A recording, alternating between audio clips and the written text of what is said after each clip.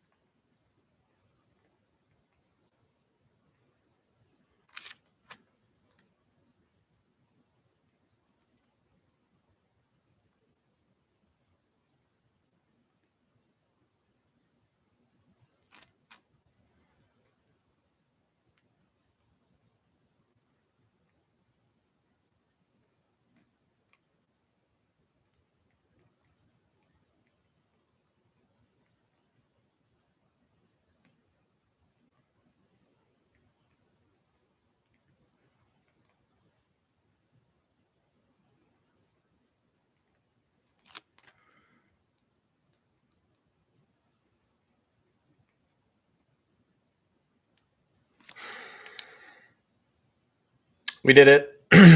Hello, hello, hello, hello, hello, hello.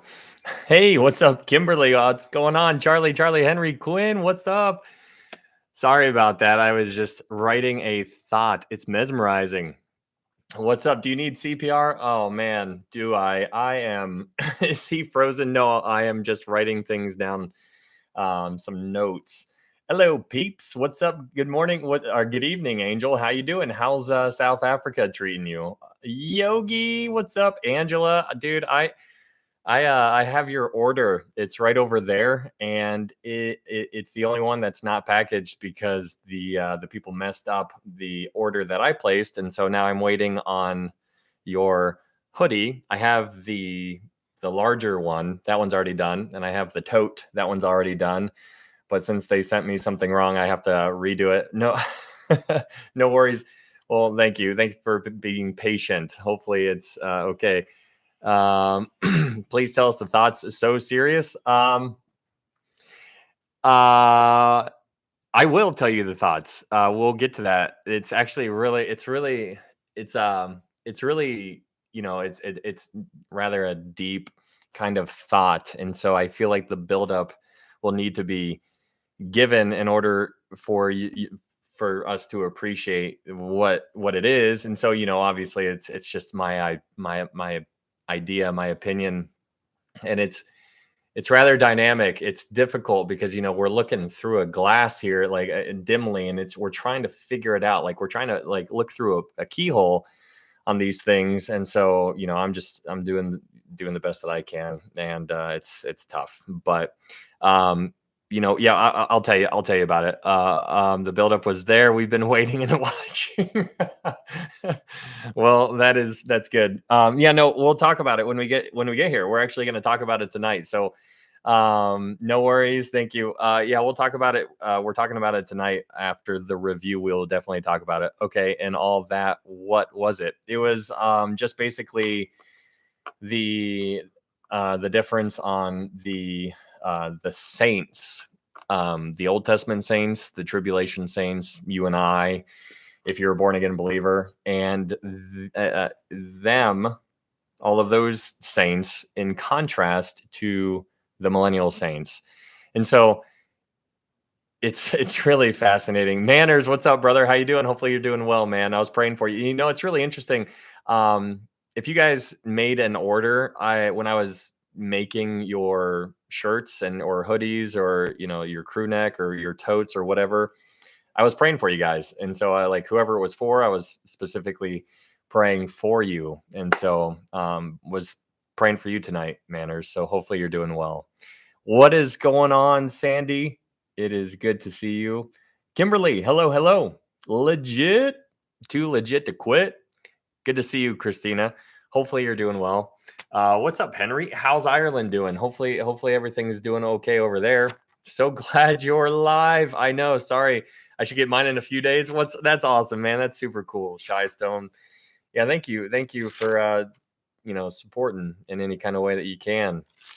That is always a blessing.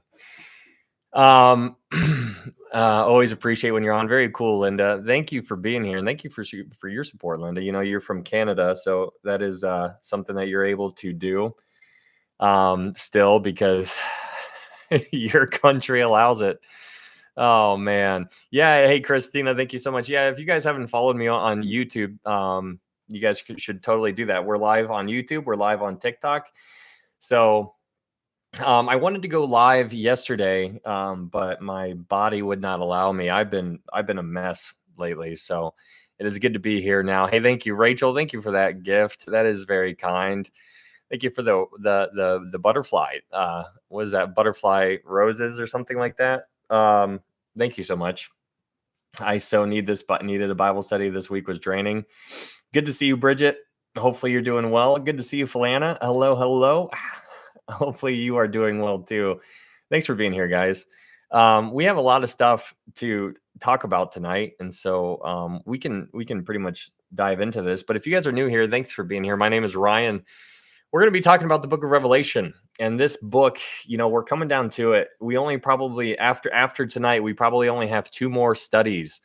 And so if you guys are new, we have been doing some deep dives into the book of Revelation. And so I always want you guys to remember to test all things and to hold fast to that which is good, because I don't know everything and nobody else does either. It's funny. People always message me and they're like, you should listen to this person because they got it down. And I'm like, I was like, no, they don't. A lot of we do the best that we can. And there's a lot of people who are smarter than me, but it's not about who knows more than who. It's about, really trying to just absolutely love like diving in so that you can learn more about the one who died for you. And so that's what we're trying to do. And so if you pick up some things along the way, then that's just a blessing. I mean, when you guys get to learn something, it is and when I get to learn something, when we all get to learn something, it is just an absolute joy. I think it's really good to remember that knowledge puffs up, but love edifies. And so when you remember that, then everything kind of changes, because a lot of people put people up on a pedestal who are very intelligent and very smart, but I would argue differently. And I think somebody who loves is going to be, I think they deserve to be up on that pedestal. Learning to love is rather difficult. And so when you learn to love, then what happens by a natural byproduct is you then begin to put other people before you. And that is not easy. And that is why I wonder if that's why Peter in First Peter or First or Second Peter, I can't remember. He says, "Add to your faith virtue, to your virtue knowledge, to your knowledge self-control," and then he keeps on going. And the very last thing that he names is love. And so that word there, love, is agape. And so that's so fascinating because when Jesus was talking to Peter on the water side in John 21, I think it is Peter was like, "Lord, I phileo you," meaning I know, I love you like a brother. But then, as after Jesus ascends up into heaven, it's almost like Peter finally, like, something clicked, and he's like, "You know what?" He's like, "This is what you need to be. This is what I need to be." And so he finally, it seems like he finally matured enough to get to that point. But man, it is a difficult journey getting there. And so I think it's kind of important. I mean, I mean, don't pursue knowledge just for the sake of knowledge. Pursue knowledge for the sake of growing closer to the Lord. Hello, Trudy. I hope you're doing well. You're snowed in, Lily. Where are you at? That is crazy. Oh man, we are getting some wild weather somewhere around here too. Andy, why does an all-knowing, powerful, loving God deny any individual what they need, want to believe? Wow, you are just looking for a fight with that question. You know what, man? If you are completely, if you are, I don't know you, you don't know me, but um seems like he might not be open up to who Jesus is, and that's heartbreaking because he died for you just like how he died for me, and I'm no better than you, and you're no better than me, just like how I'm not better than anybody else in the world. He died for us all, and so that's fascinating. That is unbelievable. I honestly cannot get over that. New Jersey, that's crazy. Nice judgment. Does Jesus forgive? Man, he forgives everything, man. He forgives everything. Um, where is the bad the weather? It seems like it's in New Jersey. It seems like it's in Ohio. Hello, Brianna. Didn't mount anything here in Virginia. Oh man, hopefully not. Hopefully, yeah. I mean, it's crazy. I think we were supposed to get ice, sleet, and snow tonight, so it's getting weird. It's getting weird out there. Yeah. Okay. So supposed to be in Delaware. What's up, Christopher? How you doing, man? Hopefully you're doing well. Good to see you. What's up, Trixie? Hello. Thank you, Christina. Yeah, I think the bad weather is with Andy. Yeah, I'm not in a. Hello, Sammy, Sam Bam on YouTube. What's going on, Second Cup? Yeah, my truck is covered in ice. Yeah, it's getting wild. What's up, Paige? Hello, hello. Good to see you. It's just drizzling light. Yeah, that'll probably freeze if it gets cold enough. At least that's what they're calling for in my neck of the woods. But yeah, I just yeah, it is it's crazy. So yes, Ashley, hello. Good to see you, Ashley. Are we going over Revelation chapter 21? Yes, we are. We are going to be going over Revelation chapter 21. And so we can go ahead and get started. My name is Ryan. Thank you guys so much for being here. Hey, thank you, Brittany. Thank you for those gifts. My name is Ryan. I don't know everything, so hopefully you don't think that. I know a lot of you guys give me a shout out and comments and stuff like that, and it's very kind. That's very humbling. But I don't know. It is just crazy. Looking at the world that we're in right now, because we're one day closer to home, and we need to. Hey, Allie, thank you so much for that gift. That is very kind. Thank you so much. But for example, Andy here. Andy is giving me a hard time, which is very it's very common. It's nothing unusual, but we're one day closer to home, and so I really it's fascinating when you just remember what you're here for. and what I'm here for, right? Like, what is your purpose? What is the point of you being here? And the point of you being here, if you're a born again believer, is quite literally to share Jesus with people and to let them see Jesus through you. And so that's what we should be doing. And so, that's what's interesting in First John. It talks about how he says, "Let us not be ashamed," because there's a possibility of people being ashamed when he returns. And so when you think about the possibility of being ashamed, it's like that's going to be born again believers who have not been doing what they should have been doing when the rapture occurs. And so I would just encourage you guys to live for the Lord like you've never done it before. A little shame would do you good. Thank you, Swiss Knight. You are not wrong. But she bought you a new Bible. Very cool. Homesick for a place I've never been. Absolutely. Home free. Yeah, it's gonna be wonderful. But anyways, I keep going off. I'm distracted. But my name is Ryan. Let's go ahead and dive into this. Good to see you, Barb. Been praying for you. But we have been going through the book of Revelation. And this book, like I said before, this book, we only have about 2 more chapters, or about 2 more lives left before we are completely done with it. And so it's kind of cool because we put a lot of time and energy in just unpacking this book, and it's so fun. It is so fun. It is my favorite book, and I just love talking about it. I actually I dropped my daughter off at a birthday party yesterday, and I was talking to the dad that was in the house, and we were talking Bible, and he asked me what I thought on something, and the next thing you know, I just couldn't shut up. I was just like, "Here we go." I was like, "Get buckled in," and at the end of it, I was like, "Dude, I'm so sorry. I felt like I just threw up on you." He's like, "No, no, no." He's like, "I really appreciated that." He's like, "That was really cool." I was like, "That's," and so, anyways, when you get so filled up with the word, right, the word of God, when this, when you have something, when you find something, you just want to go and tell people.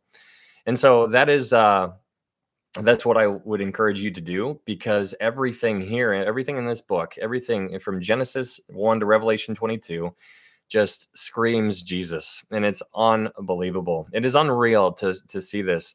Even Andy, he's spending a lot of time here, who is really Andy.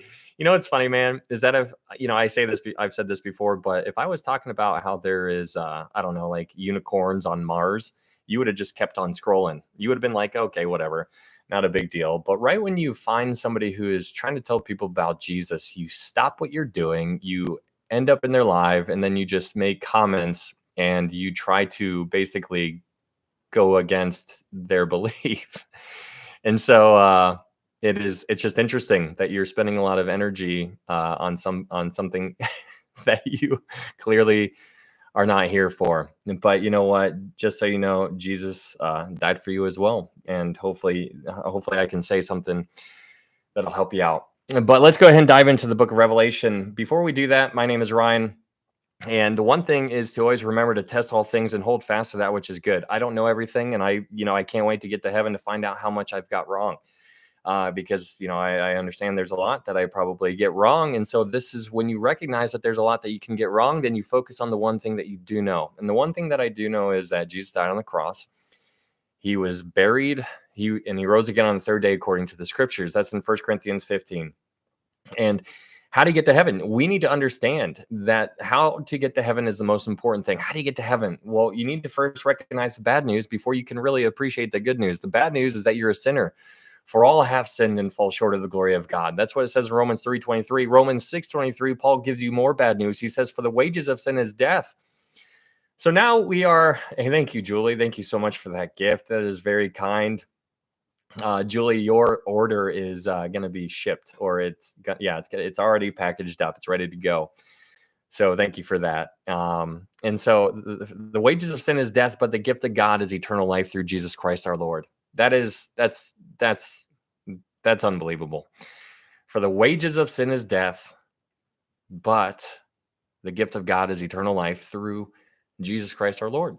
And so you need to recognize that you are a sinner. And when you recognize that you're a sinner, then you will recognize that you need a savior. And that savior is Jesus Christ. You need to believe that he is God's son, that he led a sinless life, died on the cross for your sins, was buried, and he rose again on the third day. And the Bible says, for whosoever calls upon the name of the Lord shall be saved. It is for by grace you have been saved through faith, and that not of yourselves.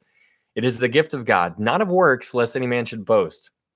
And so that is everything. And so just keep that in mind. We're going to be talking about a lot of things here, but that is the primary issue. That is everything right there. I mean, we could just end this right now and just be done with it all and be like, there we go, because that is everything. And don't lose sight of how awesome that is.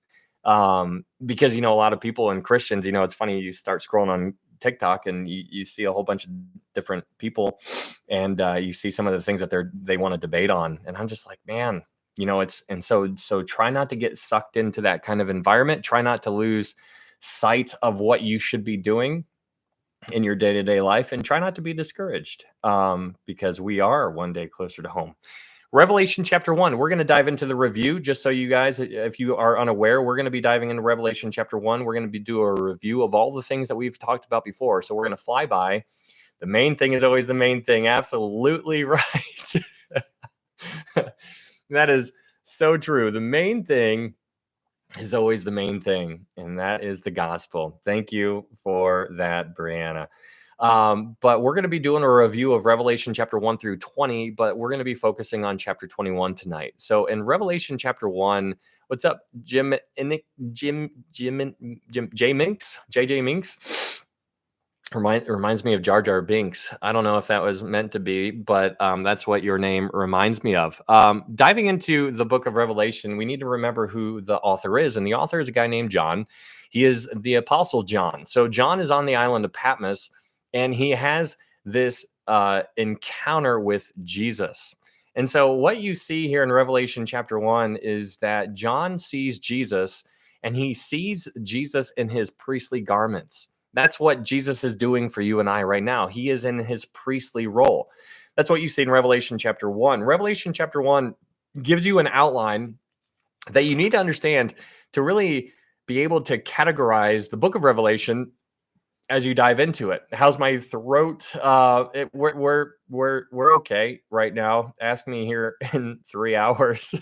I'm sure you'll be able to hear how it goes. Hey, thank you, Brittany. Thank you for those keychains. Thank you so much. But in Revelation chapter 1, verse 19, you see the outline that is given to you and I, and it breaks up the book of Revelation in 3 different compartments. And the first one is Revelation chapter 1. Because in Revelation chapter 1, verse 19, Jesus tells John to write the things that he has seen. And the things that John has seen are told to you and I in Revelation chapter 1. But then in Revelation chapter 1, verse 19, he goes on, he says, now write the things which are, and then write the things that will take place after this. So he tells John to write the things that he has seen, the things that are, and the things that will take place after this. And so that verse, Revelation chapter 119, breaks up the entire book of Revelation for you and I. And so as you dive into Revelation chapter 2, in chapter 3, you get into the church age. Revelation chapter 2 and 3 is the church age. The church age, lock in legit. Revelation chapter 2 and 3 is a description of the church age. It begins with Ephesus and it ends with Smyrna. So you have seven churches. If you pay attention to the book of Revelation, there's 7s all over the place. Thank you, Brandon. You have the church of Ephesus, Smyrna, Pergamus, Thyatira, Sardis, Philadelphia, and Laodicea. Those are the 7 churches in Revelation chapter 2 and 3. And so if you look at the church age in history, there at the beginning of the church age, the dominant church that was around right when the church was born was the church of Ephesus, the Ephesus kind of church. And that was the apostolic age. And that was when the apostles were going around doing all kinds of amazing things. But then they kind of went away. And then after that was the next church was the church of Smyrna. That became the dominant church. Now, Ephesus church was still kind of there, but it was the Smyrna church was the one that was predominantly on the scene. And so it goes all the way to Laodicea. So in Revelation chapter 2 and 3, you have these 7 letters that Jesus writes to 7 churches. And these 7 letters are a report card of sorts. He basically writes a letter to these churches and he lets them know the good things that they're doing and the bad things that they're doing. And he tells them what they need to change. And so, can you imagine getting a letter from Jesus and him saying, "Hey, you're doing really good here, but right here, you're really going to need to change that one up." And so, he's letting these churches know what they're doing well. Some churches have nothing bad said about it, and some churches have nothing good said about it. And so, that's really interesting. But the next church is a church in Smyrna. Now, Smyrna thought that they were doing very well. Hello, Turtle. Good to see you, Lisa. The church in Smyrna thought that they were doing very well, but they were not. I mean, they thought that they were doing very poorly, but Jesus writes them a letter and he's like, "You are rich." And so it's so fascinating seeing how their opinion, like the humans' opinion, the people that used to be alive physically, they had an opinion about how well they were doing.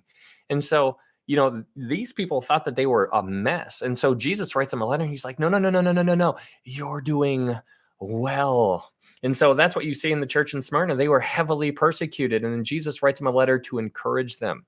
And so it's so interesting because the church seems to thrive when it is persecuted. And so right now in America, the church is not being persecuted. And so therefore, the church is not really thriving because it doesn't need to. We are just relaxed. We're very lukewarm. It's all over the place. And so that leads us to Laodicean age. And so anyways, the next church after Smyrna is the church in Pergamos. That church was mixed marriage, pergamos, mixed marriage, meaning that the church married the world. The church married the world. And when the church marries the world, they have offspring. And that offspring is all kinds of confusion. Meaning, if you and your spouse are, one is a Christian and one is not, and you guys have children, you see how that affects the children. And then the children are all hot and confused. They're just messed up. They're just like, well, which way? Mom's doing this, dad's doing this. Like, I don't know what to think. And so there is a division within the home. And so the next church after the church in Pergamos is the church in Thyatira. This church in Thyatira has the idea of continual sacrifice. The church in Thyatira mirrors the Roman Catholic Church. And the Roman Catholic Church is still doing all of these things. They are still continually sacrificing. They're still doing transubstantiation. They're still confessing their sins to priests. They're still infant baptizing, which is nowhere in the Bible. They believe, the idea there is that they believe in works. They think works is what gets you to heaven. And so Jesus writes him a letter and he's like, if you do not repent, he's like, you're going to go through the great tribulation. And so if you keep on reading into Revelation chapter 17, you see that church is still around. It's the mother of harlots. And so this Roman Catholic Church is what I believe this to be, is going to surface when we get to Revelation chapter 17, because many people in the Roman Catholic Church are lost. There are some that I think are Christians, but I would say the majority are lost, and that is heartbreaking. So if you are going to tell somebody about Jesus, don't forget to tell people about Jesus inside churches, because there's a lot of people who go to church who don't know how to get to heaven. And so don't forget that that is a mission field as well. But in Revelation chapter 3, the next church that is brought up here is the church in Sardis. Now, this church thought that they were doing well. They thought that Jesus writes him a letter and he's like, you think that you are alive, but you are dead. That is what Jesus writes him a letter. So they had a reputation that they were alive. And so there's many people on this app and on other platforms and out in the world who think that they're okay.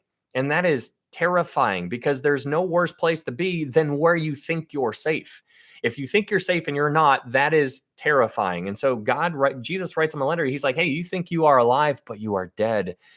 That is heartbreaking and that is terrifying, but it also makes you really dive in there and be like, okay, well, how do I know for sure? How can I know for sure? What must I do to be saved? Hello, Carrie. Good to see you. Thanks for being here. My name isn't green anymore. Oh, Lisa, that's okay. But in Revelation chapter 3, the next letter is written to the church in Philadelphia. This church has nothing bad said about them. And so that's really kind of cool. So the church in Smyrna and the church in Philadelphia have nothing bad said about them. And so the church in Philadelphia, this church is known as the brotherly love, the friendly fellowship. This was the missionary church. But in Revelation chapter 3, verse 10, you have a really, really thought-provoking verse that we all need to unpack. In Revelation chapter 3, verse 10, Jesus writes to the church and he says, because you have kept my command to persevere, I also will keep you from the hour of trial, which shall come upon the whole world to test those who dwell on the earth. So you have two categories. You have people who are going to be removed from that hour of trial, and you have people who are going to stay on the earth during that hour of trial. And so there's an option, there's a possibility to be removed from that hour of trial. Now, the question is, what is that hour of trial? And I would propose to you that that hour of trial is referring to the 7-year tribulation, which seems to be right around the corner from where you and I are right now. There's a lot of big things happening, and it's not happening in a long amount of time. It is happening in a very short amount of time. There is so many things that are just like bam, bam, bam, bam. It used to be one thing every 10 years. Then it used to be one thing every 5 years, but now it's like one thing every other week. It is unbelievable how it's just happening and unfolding. And so we need to be mindful of that. But Revelation chapter 3, verse 10, just so you guys are aware, I personally believe in a pre-tribulation rapture. If you disagree with that, if you think it's a mid-tribulation rapture or post-tribulation rapture, do not forget that is a secondary issue. The gospel is the main thing. We need to be telling people about Jesus and how to know for sure they can get to heaven, because there's a lot of lost people out there. And so, I mean, I don't want you to, I want your heart to just be so wired to win somebody. I want you to win somebody so badly. I mean, can you imagine somebody coming up to you in heaven and saying, "Hey, thank you for doing what you did. Because of what you did, because of what you did, I am here. Because you told me. Because you told me how I could go to heaven. Thank you." And so it's so important for you and I to be laboring in this field called the world. In Revelation chapter 3, moving on in Revelation chapter 3, I hope I get my hoodie before the rapture. Oh man, I hope you don't. In Revelation chapter 3, verse 14, you have the Laodicean church here, and that church is the church age that I believe that you and I are in right now. I believe we are in the Laodicean world right now. Hey, thank you, Melissa. Thank you for that gift. That is very kind. Thank you for the $2 on YouTube. Thank you so much. In Revelation chapter 3, verse 14, you have the Laodicean church here. And this Laodicean church basically is worthless. It's useless. It's basically a church where the salt is not salting and the light is not being a light.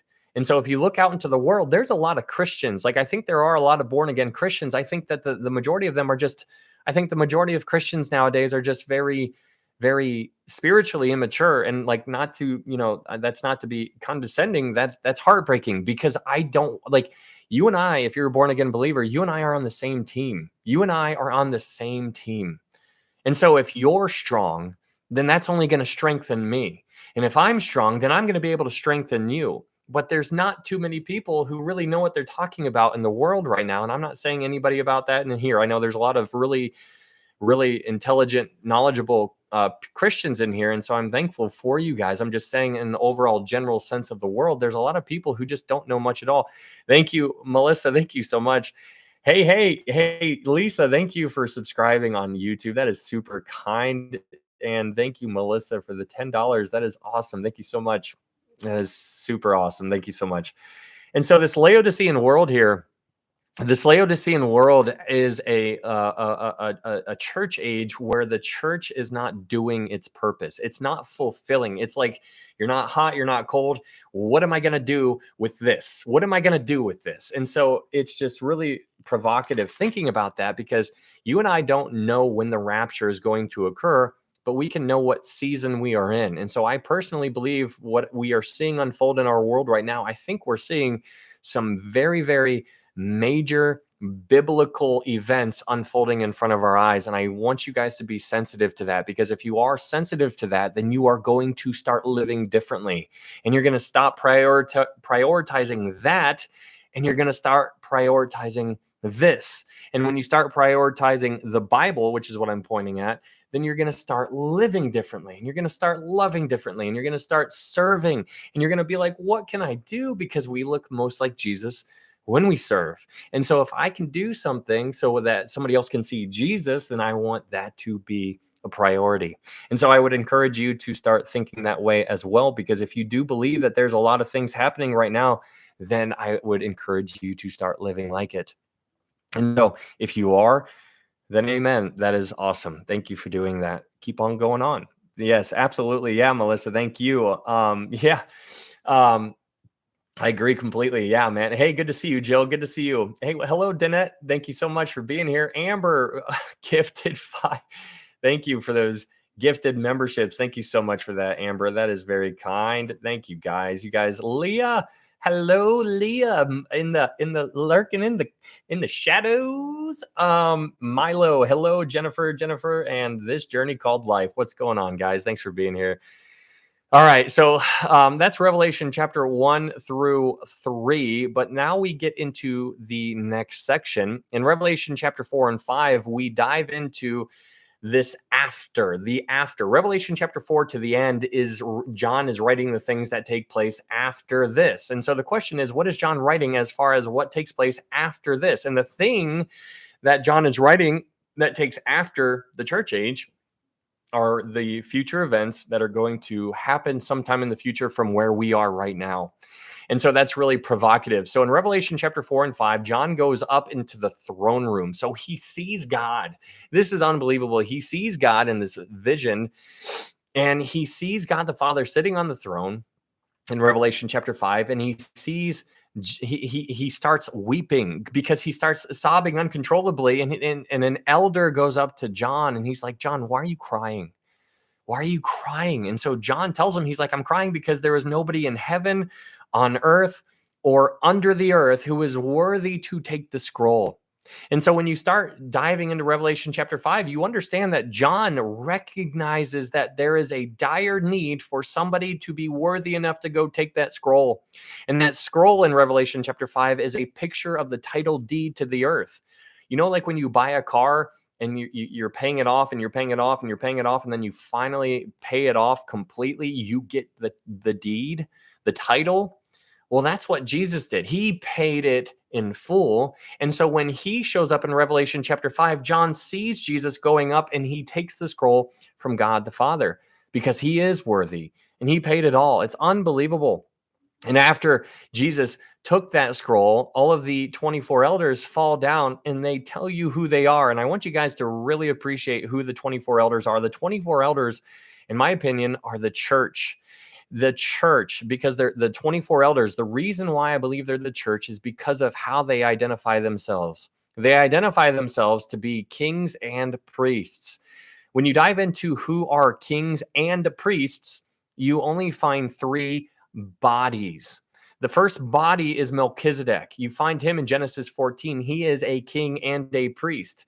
The second body is Jesus. Jesus is a king and he is also a priest. That is unbelievable. And the third body is the church. In 1 Peter chapter 2, verse 9, we find that Peter is writing to the church, and he writes them a letter, and he calls them a royal priesthood. And so when you recognize how important that is to really understand that, hey, John or Peter is writing to the church, and Peter is calling them a royal priesthood. He's like, holy smokes, what does that even mean? Well, the reason why that's important is because that is what's going on in Revelation chapter 5. When you see these 24 elders, you don't see them anywhere else in the Bible. So they are a mystery. We don't know who they are, but we are given clues. And the clues that we are given is that they are sitting on thrones. They have crowns. They're wearing white robes. And they also identify themselves as kings and priests. And so that narrows it down in a big way. And so I would propose to you that John is in heaven and he sees the 24 elders, the church, in heaven before the scroll is taken from the Father. And that is huge. The reason why that is huge is because that teaches, in a sense, and it's hidden. It's something you can unpack. There's a lot of things in the Bible that are just unbelievable when you just start making connections. And when you start seeing it, you're like, holy smokes, what else is in here that I have no idea about? And I'm just like, I'm right there with you. I'm like, I can't wait to learn. And so you see these 24 elders, and I would propose to you that they are the church. And the reason why that is so interesting is because when you see them, they are in heaven before the seals are broken. And that is huge. You have a lot of evidence to, hello, Tammy, you have Tamara, good to see you. You have a lot of evidence to believe in a pre-tribulation rapture, and that is one of them. Thank you, Henry Quinn. Thank you, guys. Thank you so much for those gifts. So that takes us to Revelation chapter 6. In order to understand Revelation chapter 6, you need to understand Daniel chapter 9. Daniel chapter 9 gives you the most amazing prophecy in the Bible, in my opinion. Unbelievable. But in Daniel chapter 9, you have 490 years of a prophecy. Gabriel gives Daniel 490 years. This is a total of 490 years prophecy. But Jesus, when he rode down on a donkey, he only fulfilled 483 years. So there's still a little gap here that's missing.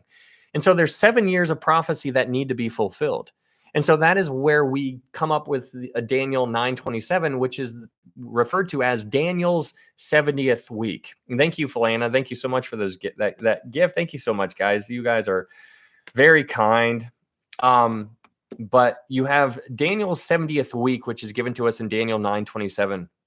And the reason why Daniel 9:27 is quoted so often, as I'm sure you've seen it been used many times on TikTok, is because of what it's talking about. Daniel 9:27 is speaking of the final 7 years that are going to be fulfilled. They haven't been fulfilled yet, but they are going to be fulfilled.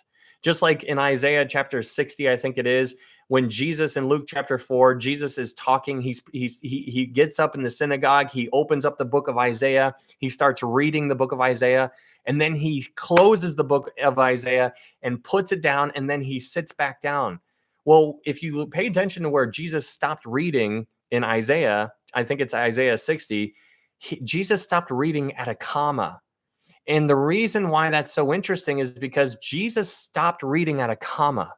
And if he would have kept reading, then Jesus would have been a liar. Because Jesus, when in Luke chapter 4, when Jesus sat down after he stopped reading, he closed it and he said, "Today this is fulfilled in your hearing." If Jesus would have gone all the way to the period, Jesus wouldn't have been able to say that. And so when you go to Isaiah chapter 60, it talks about a future event, the day of the Lord. And that is why it's so interesting, because there are pauses, there are intervals in here. And so just because you go from verse 2 to verse 3 doesn't mean that there's not a lot of time that lapsed between those two verses. And so that is what's so interesting about this. And so in Daniel 9:27, you are reading about this time period where there are 7 years that needs to be fulfilled, and this is Daniel's 70th week. It's the last 7 years that need to be fulfilled. So when you understand that, you get to Revelation chapter 6. And when you get to Revelation chapter 6, it's where you see the tribulation begin. The tribulation is going to begin at the unsealing of the 7 seals. When Jesus in heaven breaks the seals, that is what begins the tribulation on earth. When Jesus up in heaven breaks the seals, at the same time on earth, the Antichrist is confirming that covenant. He's confirming it. Both events, one is in heaven, one is on earth. They both begin the tribulation. They both start it. And so it's really interesting when you dive into Revelation chapter 6, because when you read Revelation chapter 6, you see that this takes place after Revelation chapter 5. And when you understand that, thank you, Rise and Deborah, thank you so much for that heart. When you dive into Revelation chapter 5, you see the churches in heaven before the seals are broken. In Revelation chapter 6, then the seals are broken, which means the church was already there, which is so cool to see. Thank you, Tammy. And so when you dive into Revelation chapter 6, you see the beginning of the tribulation. And this is where you see the seals are broken. You have all of these seals that are being broken. In Revelation chapter 6, verse 2, you are introduced to the first horse, the white horse rider. Now, this white horse rider is a counterfeit. This is an imposter. This is the Antichrist. And he shows up. A crown was given to him, and it says he went out conquering and to conquer. So this person is not going to be a nobody. He's not going to be a no name. He's going to be somebody who was conquering and is also going out to conquer some more. This dude has made his presence known on the earth before he is revealed. And so that is important to understand. So we understand that this is what's going on in Revelation chapter 6, verse 2. You see the Antichrist being, and this, guys, what you see here is God is giving the world what they want. He's like, you want to rebel? He's like, all right, I'm going to give it to you. He's like, here you go. He's like, here you go. He's like, you want to live in this kind of lifestyle? You want to keep pushing against me? You want to keep saying, no, God, no, God, no, God? He's like, okay. And so that's what's Romans chapter 1 is so interesting, because in Romans chapter 1, what you see are some terrifying words. In Romans chapter 1, it says, God gave them over. God gave them over. God gave them over. And when you recognize that there's a point to where the people will harden their hearts so much, there comes a time where God will give them over to a debased mind. And so in Revelation chapter 6, God yanks out the church and he's like, okay. He's like, this is what you want, right? He's like, I'll let you have what you want. He's like, I was withholding this. He's like, I was withholding this. You remember in the book of Zechariah how the shepherd he breaks his staves, and he's like, I was the one who was protecting you. And he's like, now I'm breaking this. He's like, here you go. What's up, Cole? Thanks, Cole. Thank you so much. Where's the ice cream cone, man? It's just so unusual not to get an ice cream cone. And so it's good to see you, man. That hoodie looks sick. Love the color. Hey, thanks, man. Yeah, these hoodies you can buy on, you can check them out on threadsthatpreach.com if you guys would like to support this, this channel. If you would like to help support this ministry, this is a way to do it. There's multiple ways to support this ministry if you would like to keep these studies going. So there are ways to do that. And if you would, that would be awesome. And if not, that's okay. Let's get back into Revelation chapter 6. It is good to see you, Cole. In Revelation chapter 6, this is the beginning of the seals being broken. That leads us to Revelation chapter 7. In Revelation chapter 7, you're introduced to 144,000. The question is, who is the 144,000? The 144,000 are 144,000 Jewish men. And you see that they are 12,000 from each of the 12 tribes. And so there's 12,000 times 12, and that equals 144,000. And so that's what you see in Revelation chapter 7. These 144,000 are going to receive the seal of God on their foreheads. And that's fascinating. So these 144,000 Jewish men are going to be untouchable during the 7-year tribulation. They're going to be running around telling people about Jesus as much as they possibly can, because that's what we should be doing right now. But that's not what we are doing. You know what we are doing, though? We're going to football games and basketball games, and we're having all kinds of parties over a game. And we're not having Bible studies. We're not praying for one another. We're not messaging and reaching out and saying, what can I do for you? We're not doing those things. And so that's the Laodicean age, right? And so the church is going to be removed. And when that happens, the 144,000 are going to be doing what everybody should be doing. They're going to be running around telling everybody about Jesus, like what we should be doing right now. Guys, don't forget how awesome it is what Jesus did for you and I. We are so blessed to be just like, what grace, what mercy. And so you see that, and we just take it for granted because it's something that we've heard a million times, and it's not that big of a deal anymore. And so here we are, we're just like, yeah, awesome, John 3:16, whatever, I've heard it a million times. No, that is everything, guys. That is the gospel right there, that God so loved the world that he gave his only begotten son, that whosoever believes in him shall not perish, but have everlasting life. Meaning, if you believe right now, if you put your faith in Jesus and his completed work on the cross, you have been justified, which means you currently have life right now, which means it's not, even though that this body may pass away, it doesn't mean that you will, because that's what Jesus was writing to the church in Smyrna. He's like, hey guys, these things says he who was dead, but lives. He's like, I was dead, but look at me, I'm alive. And so he's like, I got eternal life, guys. He's like, come to me. And so it's about Jesus, and don't lose sight of that. Revelation chapter 8. In Revelation chapter 8, you are introduced to the 7 trumpet judgments. The 7 trumpet judgments are It's really interesting. This is what's going to happen to the people who are left behind. You don't want this to take place, right? Like this is not something that you would wish on anybody. Revelation chapter 8, you think the seal judgments are bad.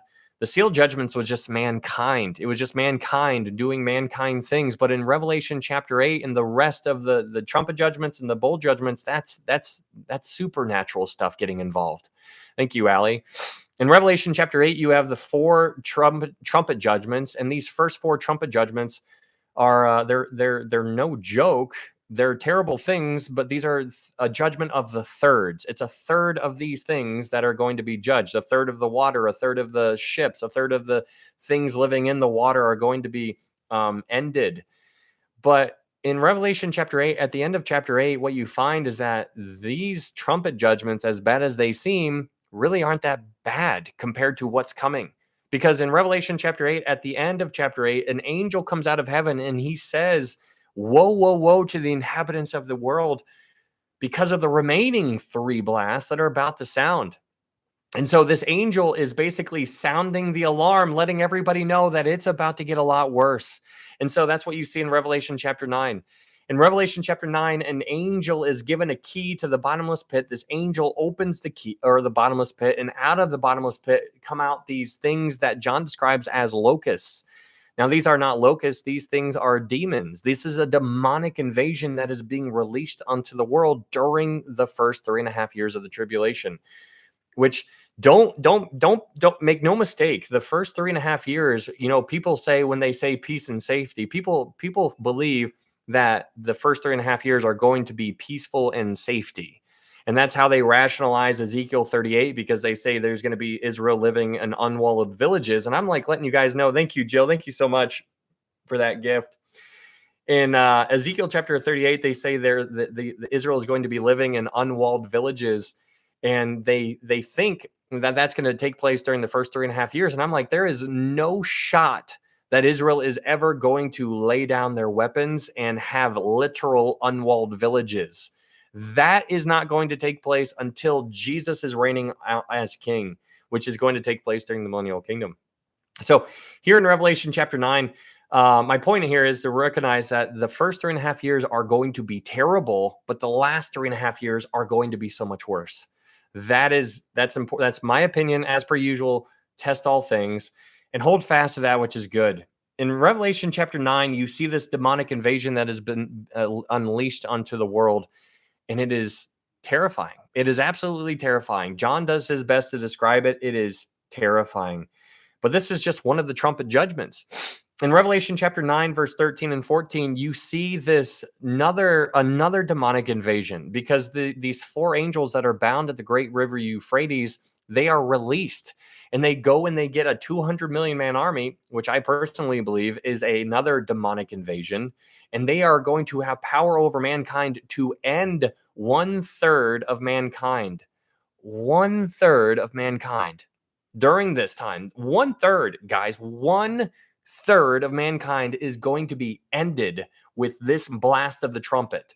That is terrifying. And that is crazy. And we don't want anybody to go through that.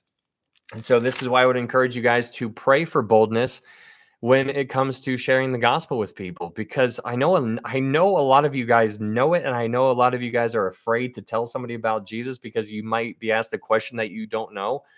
But focus on the things that you do know and bring it back to that, and you will do well, and then you'll do better the second time. But that's what you see in Revelation chapter 9. In Revelation chapter 10, you have a little bit of a parenthetical kind of like commercial break that takes place here to give you a little bit of a scene. But in Revelation chapter 10, you're introduced to this angel. This angel seems to be either Jesus, because he comes down and he roars like a lion. He's clothed with like this eyes like sun. He's got a rainbow on his head.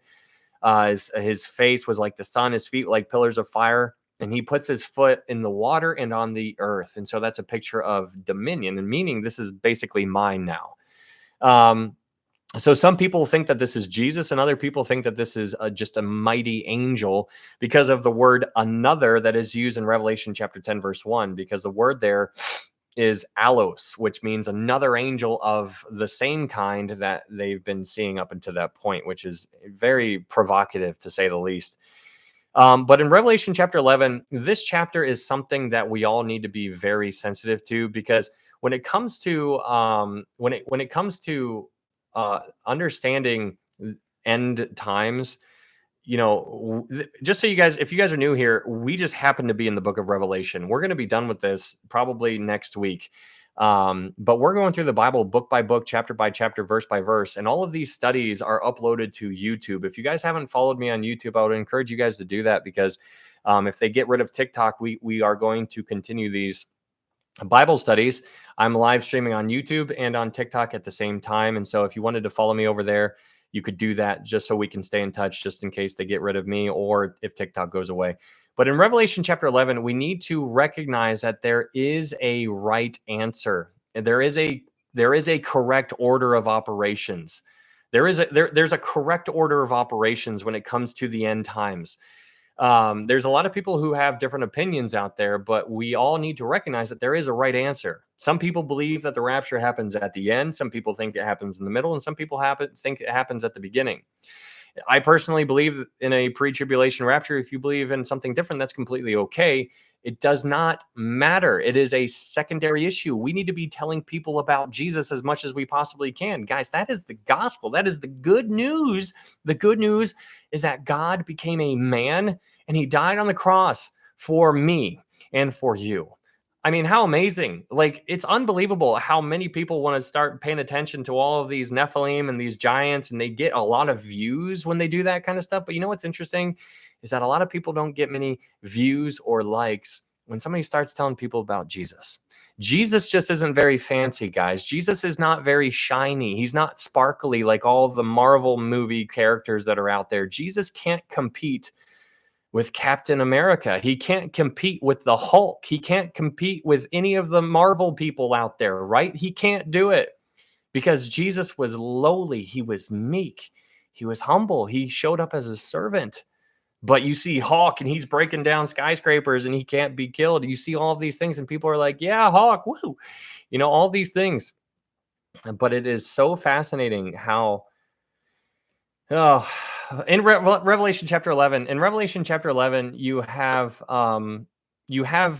a huge amount of information that is given to us in Revelation chapter 11. Thank you, Abby. In Revelation chapter 11, you are given, you're told in the first couple verses that there's going to be two witnesses, and they are going to be here in front of a temple, and they're going to be here for 3.5 years. That is a ton of information. We can do a lot with that information. There is so much we can do with that information. And this is what is so awesome about the Bible, because when you literally search the scriptures, Acts 17, verse 11, these were more fair-minded than those in Thessalonica, and that they received the word with all readiness and searched the scriptures daily to find out whether these things are so. And so we have the ability to search the scriptures, and we have the ability to find out. And so I would encourage you to do that. Keep on diving in, search the scriptures. But here in Revelation chapter 11, verse 1 through 3, we are told about two witnesses. We're told that they are here for 3.5 years, and we are told that they are very closely associated with the third temple. And so there's some people who believe that the third temple is not a literal temple. They spiritualize the third temple, and they say, oh, it's not a real third temple. We are the temple. And I'm like, you are taken all of this out of context. And so I just want to beat my head against the wall. But no, it's just, we got to meet those type of people where they're at. We got to go down to where they are and try to reach them and try to show them. And so that is what we can do. And if we tell them and you don't hear it, then okay, you can only do what you can do. But it's really interesting about this third temple, because we know that there is going to be a literal physical third temple. There is going to be a third temple, and I believe it's going to happen in our lifetime, guys. And if it happens in our lifetime, then holy smokes, I can't even begin. I'm just blown away with all the things happening right now. But there was a first temple, a literal first temple. There was a second temple, a literal second temple, which was built by Zerubbabel, and it was destroyed by the Romans. There's going to be a third temple, and they have all of the things to build the third temple right now. They could do it right now if they wanted to. They're just waiting for the green light. It is so It is so unbelievable to just imagine like how God is just beautifully orchestrating everything. He's like, okay, now this, and he's holding this back, and then he's letting this go, and then he's holding this back, and he's letting this go, and he's holding this back, and he's letting this go, and he's just beautifully. It is unbelievable. And right when we are pulled out of here, it's like him removing his hand. We are here for such a time as this, one way or the other, whether the rapture happens in our lifetime or not. We are here for his glory. And so it's so interesting to see that God is literally filtering things. He's filtering it, because in the Gospels, Jesus goes up to Peter and he says, Peter, in Matthew, what is it, 17, Matthew 18, Matthew 17 or 18, he goes up to Peter and he says, Peter, Satan has asked to sift you as wheat. He's like, but I have prayed for you. And so when you recognize that Satan went up to Jesus and was like, hey, Jesus, can I take Peter out? I want to eliminate Peter, and I want to do it right now. Jesus goes up to Peter and he's like, hey, Peter, Satan wants to eliminate you, but I have prayed for you. And so you see, hey, thank you, Linda. Thank you so much. Thank you for that gift. And so he goes up to Peter and he's like, Peter, he's like, do you not see what's going on? He's like, this stuff is happening behind the scenes. And so Jesus was withholding that. He's like, no. He's like, you can't have them yet. He's like, you can't have them yet. But then sometime in the future, Peter was ended, but he couldn't have been ended yet. And so it's so interesting because Satan wants to do things, but God is like, nope, not yet. He's like, you can do this. Yeah, go ahead. Not yet. Yep, go ahead. You can do that. Yeah, go ahead. And so it's so interesting. So this temple, like when we're taken out of here, this temple, like there's things, it's like, I mean, it's so unreal. Anyways, in Revelation chapter 11, this temple is going to be built, or it's going to be standing during the tribulation period. And so during the first 3.5 years, there's going to be a literal temple, a literal physical temple that is going to be standing. That's what Daniel 9:27 talks about. When he confirms a covenant with many in the middle of the week, he will break the covenant and he will cause the sacrifice and offerings to cease. So when the temple is built, there's going to be sacrifices that are going to be taking place. The Jewish people are lost. Many of the Jewish people are lost right now, which is very tragic. So I don't want you to get confused. If you see the third temple, don't get excited because it's heartbreaking for them, even though it is exciting in certain ways. I mean, it is exciting, but it's also heartbreaking because the Jewish people are lost. If they are excited about the third temple, they are excited because they finally get to get back under the Levitical priesthood. They want to get back under the law. And so in their mind, without the shedding of blood, there can be no remission for sin. And so they want so badly to get back into animal sacrifices. And when that temple happens, that's what's going to be taking place within the temple. And so when that temple when the temple is there, there's nothing that needs to happen in order for the rapture to occur right now. There's nothing that needs to happen. The rapture could happen right now. But there is something that needs to happen in order for the tribulation to begin. In order for the tribulation to begin, there needs to be a temple, because it says that the two witnesses are right there. They're closely associated with the temple for 3.5 years. And so they're there for the first 3.5 years. And so if they're there for the first 3.5 years, that means that the temple is standing before the tribulation begins, which is really interesting. Anyways, these two witnesses are going to be untouchable for 3.5 years, but at the end of 3.5 years, the beast is going to ascend out of the bottomless pit, and then he is going to war against those two witnesses, and he is going to overcome those two witnesses. The two witnesses are going to be, they're going to be unalived, and their bodies are going to be laying in the streets for 3.5 days. And when their bodies are in the streets for 3.5 days, that is the time, in my opinion, when the Antichrist literally walks with knees. He's got knees. He literally walks into the temple and he erects the abomination of desolation. He is going to place this image in the temple, And that is what is referred to as the abomination of desolation. And so in Matthew chapter 24, verse 15, Jesus talks about this event happening.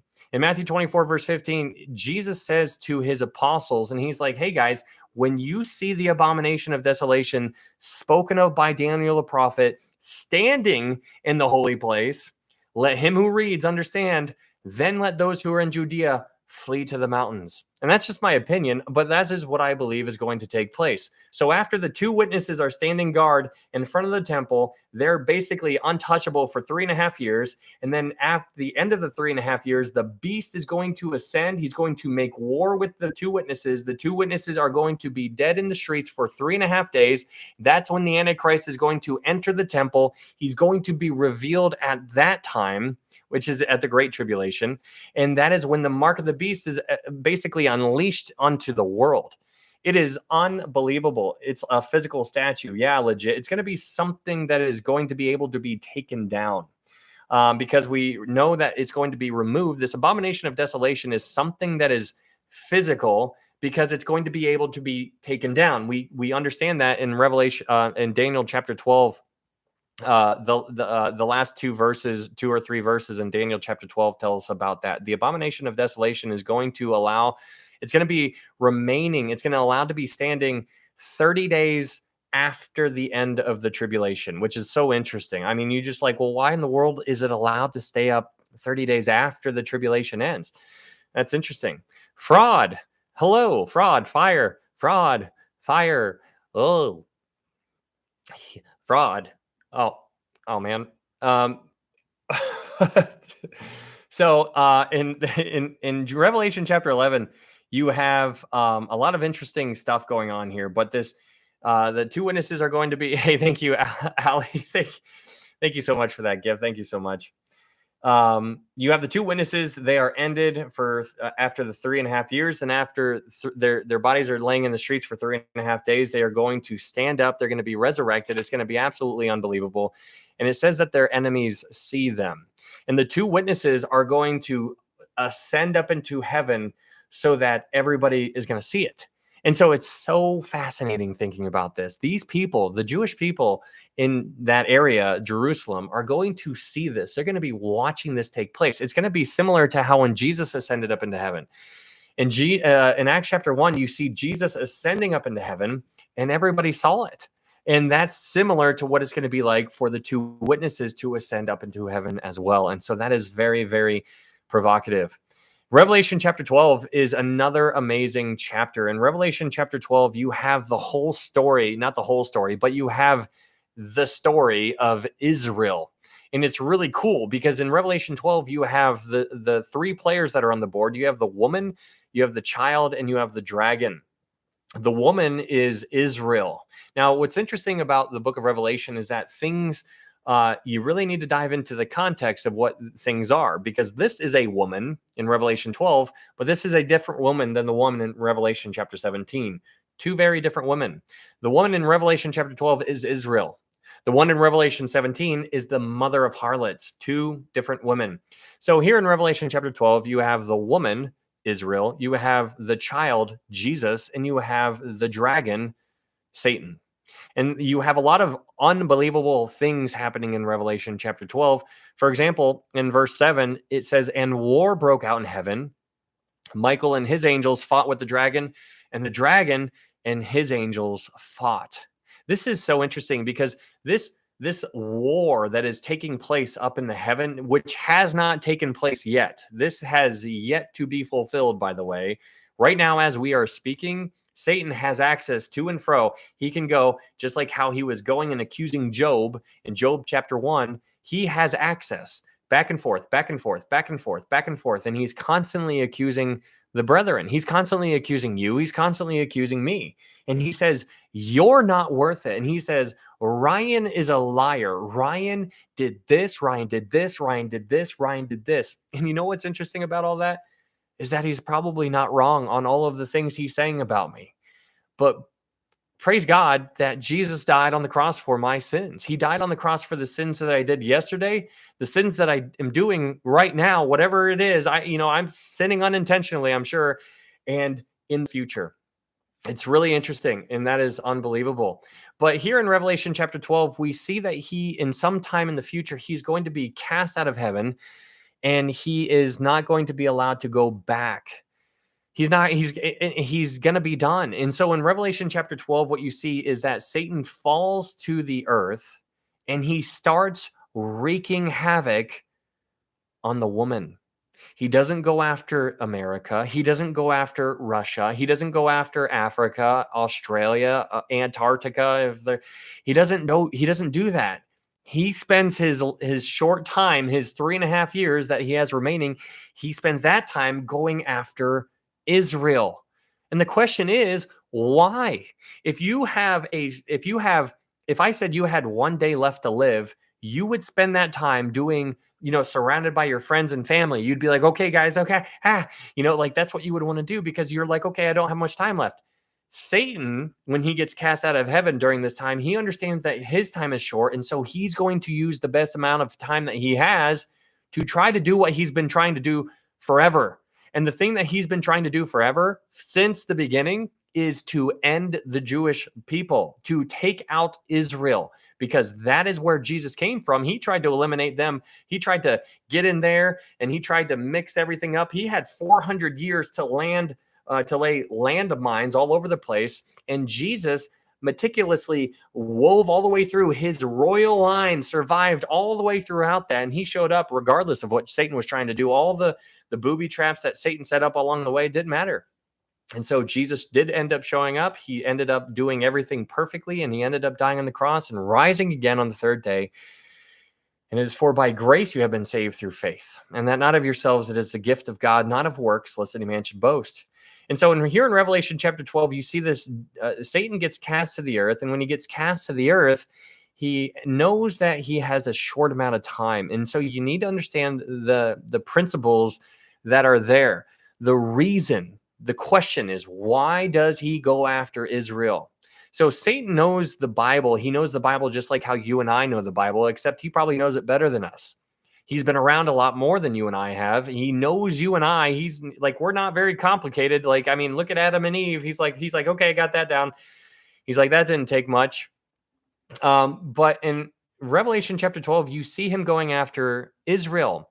Now, what's interesting about this is to recognize that in order for Jesus to return the second time, there are things that need to take place. Satan recognizes that there are things that need to take place in order for Jesus to return.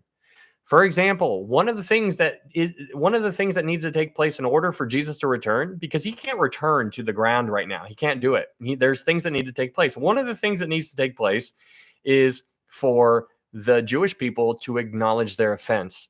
In Hosea chapter 5, verse 15, God is speaking, and he says, I am going to return to my place, heaven, until they acknowledge their offense. He's like, I'm going to go back to my house until they acknowledge their offense. And so the Jewish people, they need to acknowledge their offense. But the whole point of the tribulation is it's the time of Jacob's trouble, the time of Israel's trouble, even though the world is getting wrecked, it's the time of Israel's trouble. And so the reason why Satan is going after the Jewish people is because Satan acknowledges that they need to acknowledge their offense, and he's going to try to stop them from acknowledging their offense. He's going to be like, I'm going to do whatever I can so that you do not make it to that point. And so he's going to try to eliminate them. And so during the tribulation period, he's going to do everything possible to eliminate all of the Jewish people. I am telling you what, it's unbelievable. And this is why it's so interesting when you're looking out in our world right now, because when you look out into the world, there's the rise of anti-Semitism all over the place. There is unbelievable hatred for the Jewish people. And that's crazy. That is a satanic attack, in my opinion, because we understand Revelation chapter 12, he's going after the Jewish people. So just because it says he's doing it here, don't forget that he's doing it right now. He just is going to full send it. He's going to just full send it during the tribulation period. And so the reason is because he understands that they need to acknowledge their offense. And so that's what in Matthew 23, when Jesus is talking to the Pharisees, he says to the Pharisees, he says, I say to you, you shall see me no more until you say, blessed is he who comes in the name of the Lord. Jesus was talking to the Pharisees. The Pharisees were the rulers. The way that the rulers went are the way that the people follow. So when the people follow the leader, like how they always have, so as the leaders go, so goes the nation. That's how it's always been for the Jewish people for their entire history. If they had a good leader, the people were doing well too.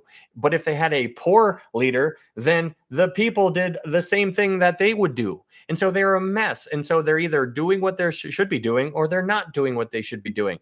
In Revelation chapter 12, Satan goes after the Jewish people because he knows that in order for Jesus to return the second time, the Jewish people are going to have to acknowledge their offense. And the question is, what is the offense that they have to acknowledge? The offense that they have to acknowledge is the rejection of Jesus. It wasn't the cross. The cross was a byproduct of their rejection.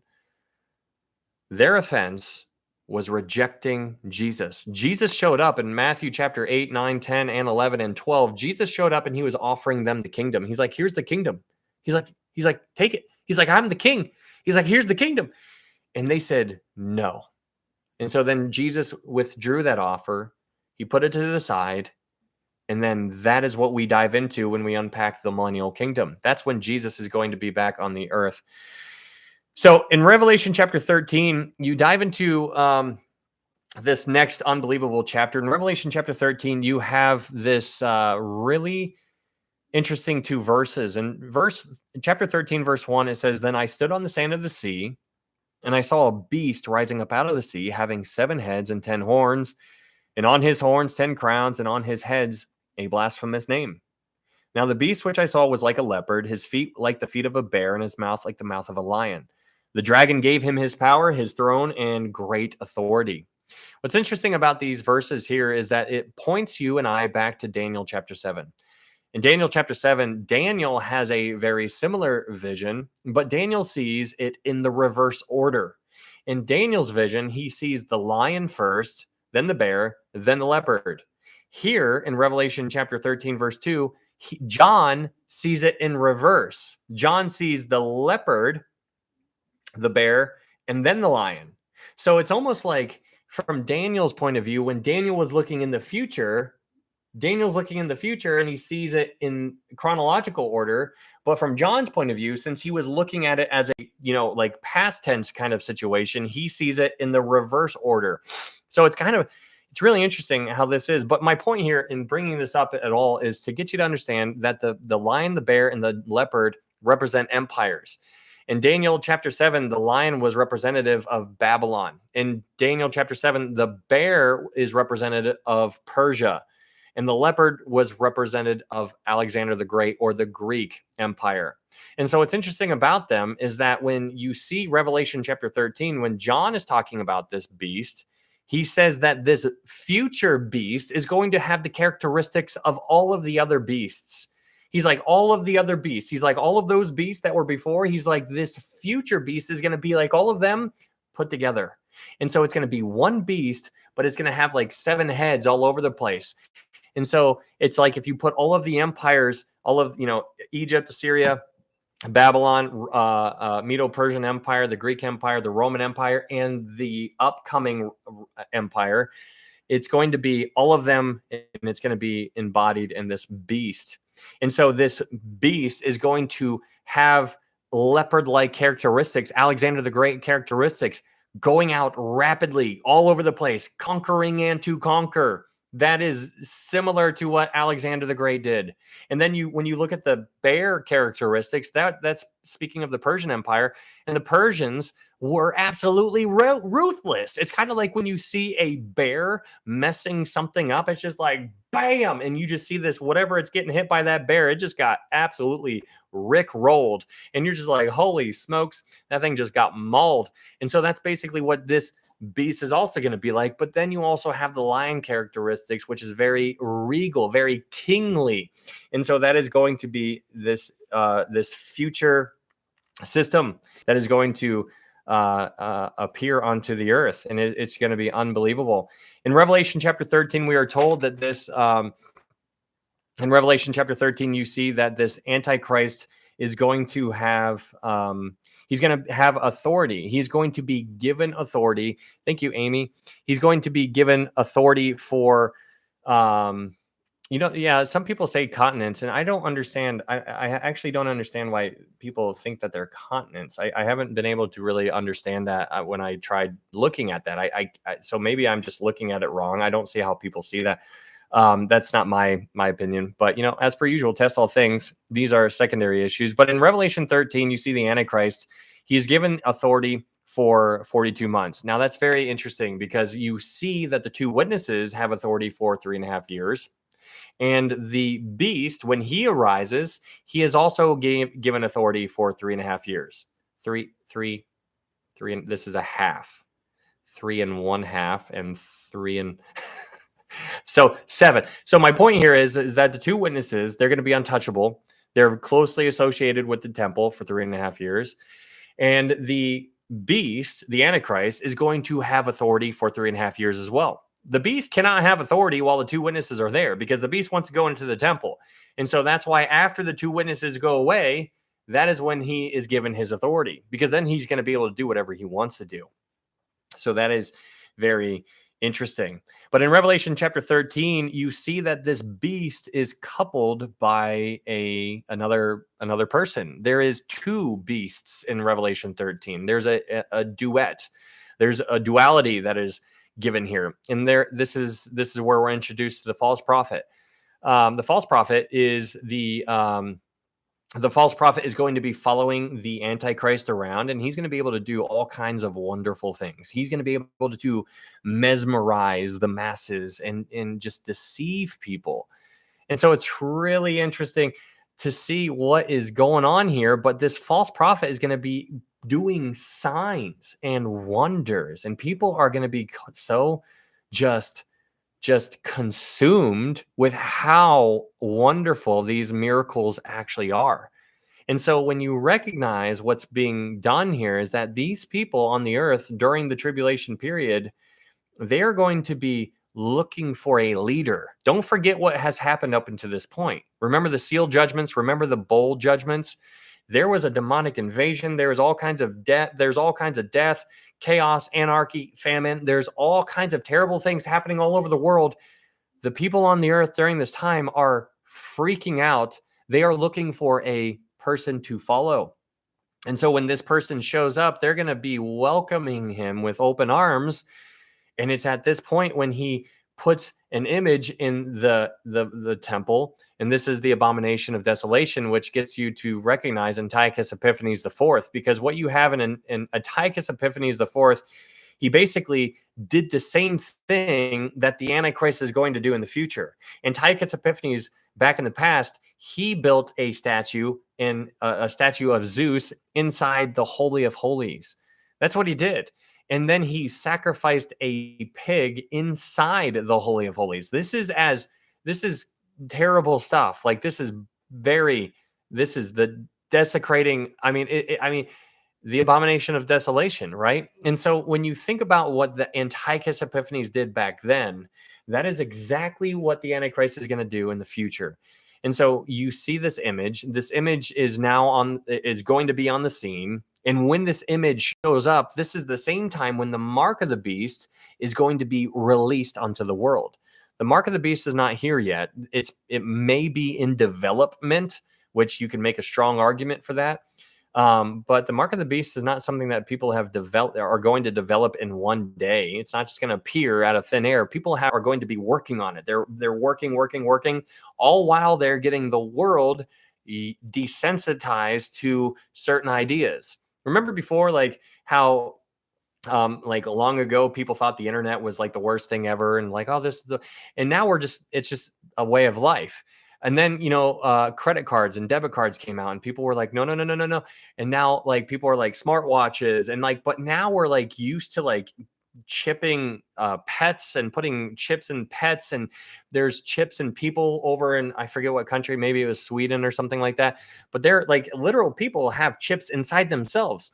And so it's just, it's not uncommon. And so people are getting desensitized and they're just like, okay, yeah, that's just normal. Like, yeah, of course we're going to do that. And then you have Neuralink, you have all of these things that are just being just pushed out there, and they're priming the minds of the masses to be like, okay, this is completely normal. This is the way that life is going, and this is how we evolve, right? And so it's really provocative. And then if you pay attention to, the World Economic Forum, you dive into this whole transhumanistic kind of mindset that these people are really trying to dive into, and you just get into this world of like, is this like actual real life? There's people actually trying to do this, and you're like, yeah.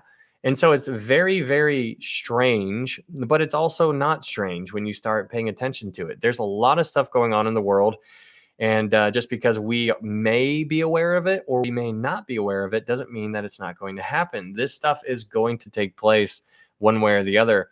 And so the mark of the beast is going to be unleashed. Everybody who is alive during this time is going to have an option. They are going to have the option to choose to worship the Antichrist. If they worship the Antichrist, then they're going to be able to buy things and sell things and buy food and stuff like that. But if they do not get the mark of the beast, then they are going to be hunted down and ended. A lot of them are going to lose their heads. And so it's really crazy to see what's going on here, but there is going to be a line drawn in the sand right at the 3.5-year mark. Right at the 3.5-year mark, there's a line drawn in the sand. And so people, if they choose to worship the Antichrist, they are going to be thrown into the lake of fire. That's going to happen. There's no stopping it. It is going to happen. You can't undo it. So whatever this mark of the beast is going to be, it does something to that person to where it disconnects their possibility of the possibility of them putting their faith in Jesus Christ. I don't know what that means. You can get as deep as you want to go in that, and it's just secondary at the end of the day.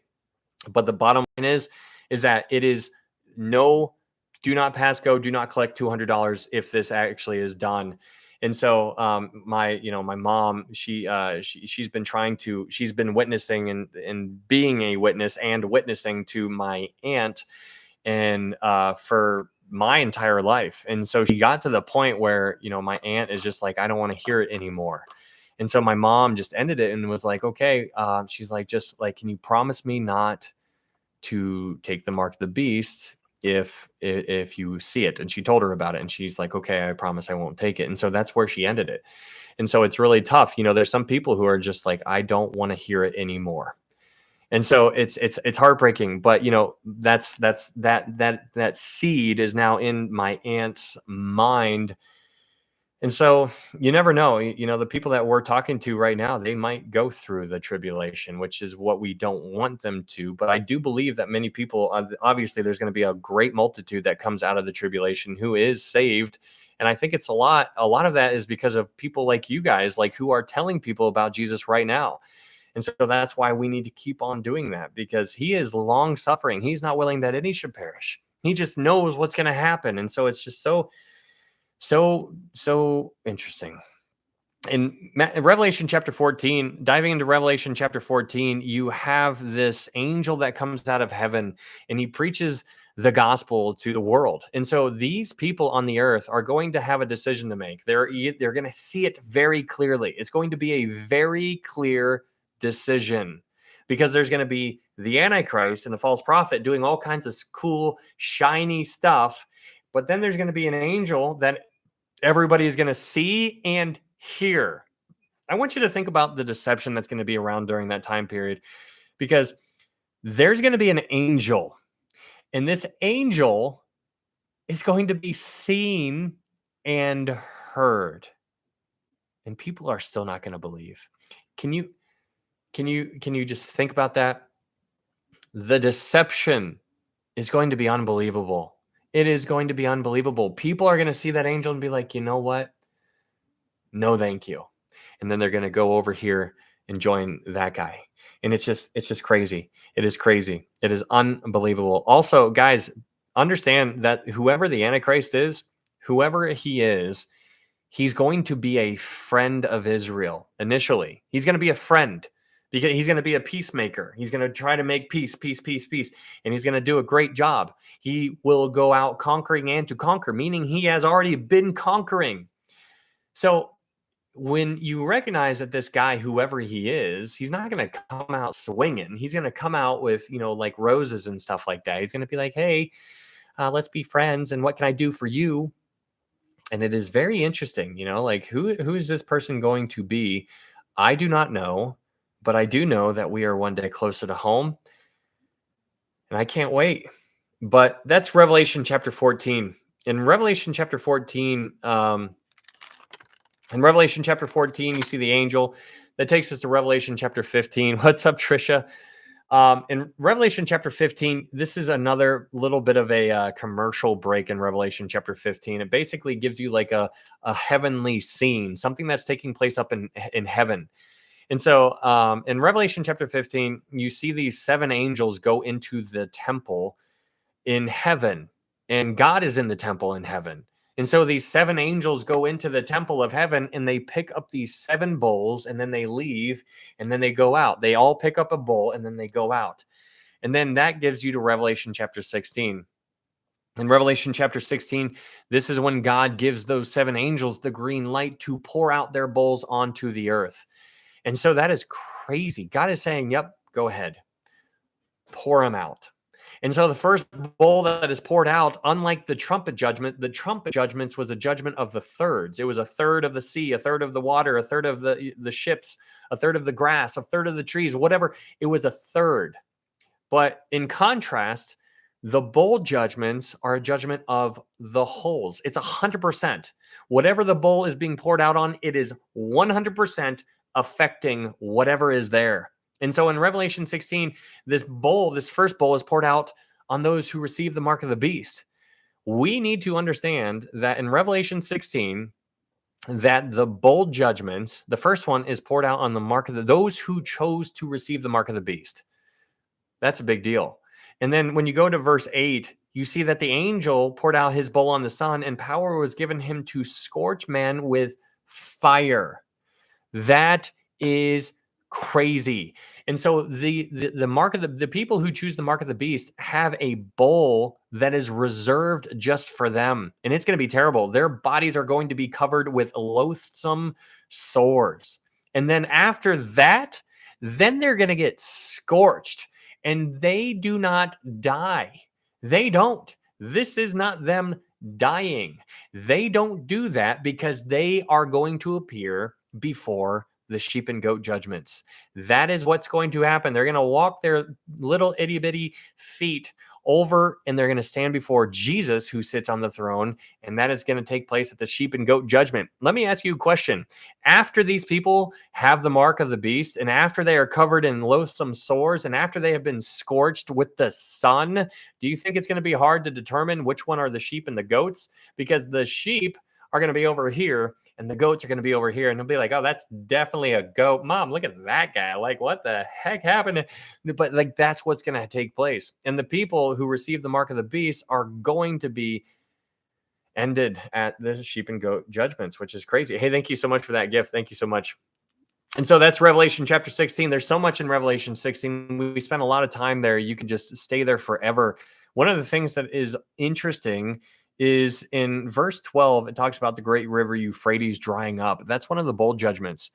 In the bowl judgment, this great river Euphrates is going to dry up. This is not happening. It's not doing it right now. It's not the bowl judgment. Whatever happens right now, it's nothing that is taking place in the book of Revelation. There's some people who are like, we're in the Revelations, and I'm like, ugh. I'm like, no, this has not happened yet. And so we are not there. We are not in the tribulation. There are people who say that, and just so you know, we are not in it right now. If we were, you would know. But here, this great river Euphrates is going to dry up, and it doesn't seem like that bad of a deal or big of a deal because, the water was turned to blood at that point anyways, because that was one of the bowl judgments. So it doesn't seem like that big of a deal, but it is because of what it does. When God allows this bowl to be poured out on the river Euphrates, the river dries up, and the the natural byproduct of the river drying up is basically God is opening a door for the armies to walk across. And God is basically gathering them. And that's what you see. They gather at a place called Armageddon, which is Megiddo. They are gathering there. And so God is basically, he's got his wine press, his little bucket here, and he basically lets them all get in there. And then when they're all in there, he picks it up and he's like, okay, you're all here. He sets the bucket down and then he just stomps. So this bowl judgment is him gathering them to be wrecked. That is that bowl judgment. It doesn't happen right away because it's the water is drying up, but that is what eventually takes place. He's like, "Yep, go ahead and gather. Go ahead and gather. Go ahead, yeah. Bring your friends. Come on, everybody in here. Everybody. Let's do the 1, 2, 3, 4. Where's Steve?" But that's basically what's going to be taking place during that time. He's going to gather them all there. And then that is basically setting the scene for when Jesus returns. Revelation chapter 16, verse 17 is a verse that you need to be familiar with too. In Revelation chapter 16, verse 17, it says, "Then the seventh angel poured out his bowl into the air, and a loud voice came out of the temple of heaven from the throne saying, 'It is done.'"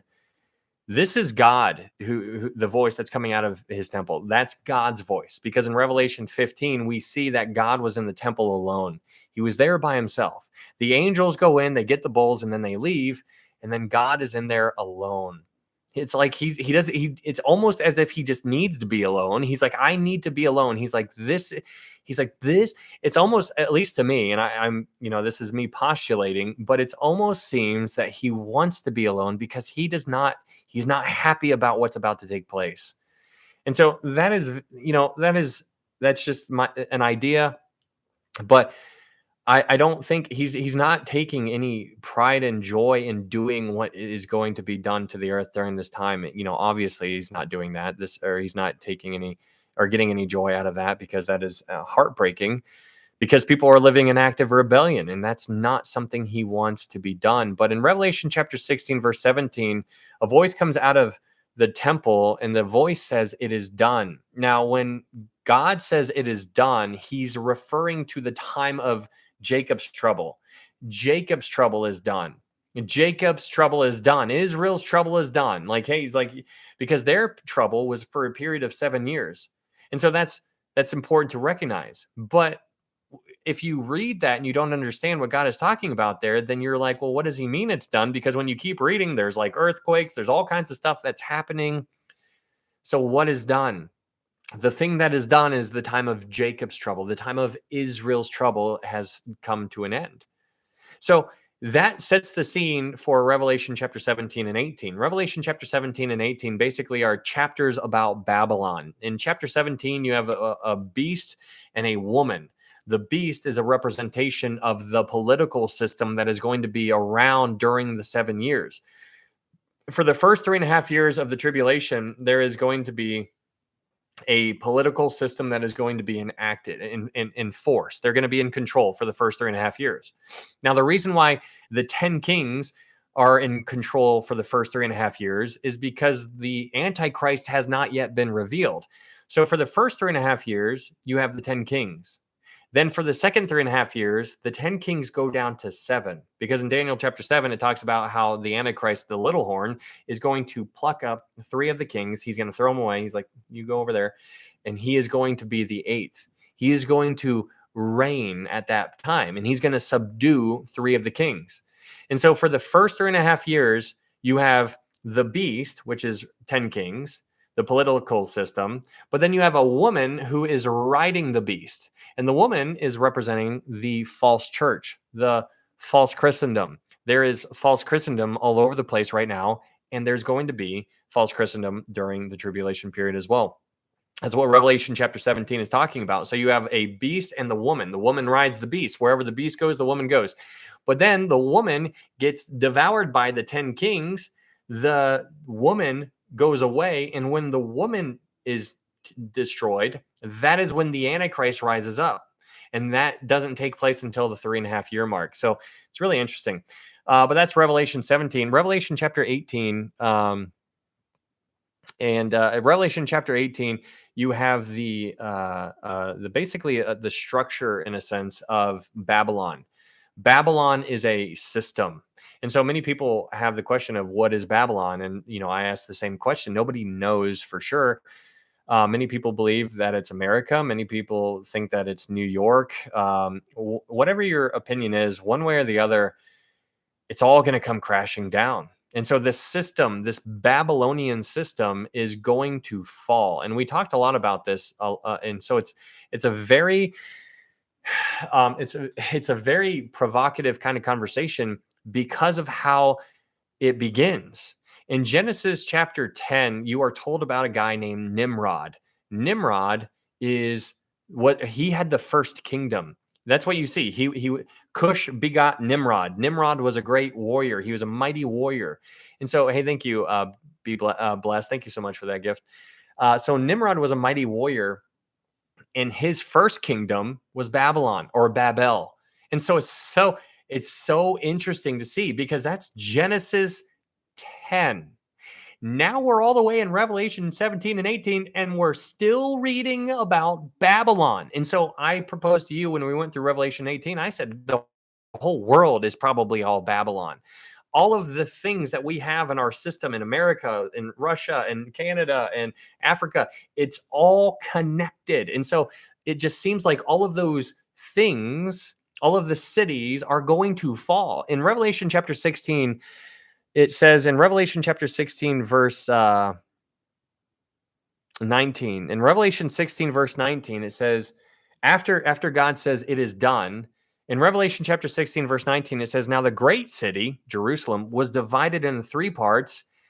But then it says, and the cities of the nations fell. I want you to just think about that for a second. That is a verse that we just casually read over. That is a big verse right there. The cities of the nations fell.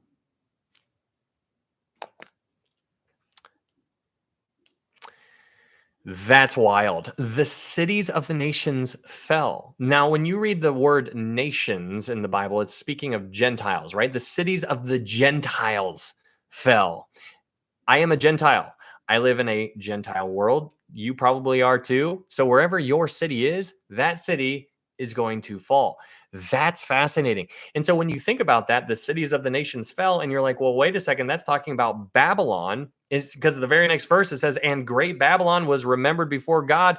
You see, Babylon, these nations are going to fall. And so it just goes into this such an interesting kind of, I mean, we could just talk about this for a while. If you want to read more about Babylon, you can read it in Isaiah 13 and 14, Jeremiah 50 and 51, and Revelation 17 and 18, and you can read more about it. All of them speak about Babylon being utterly destroyed. And so the question is, what is Babylon? And so when people say it's America, I'm like, yeah, I think so too. When they say it's New York, I'm like, yeah, I think so too. But I also think it's all over the place. I think everything has Babylonian ties. We are all Babylon. And so it's interesting because it's going to go away.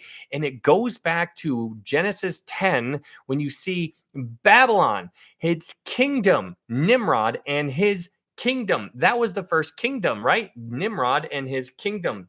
That's the first kingdom. If you do a tale of two cities, you will see Babylon and Jerusalem. You will see the seed of the woman and the seed of the serpent. You will see Satan's kingdom and God's kingdom. It's all of these it's all of these parallels, and they're it's just, you just see this happening. And so in Daniel chapter 2, in Nebuchadnezzar has a dream. He sees the dream, and Daniel interprets the dream for him, right? Remember what Daniel told Nebuchadnezzar? He's like, you had a dream. You saw the head was made of gold. You got the arms, the silver, brass, feet mixed with clay and iron and whatnot. You see all of that. And then Daniel describes that a stone comes down and it hits the idol or the image, and it smashes it. And so this image is a picture of the Gentile nations, Babylon, Medo-Persian Empire, Greek, and Roman Empire. That image is a picture of the Gentile nations, or you could say the times of the Gentiles. And so this stone is going to smash it. And when that stone smashes it, that stone becomes a giant mountain and fills the whole earth. That mountain is a picture of Jesus's kingdom. His kingdom is going to fill up the whole earth. So you see his kingdom destroying another kingdom, and that is what is going on. It all goes back to Nimrod in Genesis 10 and 11 and Babel. And so Babylon is going to fall. And so you see it introduced in Genesis 10, and it's going away and it's going to be destroyed. And you see that many places, but since we're in Revelation, you see it specifically here in Revelation chapter 17 and 18. And so that is that's very, very provocative. Anyways, that's Revelation chapter 18. Hello, Sherry. Good to see you. In Revelation chapter 19, if you guys are new here, thank you so much for being here. My name is Ryan. We're just going through the book of Revelation. Everything we're talking about is just review. This is all stuff we've all talked about. If you guys have not followed me on YouTube, I would encourage you to do that just in case TikTok goes away. They're still threatening to take TikTok away from us Americans because we have freedom, and nothing screams freedom like taking something from you. So if you are interested in a verse-by-verse Bible study, there is a link up here. It's called It's Sheesh. Thank you, Amber. It's right here if you want to type that in. There's also a link up in my TikTok profile if you want to follow me on YouTube.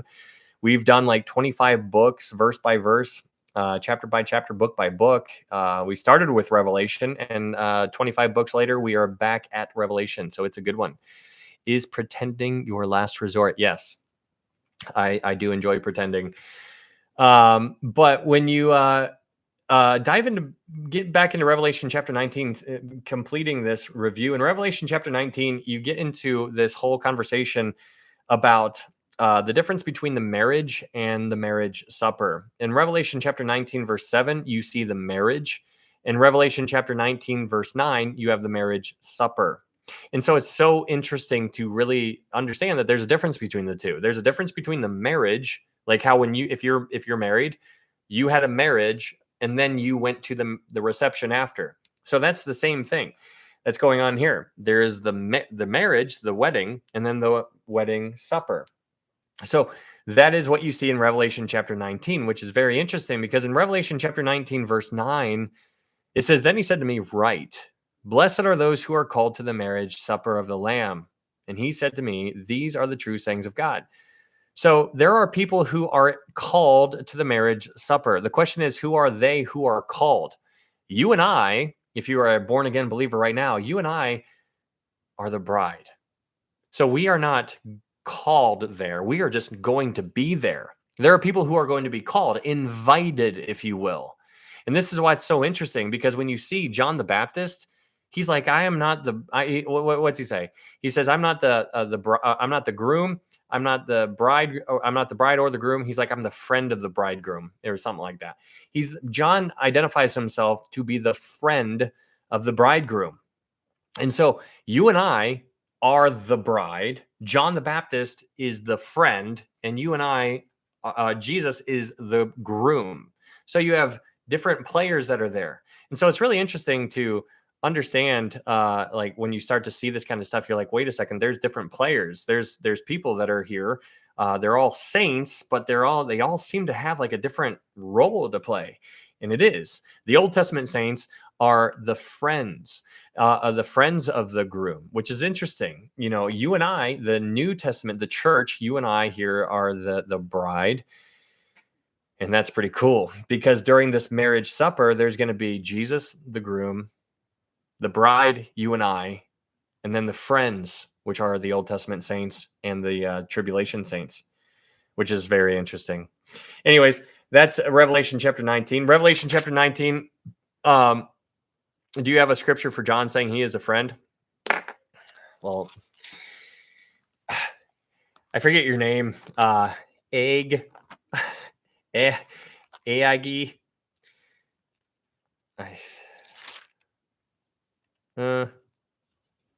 April, stop yelling. I'm so sorry. The friend.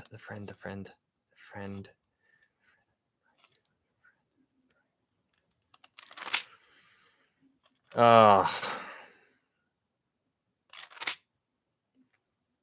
yes, John 3:29. In John 3:29 it says, "He who has the bride is the bridegroom, but the friend of the bridegroom who stands and hears him rejoices greatly because of the bridegroom's voice. Therefore, this joy of mine is fulfilled." Yes, absolutely. April, April, April showers bring Mayflowers. But wait, I don't. So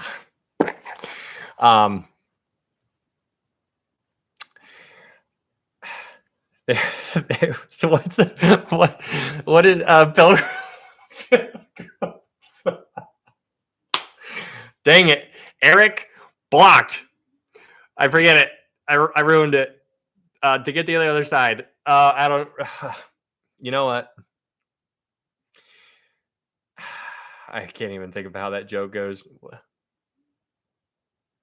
How does it go? Thank you, Eric. You see, Eric, he understands. Okay. I will try to remember that. I know you told me that before. I know you told me your name. There's many times I forget names. I'm sorry. But yeah, no, we understand. So also, Luke, if you want to go to Luke 16, what's interesting about that, April, is that if April showers bring Mayflowers, then what do Mayflowers bring? That's what it is. Thank you, Eric. I appreciate that. That's a big help. But in Luke chapter 16, if you want to go to Luke 16:16, which hopefully will connect something, and this is something that we've talked about before. Luke chapter 16, verse 16 tells us that the Old Testament basically ends with John the Baptist, which is so interesting. There is an end to the Old Testament. In Luke chapter 16, verse 16, it says, "The law and the prophets were until John." And so you have categories. There is Old Testament saints, and they ended with John. Mayflowers bring allergies. I'm telling you, dang straight, Angie. And so, anyways, so when you look at John and the relationship that John had, John was the friend. You and I are the bride. We are different. We are different. And when you understand that we are different, then you can understand that there's categories that are going to be in the kingdom. And then when you understand there's categories, then your mind just hurts. And I'm telling you what, your mind's going to hurt tonight, because when we start diving into some of this stuff in Revelation 21, when we get there, I mean, it is just so. That's what I was. If you were here at the beginning, I was like, I was just writing something down because I didn't want to forget it. Because it's hard to think when you guys are all looking at me, and so that's why I just ask you guys to turn around sometimes so that I can think, because I can feel you looking at me, and when you look at me, then I can't think. My tummy does from laughing. TikTok coins, and you can tick. Oh, that's cool. Hello, Gina. When will you be going through Revelation 21? Today. That we are just doing a review. Hurts. How did you special order it? Are you talking about the allergies? Hey, Angie, sorry. Yogi, did you special order your allergies? Philena wants to know. I'm totally kidding. I'm sure she's talking about something completely different. I just messaged him about it. I hope he didn't forget. I probably forgot. What was it? Oh, gosh. Oh, the one day closer to home. Julie, I did not forget, which is interesting because I am a hot mess right now. Revelation chapter 20. We can get back into it. There's so much stuff going on in Revelation chapter 19. Hello, Gina Bina. In Revelation chapter 19, you have the revelation of Jesus Christ, which is really neat. You have the unveiling of Jesus Christ. That's what's taking place in Revelation chapter 19. So just so you're aware, if you're looking for the revelation, it's in Revelation chapter 19, verse 11 specifically. You have so much going on there, but let's get into Revelation chapter 20. In Revelation chapter 20, you see Satan, after Jesus returns to the earth, you see Satan is bound into the bottomless pit for 1,000 years. Now, we spent over 13 hours on Revelation chapter 20, verse 1 through 6. That's ridiculous. But that's a long time. And the reason why we did that is to get a better understanding of the millennial kingdom. There is so much stuff that is going to take place during the millennial kingdom. And there needs to be a literal millennial kingdom. And so I propose to you the idea that there is a literal millennial kingdom. It really blows my mind how there are some Christians who I actually think are brothers and sisters of Christ, who do not believe in a literal millennial kingdom, literal 1,000-year millennial kingdom. And so it's we spent 13 hours just on the millennial kingdom. And so what yeah, Kristen, there's a YouTube channel there. The YouTube channel is, yes, thank you, Amber. It is ITZ_sheesh. There's a link up here if you would like to go check that out as well. But we spent, so here in Revelation chapter 20, we can just talk about the millennial kingdom for a little bit, just so you guys can understand it. Yeah, absolutely. So some people say that we only get the idea of the millennial kingdom because of Revelation chapter 20. I would argue greatly with that. The reason why we believe in a millennial kingdom comes from the Old Testament. And it's good to remember that the Old Testament were Jesus's scriptures. So when we say the scriptures, it's an allusion to the Old Testament. And when we say the Old Testament, it's what Jesus had. Because remember in Luke chapter 4, he read from Isaiah. He quoted Daniel. You see him do this. He's like, this is the old, he's like, these are the scriptures. And so the millennial kingdom is not a New Testament idea. It is an Old Testament idea. What's up, Eddie? Good to see you, man. It's fun to see your the lake. That's a huge lake. 90,000 acres. That is crazy. But here in Revelation chapter 20, you see that the beginning of the millennial kingdom basically starts with Satan being bound for 1,000 years. He's going to be bound for 1,000 years. And during that the 1,000 years right there, Jesus is setting up his kingdom. And when Jesus sets up his kingdom, he's going to be reigning as king. Now, hello, Saint Beard. Good to see you. Jesus is going to be reigning as king. And he's going to have government. He's going to have a government. There's going to be two branches of government. There's going to be a Gentile branch and a Jewish branch. The Gentile branch, it's going to be you and I. We're going to be reigning with him. That is so cool. Then also on the Jewish side, there's going to be the Jewish branch of government, which is going to be a hierarchy of sorts. But it's all going to be a monarchy. Jesus is going to be the king, and we're all going to be reigning with him, but we're going to be serving him. But we're going to be reigning over people. And so when you understand that we're going to be reigning, the question is like, well, who are we going to be reigning over? And so this is why it's good to unpack this stuff. This stuff matters. They're all secondary issues, but they matter.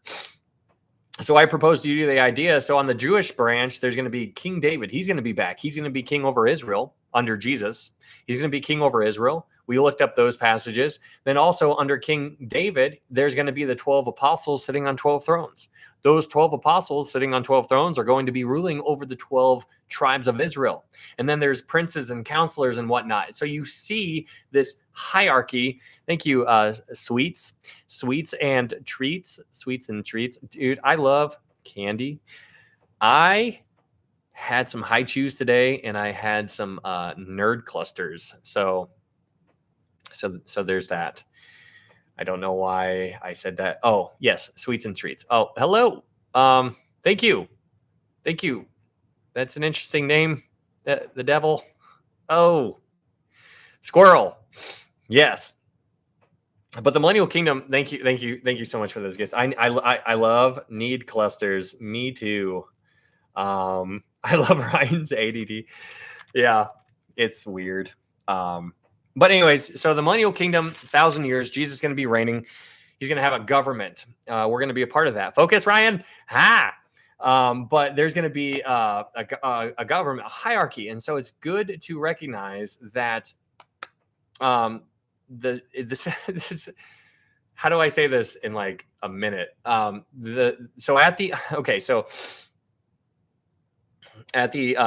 the next thing that I believe is going to happen, I believe in a pre-tribulation rapture. If you believe in something different, that's completely fine. But in my opinion, the order of events that are going to take place, the next thing that's going to happen, in my opinion, is going to be the rapture. I think that's right around the corner. I really do. I think it's going to happen in my lifetime just because of how fast things are speeding up. It's happening so quickly. It's unbelievable. So I believe the rapture is going to happen next. And then after the rapture, there's going to be 7 years of tribulation on earth. While there's 7 years of tribulation on earth, there is a 7-year wedding ceremony that is taking place up in heaven. And so at the end of the 7 years, we are going to return with Jesus to the earth. And then when we return with Jesus to the earth, that's when the whole campaign of Armageddon takes place. Jesus just wrecks everybody. Not everybody, but the people who are there, who gathered together against him. And then after that, he is going to have the sheep and goat judgments. The sheep and goat judgments are going, now. The sheep and goat judgments are going to take place. Jesus is going to be sitting on his throne on earth. He's going to be judging and separating the sheep and goats.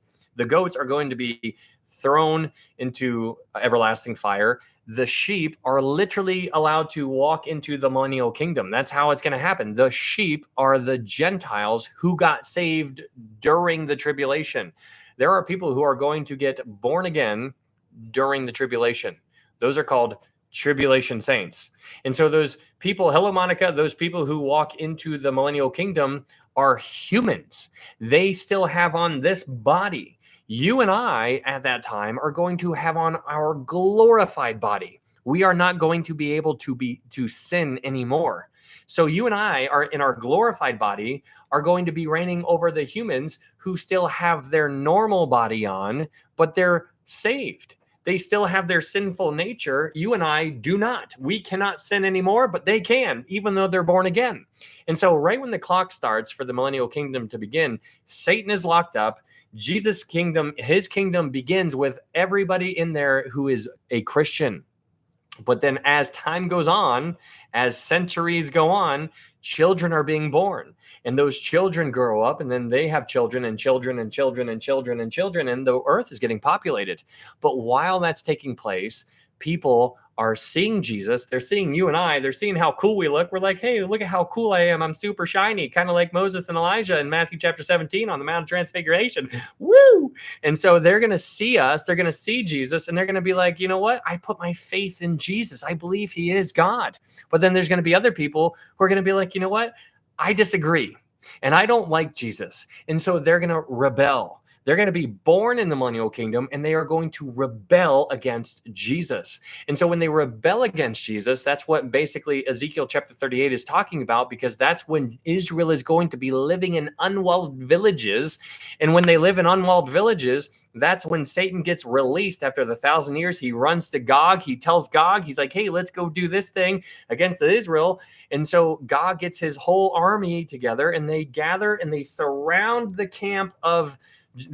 city, Jerusalem, and the people and the camp. And that is what Ezekiel chapter 38 seems to be talking about. And so it's really interesting to see how all of this is going to transpire. But that's how I believe the order of operations. Thank you, Sweet and Treats. Your name is too long. TST. Now, what does it mean? What is that? Thank you so much. So anyways, that is a little bit of a timeline. I should draw something so that I don't have to. I could just hold it up. But that's anyways, that's Revelation chapter 20. That takes place all during the millennial kingdom, during the literal 1,000 years while Jesus is reigning on the earth, and that is unbelievable. Also, Gog and Magog war is in the millennium. Good question, Max. Yeah, I just actually made a video. I made 2 videos on this. Actually, they're my most recent videos.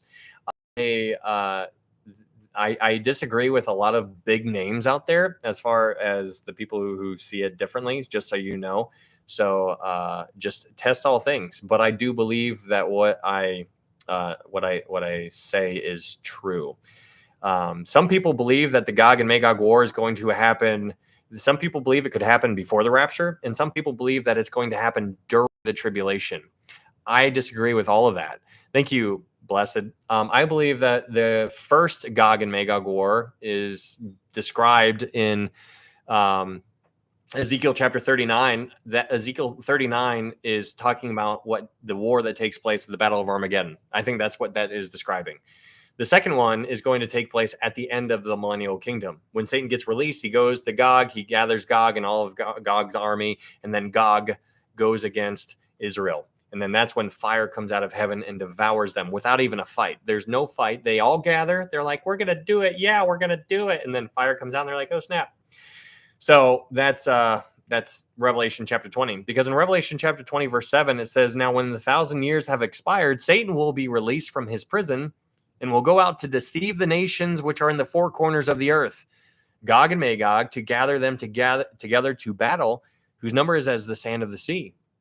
They went up on the breadth of the earth and surrounded the camp and the saints, the camp of the saints and the beloved city. And fire came down from God out of heaven and devoured them. So there's two things there. There's the camp of the saints and the beloved city. So the camp of the saints, in my opinion, is the unwalled villages that is mentioned in Ezekiel chapter 38. That's what is there. That's in my opinion. I could be wrong, but test all things. What's up, Vino? Good to see you. So that's Revelation chapter 20. Also in Revelation chapter 20, after all of that, Satan gets cast into the lake of fire, which is where the beast and the false prophet are.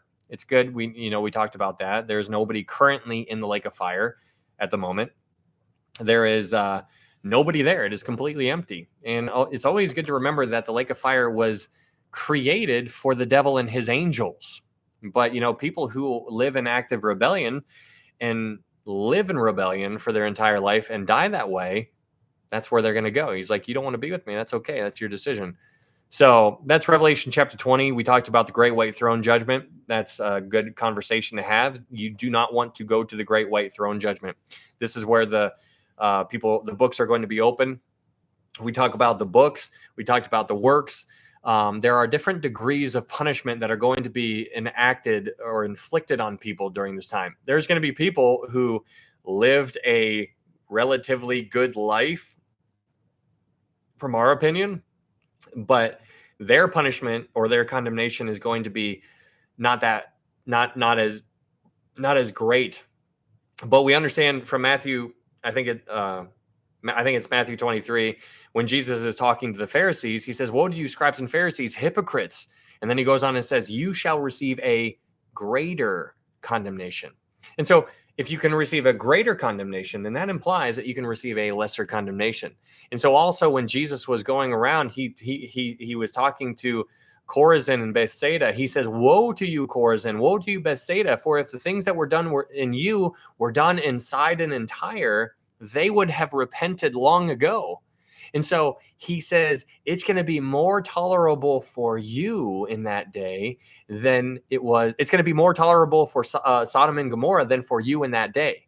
So basically, Jesus was saying they're going to get wrecked and it's going to get so much worse than what Sodom and Gomorrah got. So you have this idea of there's different degrees of punishment that are going to be given during the Great White Throne Judgment. But the Great White Throne Judgment, the people who stand before the Great White Throne, they are all lost. And they are going to be judged according to their works. And so that is what Revelation chapter 20 is talking about. So their name, we talked about the book of life. During the book of life, there's verses in there that give the idea that your name can be blotted out of the book of life. Before we talk about this, I want you to understand that I believe if you are saved, you are always saved. That is what I believe. There are people who believe you can lose it, and I disagree with that. I believe if you are born again, you can't get unborn again. I believe if you are a new creation, I don't think you can become an un-new creation. I don't think it works that way. I don't think it goes snip, snap, snip, snap. So with that being said, I believe if you are saved, you are always saved. Now, I say all that to go into this idea of your name being blotted out of the book of life. So we talked about this during the study. So just a real quick touch on this. I believe names can be blotted out of the book of life. Here is why. I believe here is the book of life. Like, pretend this is the book of life. Everybody who has ever had a heartbeat is in the book of life. Everybody. Every single person who has ever had a heartbeat is in the book of life. But if people reject Jesus and they die that way, then their names are blotted out. And when their names are blotted out of this book, then their names are written in the book of works. So they're blotted out of the book of life and they're written in the book of works. So everybody, and this screams of God's amazing grace. He's like, I had you. He's like, this is what I want you to be. He's like, I want you in the book of life. He's like, but if you reject me, then your name will be blotted out of the book of life and it will be written in the book of works. Hopefully that doesn't confuse anybody. It just is, if people never accept Jesus as their Lord and Savior and repent and put their faith in him, if they never do that, then when they die that way, then their name will be blotted out. Hopefully that makes sense. I can understand that. That's just my opinion on it. This is something that nobody can know for sure. There's different ideas that are out there. I proposed to you 2 ideas. There's another idea out there where people believe that there's the book of life, there's the Lamb's book of life, and then there's also the book of works. I believe there's 2 books, the book of life and the book of works. There's other people who believe there's 3 books, the Lamb's book of life and the book of life. But I believe the Lamb's book of life and the book of life are one and the same. And so that is just secondary. It doesn't matter. It's secondary. But again, this idea of being blotted out, I believe it is a possibility, but it's not somebody who is born again. It was somebody who never got saved. It was somebody who died in their sins, who never put their faith in Jesus. So hopefully that makes sense. So that is Revelation chapter 1 through 20. That's just a review on some of the stuff that we talked on. And so that's a review. Hopefully that was enjoyable for you guys. Now we're going to actually start the actual study of Revelation chapter 21. Revelation chapter 21 is what we're going to be talking about here. But before we do, let me go ahead and just casually just drink while you guys are looking.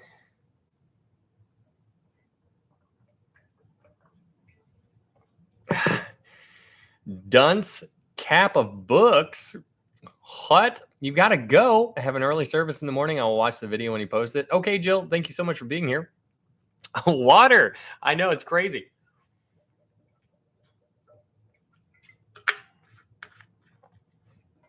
I need to start drinking more water during these. I probably get really dehydrated. So you're still doing a 2-hour review? Yeah, crazy. I'm so sorry. Sometimes I don't mean to do that. Can you please reset your live goal? How do you do that? Slam it back like Napoleon Dynamite. How do you I feel like somebody told me about this before. I appreciate it. Please stay quenched. God, Tina, you fat lard. Come get some dinner. I love it, but my lips hurt real bad. How do you? I don't even know. I don't know how to. I don't. You touch a button. Is that it? Nope. I don't know how to do it. Come get some ham. Click the thanks.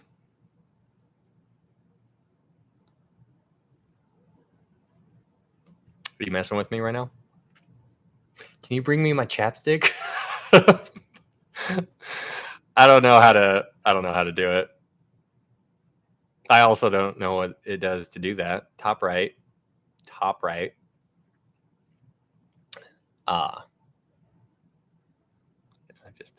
Oh gosh. Click. I got top viewers, top right. I got a power button. Okay, I give up. I don't know how to do it. Reward. Oh, was it? Oh wait. Oh, I don't know. That's not it. I have no idea what that is. Okay, it's okay. I don't know what that is. I'll have to watch the TikTok video on it. It's probably something really similar. Oh wait. Oh, there's the thanks. Oh, this thing. Okay, set up new goal. What? Why am I doing this? I just learned something. I feel like I did this like a year ago. There we go.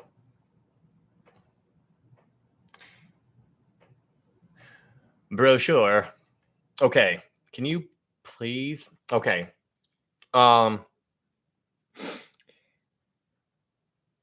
Wait, why did you want me to do that? I'm sure there's probably a reason. In Revelation chapter 21, if you guys are new here, thank you so much for being here. I will. So if you guys are new here, thank you so much for being here. My name is Ryan. We are going through the book of Revelation right now. The next book that we're probably going to be doing is the book of Genesis, which is next on the list. And it's going to be a fun journey. We're going through the Bible book by book, chapter by chapter, verse by verse, and it's really interesting, and I'm learning a lot. And so you have to do it again now. Well, hello, Jenny. There was 12 Jennies. I must have had about 12 Dr. Peppers, but it's terrible. But you have we're going through the Bible book by book, chapter by chapter, verse by verse. We just happen to be going through the book of Revelation right now. If you guys haven't followed me on YouTube, I would encourage you to follow me on YouTube. There's a link up in my TikTok profile. There's other ways. If you guys would like to support this ministry, there's links in my TikTok profile as well. Lots of work go into these studies, lots of work and time, and it's really fun. And I love sharing the things that I learn. And so I want you guys to know I'm never going to know everything. And so I don't want you to lose sight of what is the main thing. The main thing is always going to be the main thing. And the main thing is the gospel. How do you know for sure you can get to heaven? That is what I always try to bring it back to, because that is everything. These are all secondary issues. They're pretty important, but the primary issue is so far above everything else. And that is what we always need to keep sight on. We need to understand, how do you know for sure you can get to heaven? How do you get to heaven? There's only one way. And you need to first understand that you are a sinner. For all have sinned and fall short of the glory of God. That's Romans 3:23. That's what Paul tells us. Romans 6:23 says, for the wages of sin is death, but the gift of God is eternal life through Jesus Christ our Lord. It's through Jesus Christ our Lord. So we need to understand that we are a sinner. And when we understand that we are a sinner, we understand that we are lost. And when you understand that you're lost, and you're like, well, how can I be found? And so that is where the good news comes in. The good news is that Jesus died on the cross for your sins, that he was buried, and that he rose again on the third day, according to the scriptures. That's what 1 Corinthians 15, verse 3 and 4 talk about. It is for by grace you have been saved through faith, and that not of yourselves. It is the gift of God, not of works, lest any man should boast. And so that is what I believe. I believe it is Christ plus nothing in order to be saved. Now, don't get me wrong. When you get born again, the Holy Spirit is sealed within you. He's going to start working on you. He's going to say, this needs to change. This needs to change. And the reason why he's changing you is because you need to be reflecting him. And if you are doing what you should be doing, then people should be able to pick you out of a crowd and be like, there's something different about that person. That person, what's going on with you, man? Or what's going on with you, lady? What is different about you? And then you can be like, well, let me tell you about my Jesus. Can I tell you what he did for me? Can I tell you the state that I used to be in and where I'm at now? And so can I tell you what he did for me? And so the thing that he did for me, he can do for you. And so this is what I want you to always remember. The most important thing, no matter what we're talking about, is always going to be that, the gospel. All right. So Revelation chapter 21. And what if you still have addictions? It's really interesting. Addictions can come in all kinds of forms. All kinds of different forms. What's important to know, and this is vital, I've talked about this before, it is so important for each and every one of us to understand that we are living in a day where we are getting hit at an unbelievable rate. And we don't even realize it. Thank you, Monica. Thank you so much. We don't even realize how much we're getting hit. Like the fiery darts, it's just like, bam, getting hit. Man, my goodness. And so we need to put on the full armor of God. But my point here is for you and I to recognize that it's not an arm wrestling contest that we're in. We're not in a physical. It's not about how strong you are physically. It's about how much truth you know. It's literally a truth encounter. It's not a physical encounter. It's not a power encounter. It is a truth encounter. And the reason why many people are the way they are right now is because they don't know the truth, and they are being lied to, and they're believing the lies. And when they're believing the lies become their truth, but it's not truth. And so this is why we need to know the truth. In John 17, Jesus says, sanctify them by your word. Your word is truth. That's what we need to know. It's John 17:17. It's so good. And so when you recognize that you're being lied to about who you are and how terrible you are and how worthless you are and that you're no good and that it's just not worth it anymore and all of these things, and this is like all, and you're beating yourself up, we always need to remember that if you're born again believer, there is now therefore now no condemnation for those who are in Christ Jesus. That is crazy. The reason why that is crazy is because you and I condemn ourselves. But that's what First John is talking about. We can, if our heart condemns us, God is greater than our heart, and He knows all things. But then it goes on. If it says if our heart condemns us not, then we have confidence in God. There's a difference there. There's two kinds of believers there. Ones that condemn themselves, and then those who do not condemn themselves because they recognize who they are in Christ.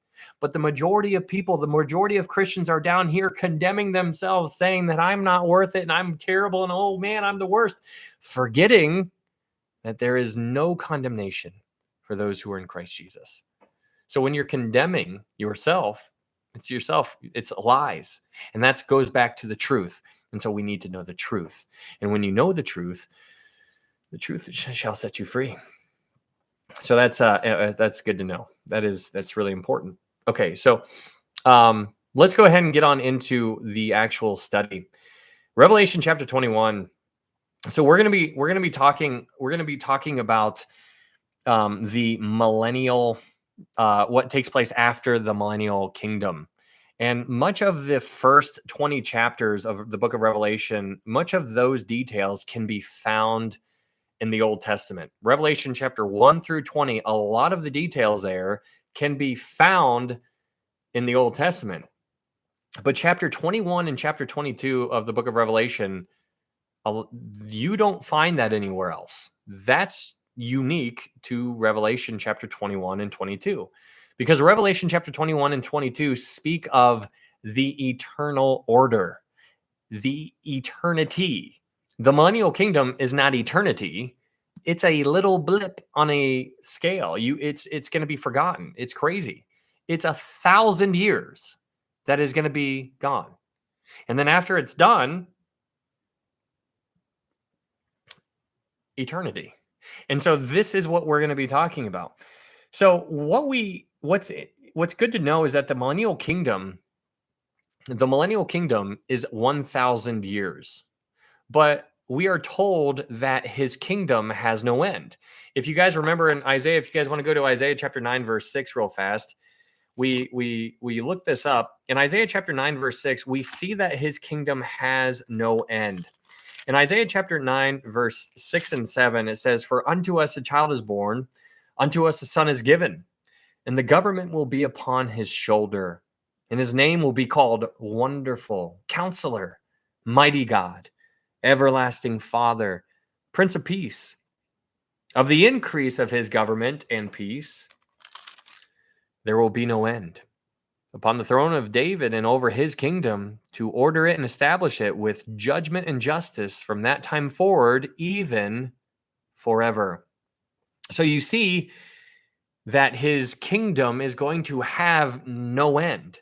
So the question is, what's going on here? Because in Revelation chapter 20, we're told about what we did. We spent a ton of time on the 1,000-year reign. It's important to remember that the 1,000 years is going to take place on this earth that we are on right now. But the 1,000-year reign is going to be over. And when the 1,000 years is over, then that earth is going to go away. And then there's going to be a new heavens and a new earth. And his kingdom is going to be translated from the old earth over to the new earth. And that's what's going to happen. But this earth that we are on right now, this is where the millennial kingdom is going to be. It's just God is going to be rearranging his furniture down here. It's going to look different. Remember, all the cities of the nations are going to fall. It's going to be crazy. But that's going to happen on this earth. But after that 1,000 years, then this earth is going to dissolve. It's going to go away. And all the works in it are going to go away as well. And they're going to go into the new kingdom. But the reason why his kingdom, like what we talked about before, the reason why this kingdom is going to have no end is because of what we talked about in 2 Samuel chapter 7 and 1 Chronicles chapter 17. In 2 Samuel chapter 7 and 1 Chronicles 17, it talks about thank you, Blessed. It talks about the Davidic covenant. And it's really important. We spent some time on unpacking the Davidic covenant, but it's really important to understand there are 4 things that are attached to the covenant that God made with David. And the 4 things are eternal. One of the things that you read about that are eternal in the Davidic covenant is an eternal dynasty. David's line, his offspring, are always going to remain. That is eternal. His dynasty is eternal. His throne is eternal as well, and his kingdom is going to be eternal also. But the reason why all of these are eternal is because of this 4th one. And the 4th one is the most important. The 4th one is because of the eternal person that came from the line of David, and that is Jesus.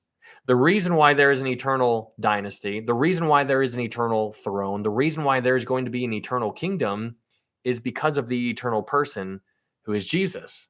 So you get that from the Davidic covenant. And so that's why his millennial kingdom is going to have no end, and it is going to be translated over into the new heavens and the new earth.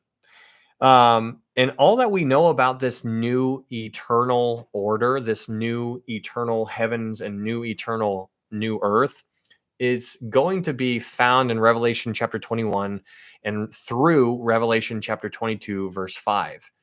Revelation chapter 21 to Revelation chapter 22, verse 5 is where you get all of the details about this new heavens, new earth, and a new Jerusalem.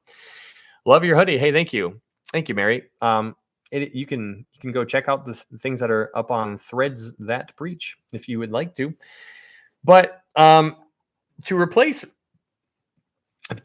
the old order and a new heavens and a new earth will need to be created. The first earth, it's really interesting thinking about this first earth that we are on. This first earth seems to be, it used to be quite different. If you guys want to go to, Ezekiel chapter 28 real fast, Ezekiel chapter 28, verse 12, we're going to talk about an interesting kind of, we're going way back in Ezekiel chapter 28, verse 12. We're going way back to the fall here, like not Adam and Eve falling, but Lucifer falling. And the question is, who fell first? Was it Lucifer or was it Adam and Eve? And the answer is Lucifer. He fell first. So in Ezekiel chapter 28, verse 12, it says, "Son of man, take up lamentation for the king of Tyre and say to him, thus says the Lord God, you were the seal of perfection, full of wisdom and perfect in beauty. You were in Eden, the garden of God." Now it's interesting here because what you see is God is talking to the king of Tyre, but he's not talking to the king of Tyre like the human. He's talking to the power behind the king of Tyre. And the power behind the king of Tyre is Lucifer. So God is talking to Lucifer here, and he's saying, hey, Lucifer, you were the seal of perfection. He says, you were full of wisdom and perfect in beauty. And then he goes on and he says very clearly, he says in Ezekiel 28, verse 13, he says, you were in Eden, the garden of God. And so it's really fascinating trying to just allow this to sink in. God is letting us know a lot of stuff here. So this is Lucifer. And what you see here in Ezekiel chapter 28 is that Lucifer was covered with all of these precious stones. These stones were his covering, but not only were they his covering, he also walked through the stones. So my point in bringing you to this chapter here is to get you to understand, like, the Garden of Eden. Like, when we think of the Garden of Eden, we naturally think of like what you color in Sunday school. Like, you see a tree and you see like a river back there, and you see somebody plucking an apple, and it's very, very relatable. But I would propose to you that the Garden of Eden back then, that we have no idea about, is truly something that it would be mind-blowing. Like, when we find out what it was actually like, it's gonna blow our socks off because of how different it is from our wildest imagination. But here in Ezekiel chapter 28, verse 13, it says, "You were in Eden, the garden of God. Every precious stone was your covering: the sardius, topaz, and diamond, beryl, onyx, and jasper, sapphire, turquoise, and emerald with gold. The workmanship of your timbrels and pipes was prepared for you on the day you were created." So here, what's interesting is that we're told that Satan is directly connected with the Garden of Eden.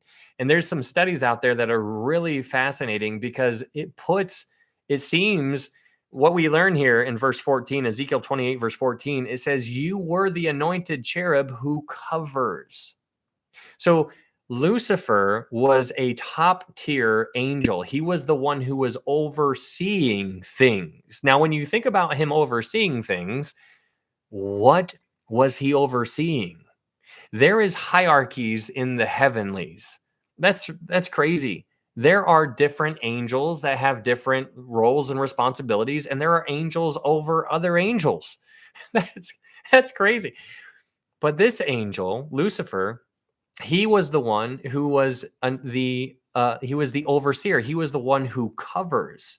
And so it's really provocative, because there's people who go in and they make some good arguments that say that Lucifer was basically the overseer of not only angels, but also of the garden of God, because we're told he was in Eden, the garden of God. And so in Ezekiel 28, verse 14, it says, "You were the anointed cherub who covers. I established you.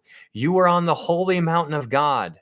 You walked back and forth in the midst of fiery stones." And so when you think about Satan, before he fell, like, he was covered in these stones. And so when you think of the Garden of Eden and all of these stones seeming to be attached to the Garden of Eden, some people say it's not, which is fine. But this garden, when you look at these stones, again, like I want you to think of it. I want you to think of these stones, because we're going to be using these stones, and we're going to be taking them, and we're going to be taking some of these stones here in Ezekiel 28 that go to describe Satan, and we're going to apply them to the New Jerusalem. And what's interesting about the New Jerusalem and these stones is that light is going to be around. The reason why this is important is because the very first quote that God says in Genesis chapter 1 is, he says, "Let there be light." Now, it's so remarkable thinking about that quote, because when he says, "Let there be light," when you think of these stones and light shining through the stones, this Garden of Eden, the garden of God, I mean, we think of light, because light is all over the place going through these stones. And can you imagine light going through these stones, and just like the colors that were around before the fall? It is unbelievable. Thank you, Bridget. It is so unbelievable to think about this kind of stuff. Light mixed with these stones. And so you have these stones here, and these stones are connected to Lucifer. The Lucifer seems to be the overseer within the Garden of Eden, and he fell. He is called the seal of perfection. That is interesting, but it's also very important to remember who your adversary is. Your adversary, the devil, that guy who's described as the seal of perfection, walks about like a roaring lion, seeking whom he may devour. He's not going to approach you like a lion. He's walking about like a lion. He's seeking. And then when you find somebody to devour, he's going to go up smooth criminal, right? It is a it's very, very interesting when you start thinking about who your adversary is. But when Satan fell, not only was he judged, but also the earth, which was under his authority, was also judged. And that judgment on the earth involved oceans, it involved seas, which is very interesting to me, because in Genesis chapter 1 verse 2, so the reason why we're connecting the sea right now is because in Revelation, let's read Revelation chapter 21 verse 1. In Revelation chapter 21 verse 1, John says, "Now I saw a new heaven and a new earth, for the first heaven and the first earth had passed away. Also, there was no more sea." Now, the reason why this is interesting is because when Satan fell, let's go to Genesis chapter 1, verse 2. I think this is really interesting. In Genesis chapter 1, verse 2, in Genesis chapter 1, verse 1, and Genesis chapter 1, verse 2, this is what people refer to as the gap theory. Now, I talked about the gap theory last time, and I've talked about it before, but I want to clear the air up as far as what I mean on that. When I say the gap theory, I do not believe that the earth is millions of years old. That is not what I'm saying here. I believe that the earth is only like 10,000 years old. That's what I believe. But what I want you to think about is in Genesis chapter 1, verse 1, it says, "In the beginning, God created the heavens and the earth." That's what it says. That's period. In the beginning, God created the heavens and the earth, period. Then there's verse 2. It says that the earth was without form and void, and darkness was on the face of the deep, and the Spirit of God hovering over the face of the waters. Now, what's interesting is that in verse 2, you get the earth that is without form. So the earth is just, it's not how it is right now. It was without form. And so what you see about this earth being without form is that there was darkness of the face of the deep. And it says the Spirit of God hovered over the face of the waters. And so you see that darkness is attached to this earth that was without form. And so this is where people start asking the question of, when did Satan fall? Because nobody knows when Satan fell. Because you read the book of Genesis and you get into the garden, you see the creation in the first couple chapters, you see when man is created, you see man is in the garden. And then after you see man in the garden, that's when Satan kind of does his thing. But you're like, well, where the heck did Satan come from? And so this is where Genesis chapter 1, verse 1 and 1 verse 2 come into play, because that is where people say that there's a lot that happened in between Genesis 1:1 and Genesis 1:2. And so it's really interesting that you do the best that you can to try to figure out when did Satan fall. But in Genesis chapter 1 verse 1 and 1 verse 2, you see waters covering the earth. That's that they're a part of the earth. But when you go into Revelation chapter 21 verse 1, in contrast to Genesis chapter 1 verse 2, you see waters all over the earth. But in Revelation chapter 21 verse 1, in the new heavens and new earth, there is no sea. That is interesting to me. That is very interesting to me. There is no sea. That's something that John specifically points out. Now, why did he tell us that? Why is he telling us that there is no sea? That is something that you and I clearly needed to know for some reason. I don't know the exact reason, but when you compare Genesis 1:2 to Revelation 21:1, and you see the differences there, you're like, well, wait a second. One of these earths is not like the other. This earth that we are on right now is going to dissolve. It's going to go away. We read about that in 2 Peter. We'll read that here in a little bit. But I just want you to draw the connection between the first earth that we are on right now, which is going to dissolve away, and the second earth, which has no sea. The first earth was without form, and the Spirit of God hovered over the waters. There's gonna no more sea, right? Like you're seeing, like whatever you're imagining. But in this second earth, there's going to be no more sea. That is something interesting. And people make a connection there to say that the first earth, when the darkness was attached to that first earth, in the second earth, there is no darkness. They make the connection between Genesis 1:2, where it says, and darkness, like was over the deep and whatnot. They make the connection that that is when Satan actually fell. Because when you look at the first earth and how it was darkness over there was no form and was without void and whatnot, darkness is attached to Genesis 1, chapter 2. But when you look at the new heavens and new earth and you compare them to each other, the new heavens and new earth have no darkness. And so they draw the connection to that darkness being when Satan actually fell. And so it could make sense. I don't know. It's not something to get lost in, but that's just an idea that people propose. And I think it's very provocative to at least entertain in your mind. But what's interesting about the new heaven and new earth is that the new heaven and new earth,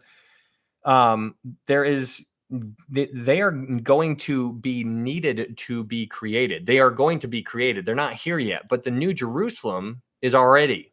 The New Jerusalem is not going to need to be created because it has already been built. And this is the city. Let's go to John chapter 14, verse 2. Let's go to John chapter 14, verse 2. In John chapter 14, verse 2, Jesus says this. In John 14, verse 2, Jesus says this, in my Father's house are many mansions. If it were not so, I would have told you. I go to prepare a place for you. And if I go and prepare a place for you, I will come again and receive you to myself, that where I am, there you may be also.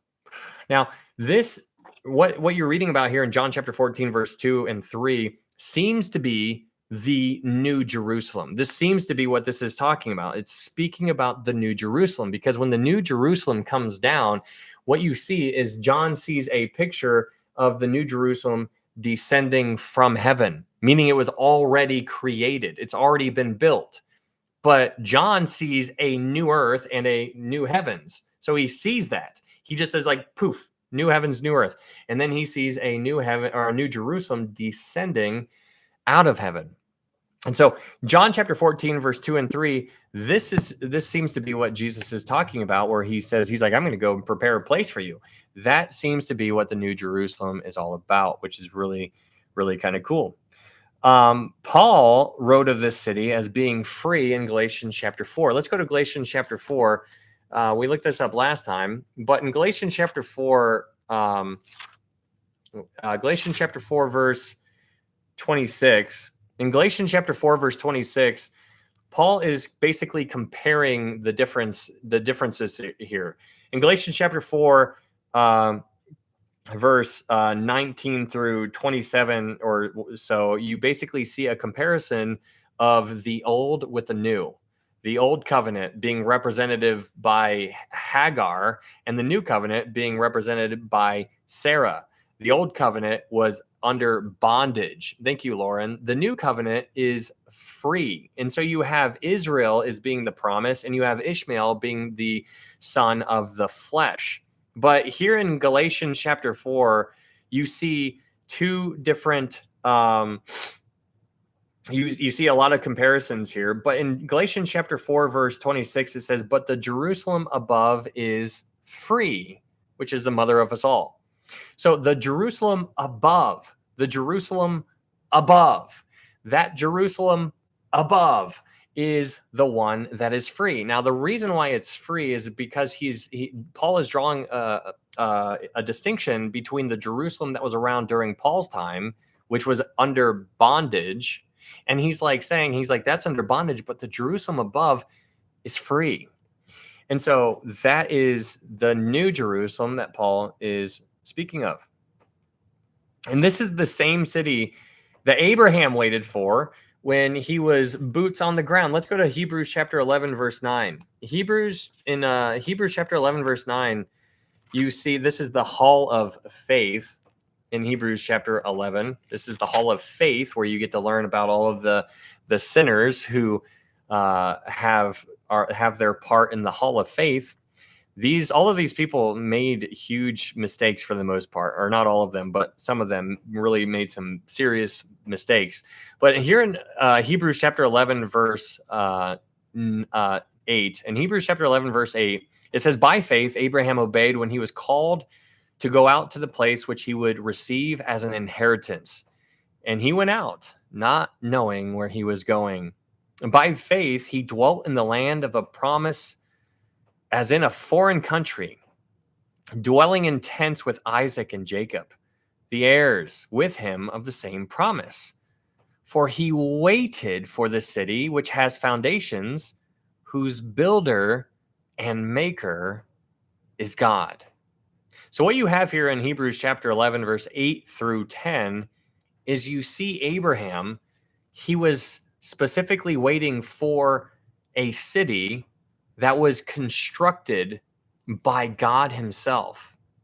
That's what Abraham was waiting for. Abraham was out there as in a foreign country. He's like, okay. He's like, yeah, this is not my home. He's like, I'm waiting for the new city. And that new city is the new Jerusalem. Let's go to Hebrews chapter 12, verse 22, and let's keep reading. Hebrews chapter 12, verse 22. In Hebrews chapter 12, verse 22, it says, but you have come to Mount Zion and to the city of the living God, the heavenly Jerusalem, to an innumerable company of angels, to the general assembly and church of the firstborn who are registered in heaven, to God, the judge of all, to the spirits of just men made perfect, to Jesus, the mediator of the new covenant, and to the blood of sprinkling that speaks better things than that of Abel. So you have a lot of stuff here in Hebrews chapter 12, verse 22 through 24. But in Hebrews chapter 12, verse 22, you have Mount Zion and to the city of the living God. The city of the living God is speaking of the heavenly Jerusalem, which is the new Jerusalem. So we're diving into Revelation chapter 21, and we're talking about the new heavens, the new earth, but now we're talking about the new Jerusalem. Here, this is where you see the author of Hebrews talking about this heavenly Jerusalem. Within this heavenly Jerusalem, there is going to be people there. The first things that are named there that are going to be in this heavenly Jerusalem are going to be an innumerable company of angels. That's crazy. That's who is going to be in this heavenly Jerusalem. In verse 23, you see another body that is there, to the general assembly and church of the firstborn who are registered in heaven. So an innumerable amount of angels are going to be there, and the church is going to be there. And then also in verse 23, it says, to God, the judge of all, to the spirits of just men made perfect. So there's three categories of people who are going to be a part of this new Jerusalem. And this is wild when you just understand the connections, because there's a new earth, or there's going to be a new earth, there's going to be a new heavens, and there's going to be a new Jerusalem. The people who are going to be a part of the new Jerusalem are the angels, an innumerable amount of angels, the church, and also the spirits of just men made perfect. Now, who are the spirits of just men made perfect? The spirits of just men made perfect is speaking of the Old Testament saints. They are just men, just by their faith, but they were made perfect by Jesus after he died on the cross. Because when they were just by their faith, and when they died, they were covered by animals' blood back in the Old Testament.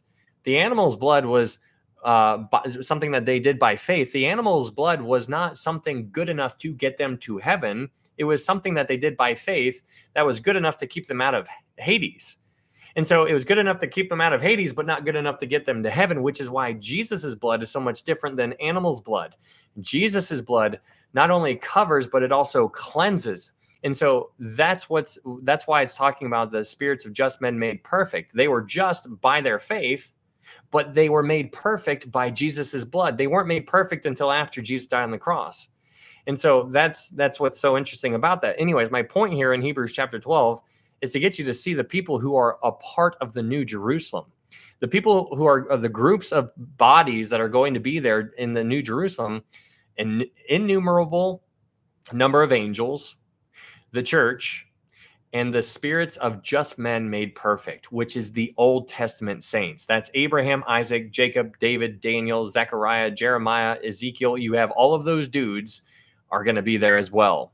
I want you to be sensitive, though, to who is not mentioned. There is a person, there's a group of people who are not mentioned. The group that is not mentioned are the millennial born again believers. The people who are born in the millennial kingdom. They are not mentioned here. That's fascinating. Why? Because where are they going to be living? They are going to be living on earth, the new earth. You and I are going to be living with all of these three in the New Jerusalem. And the people who are living on the earth are going to be going back and forth, back and forth, back and forth. They can come and go. We can come and go. But our home is the New Jerusalem. But their home, the millennial saints, or their home is going to be the new earth, which is so provocative. Anyways, Hebrews chapter 12, verse 24. In Hebrews chapter 12, verse 24, it says, to Jesus, the mediator of the new covenant, and to the blood of sprinkling that speaks better things than that of Abel. Now, what that is speaking of, it's a little floaty thing keeps coming down. Stop it. But verse 24 just basically speaks of Abel. Abel was the first one that is documented to make a blood sacrifice, and that actually precedes when the actual law was actually given. So Abel was doing animal sacrifices before the law, which is important to understand as well. Okay, so that's Hebrews chapter 12. Now let's go back to Revelation chapter 21. What's up, Mark? Good to see you, man. Hopefully you're doing well. Yeah, that was that took place. But as far as somebody doing it, that was not God. I guess I should have clarified. Abel was the first one documented doing it. That was not God himself. All right. So in Revelation chapter 21, verse 1, going back to Revelation 21:1, it says, now, John says, now I saw a new heaven and a new earth. For the first heaven and the first earth has passed away, and there was no more sea. Let's go to 2 Peter chapter 3. 2 Peter chapter 3, verse 10, and let's read about this earth dissolving. 2 Peter chapter 2, 2 Peter chapter 3, verse 10. In 2 Peter chapter 3, verse 10, it says this, but the day of the Lord will come as a thief in the night, in which the heavens will pass away with a great noise, and the elements will melt with fervent heat. Both the earth and the works that are in it will be burnt up. Therefore, since all of these things will be dissolved, what manner of persons ought you to be in holy conduct and godliness, looking for and hastening the coming of the day of God, because of which the heavens will be dissolved, being on fire, and the elements will melt with fervent heat? Nevertheless, we, according to his promise, look for new heavens and a new earth in which righteousness dwells. That is unbelievable. So this earth that we are living in these heavens that we see, these are going away. It's so unbelievable how hard it is to maintain that picture, because we know that to be true. We understand that. It says it right there. And yet we focus 95% of our energy on worldly things, right? And that might even be a little conservative. It might be more like 99.9% of our energy on earthly things. But all of these things are going to be burned up, right? And so it's really interesting how we need to rewire our mind. In Revelation chapter 21, going back to Revelation chapter 21, verse 1, it says, now I saw a new heaven and a new earth, for the first heaven and the first earth had passed away. Also, there was no more sea. Hey, thank you, Jared. Thank you for that gift. There was no more sea. Now, what's interesting about this is that we just got done doing a study of the book of, we just got done doing a study of the millennial kingdom. And the reason why the millennial kingdom is interesting is because during the millennial kingdom, what we learn is that there are seas. We see that in the book of Isaiah. We also see it in the book of Zechariah, and we also see it in the book of Ezekiel. We also understand that there is going to be a river that flows out of the temple, which is going to be the fourth temple, mind you. That fourth temple, God himself is going to be building. It's going to be on the mountain of God. And out of that temple goes a river. And that river is going to go down to Jerusalem. And then when it hits Jerusalem, it's going to branch into two branches. One part of the river is going to go to the Dead Sea, and one part of the river is going to go to the Mediterranean Sea. You can read the book of Ezekiel, and you'll find that when that river hits the Dead Sea, it actually turns the Dead Sea and it makes it alive. It heals the waters, which is so unbelievable. You're just like, holy smokes, this is unreal. But my point in talking about that is to get you to see the difference between the new heavens and new earth and the old heavens and the old earth. During the millennial kingdom, there is going to be sea. During the new heavens and the new earth, John says there is no more sea. And when you start thinking about sea, you're like, well, why is this a big deal? Well, sea represents chaos. When you read Daniel chapter 7, in Daniel chapter 7, Daniel sees these four beasts that come up out of the sea. Now, that's really fascinating. If you guys want to go check it out, let's go there real fast, just because I said this last time, but I'll actually show you this time. Daniel 7, verse 2 or 3 or something like that. We'll see it. We'll see it. We'll know it when we see it. Verse 4. Daniel 7, verse 3. Daniel chapter 7, verse 3. In Daniel chapter 7, verse 3, it says, and four great beasts came up from the sea. Now, Gentile nations are basically represented there in those four beasts. The Babylonian, the first beast was the lion, which represents Babylon. The second one was the Medo-Persian Empire, which represents the bear. The third one was the leopard, which represents Alexander the Great. And the fourth one represents the Roman Empire. But every single one of those empires is Gentile.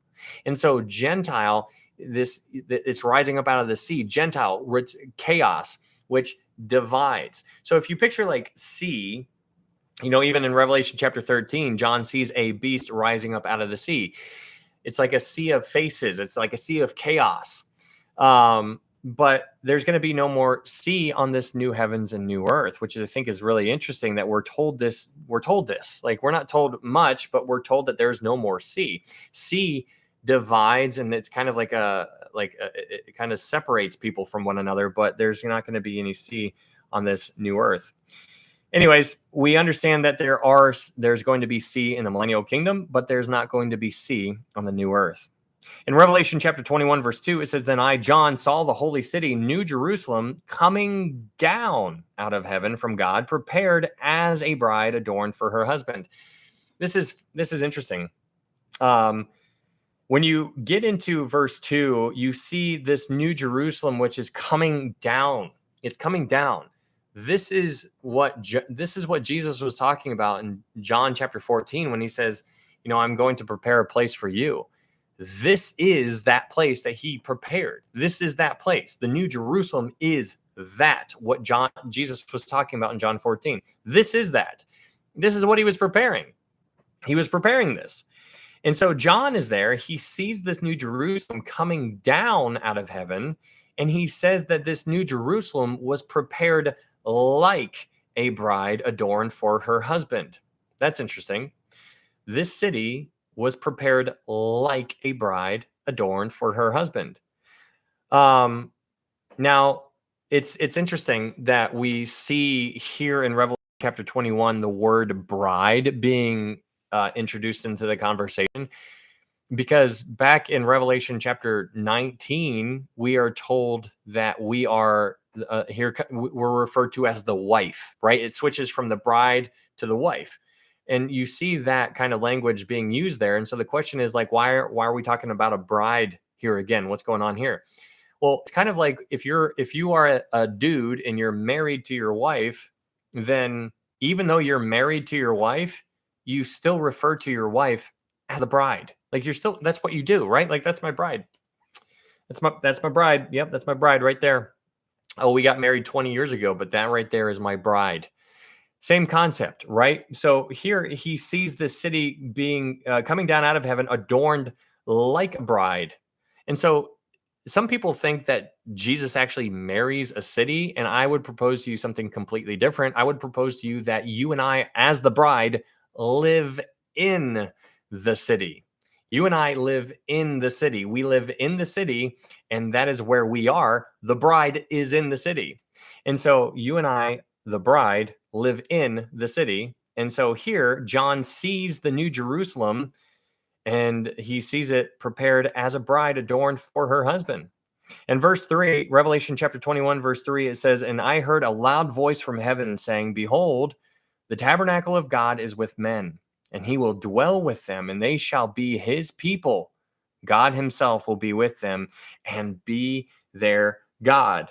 Now, here, this is really interesting because in Revelation chapter 21, verse 3, it says, "Behold, the tabernacle of God is with men." It says the tabernacle. Now, that's interesting to me because it doesn't say the temple. It would make more sense to say the temple, right? Because a temple shows permanency.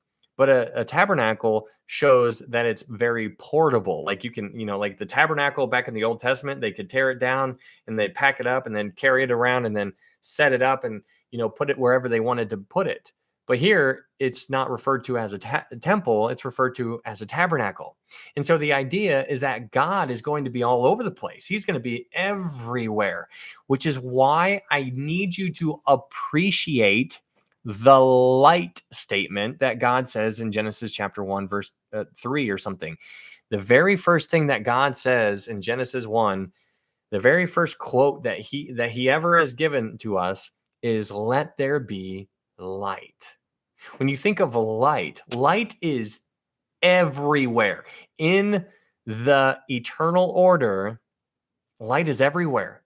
Light is we don't did you know that we don't understand light? It does, like we're used to it. We see it all over the place, but we don't understand it. Like what's going on here?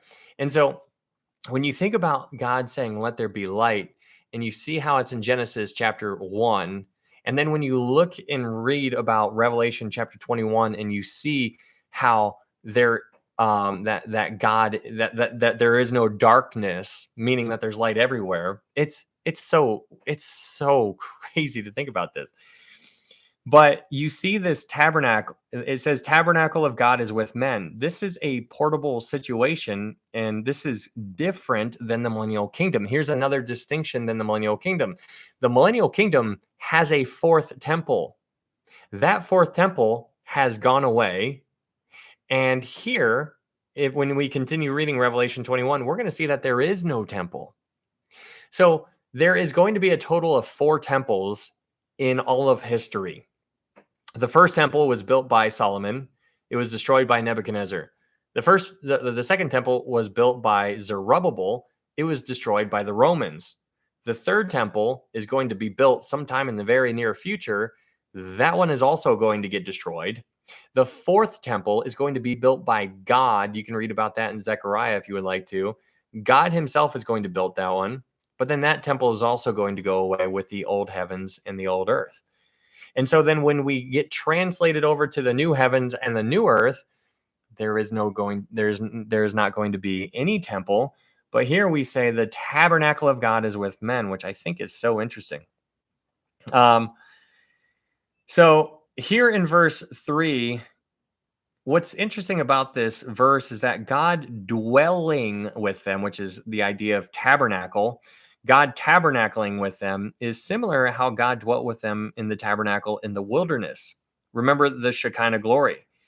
But here, they are not in a tent or in the wilderness. They're in the New Jerusalem, the city of God. It's his home, and we get to live there. But during the wilderness times, only the priests could enter in. The millennial saints are not called priests. And this is what I think is so. Allow me to stretch your mind a little bit. Let's go to Revelation chapter 20, verse 6. In Revelation chapter 20, verse 6. In Revelation chapter 20, verse 6, it says, "Blessed and holy is he who has part in the first resurrection. Over such the second death has no power, but they shall be called priests of God and of Christ, and shall reign with him 1,000 years."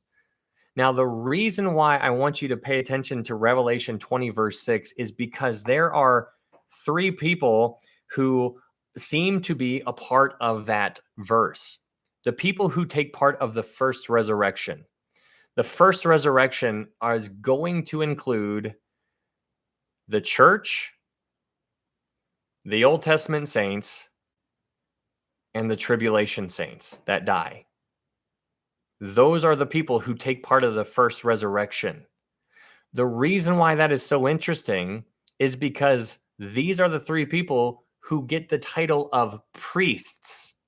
These are all priests, and these are all the priests who get to be living in the New Jerusalem.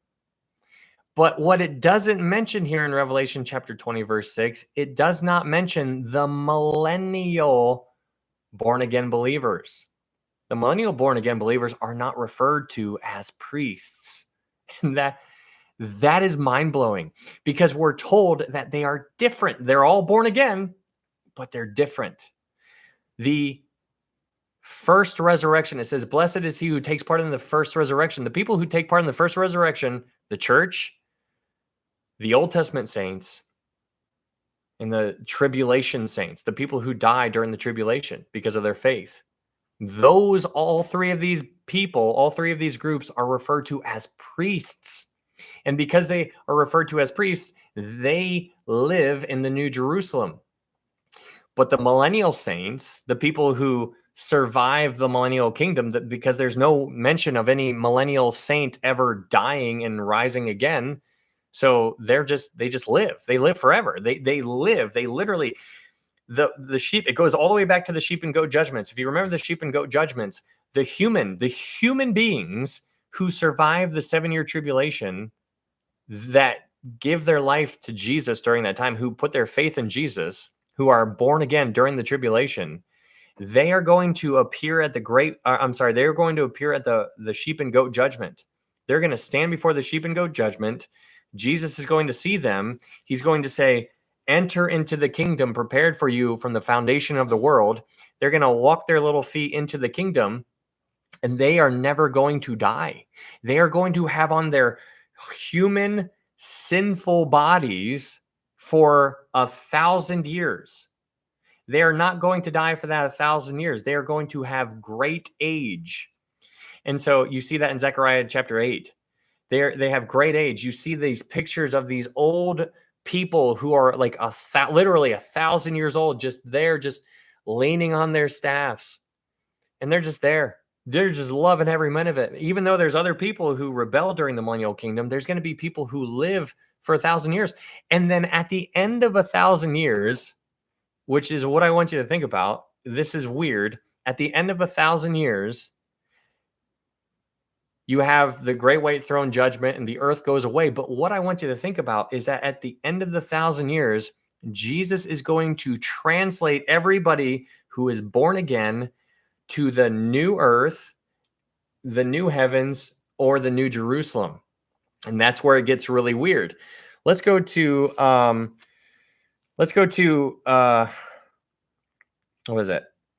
Let's go to Zechariah. Let's go to Zechariah chapter 8 real fast.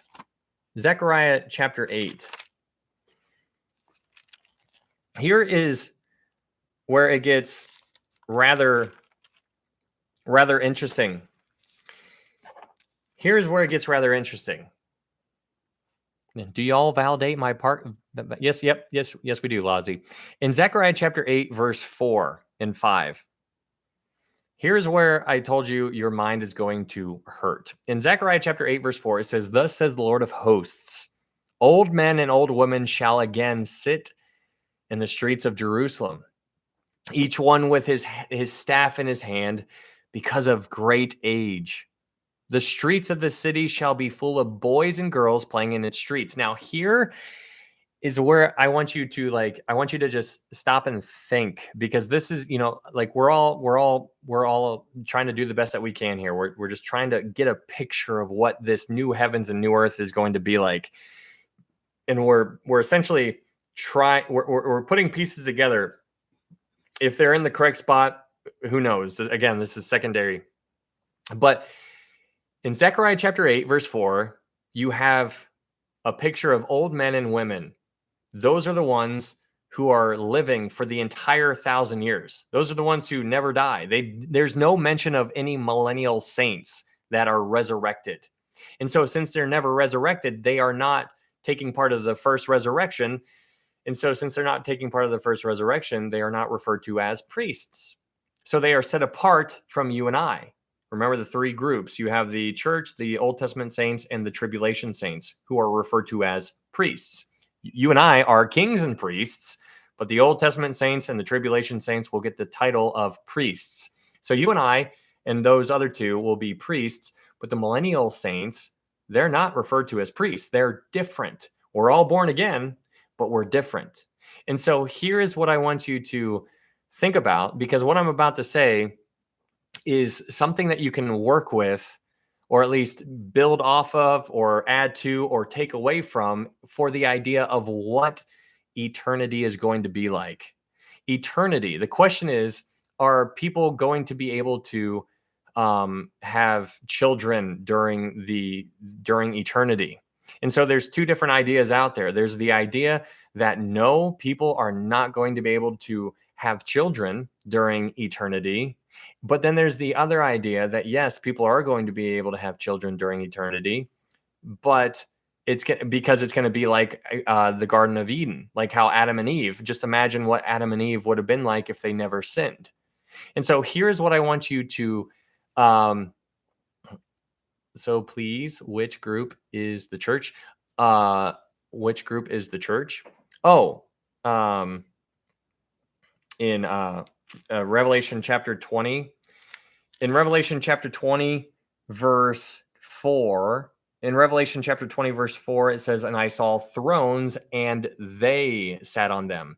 The people who are sitting on the thrones are the 24 elders. That's the 24 elders that you're introduced to in Revelation chapter 4 and chapter 5. So you have they sat on them, and then you have the souls of those who have been beheaded. Those are the tribulation saints. And then obviously you have the Old Testament saints as well. They also take part of the first resurrection. So those are the three. Hopefully that helps. So going back to what we were talking about, as far as the two ideas of what eternity is going to be like, there's two ideas. The question is, are people going to be able to have children during eternity? And here is the idea is either it's yes, you can, or no, you can't. The reason why I think people will be able to is because when you start to understand the difference between everybody, like the first thing I want you to understand is that you and I, the church, the Old Testament saints, and the tribulation saints who die, we are different than the millennial saints. We are different. We have glorified bodies. They are different. They have their human bodies all the way throughout the millennial kingdom, but when they get translated over to the new earth, they're still different than you and I. You and I are the bride. Here's what I want you to think about. In Zechariah chapter 8, verse 5. In Zechariah chapter 8, verse 5, it says this: "The streets of the city shall be full of boys and girls." Okay. And so here you have this idea of where you're like, okay, well, hold on. I totally get the older people being there, because we're like, okay, yeah, that makes more sense. But when you start visualizing children, I want you to imagine the millennial kingdom is all the way and it's finally coming to an end. And right when it comes to an end, there is a whole bunch of children. And there's a whole bunch of adults, and there's a whole bunch of older, great age people. But let's focus on the children, because when Jesus takes all of them and he translates them to a new earth. Something's going to take place from point A to point B to where they are going to lose their sinful nature. And when they lose their sinful nature, then there's going to be something that is going to take place. And so you see children in eternity.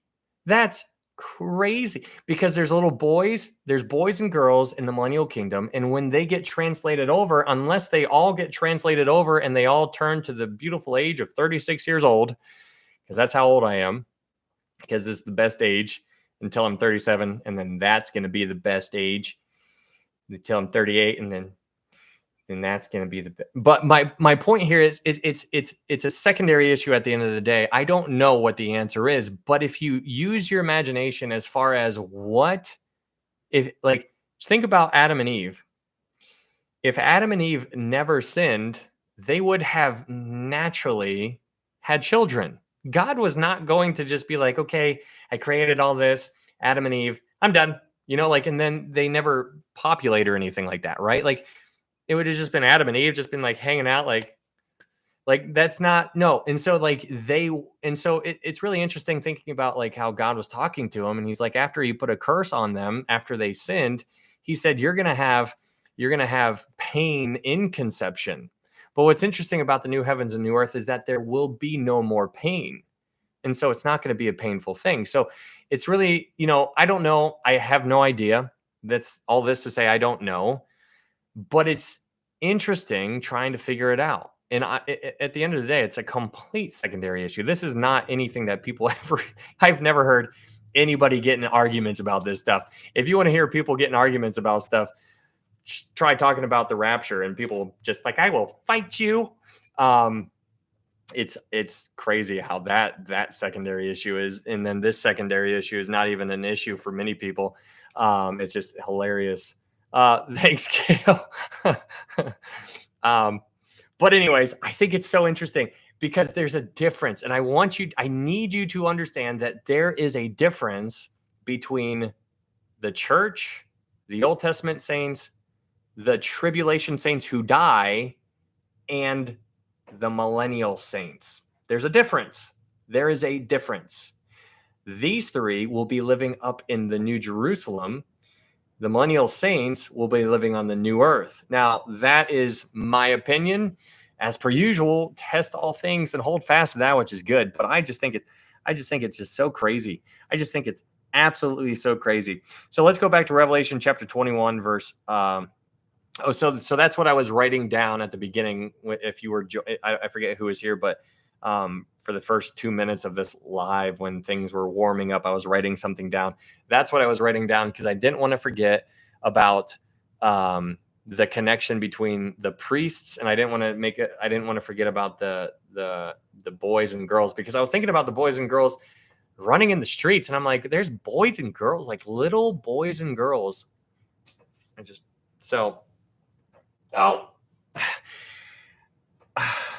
Ouch.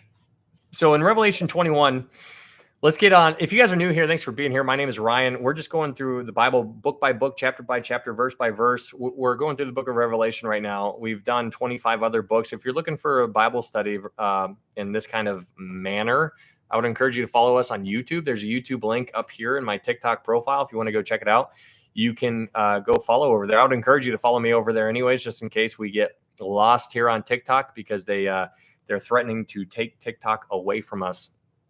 And so if they take TikTok away from us, then that will be sad. But these Bible studies will continue on YouTube. I'm live streaming on YouTube right now. And so it's nice to have two platforms to be able to do this on. The gospel is always going to be the main thing. And that is always the main thing. And that is the completed work on the cross. Jesus died on the cross. For God so loved the world that he gave his only begotten son, that whosoever believes in him shall not perish, but have everlasting life. For by grace you have been saved through faith, and that not of yourselves, it is the gift of God, not of works, lest any man should boast. And so that is what I believe. The gospel can be found in 1 Corinthians 15. All right, let's keep on going. Revelation chapter 21, verse 4. In Revelation chapter 21, verse 4, it says, "And God will wipe away every tear from their eyes. There shall be no more death, nor sorrow, nor crying. There shall be no more pain, for the former things have passed away. The former things,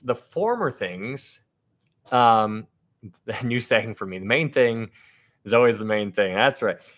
The former things shall have passed away. This is unbelievable. It's so neat to think about this new heavens and new earth is described. It's easier to describe what's not there than to describe what is there. We're told what's not there, and what's not there is tears, or tears are actually going to be there. He's going to wipe away tears from their eyes. Let's talk about that for a second. The thing that is interesting about God wiping away tears, and this is really interesting, and I want you to think about this. Why in the world why does it say God will wipe away every tear from their eyes? Like, we've talked about this before, but a reason that I would propose to you is the reason why you're going to have tears. First off, how unbelievable that intimate situation there. But the reason why I believe, or a reason why I believe that there's going to be tears is because of, thanks, Cole, is because of lost opportunities. I think it's because of lost opportunities. And what I mean by that is because you and I know somebody who is lost right now. We all know somebody who's lost. And we all know somebody who's lost who we, as a born-again believer, have not told about Jesus.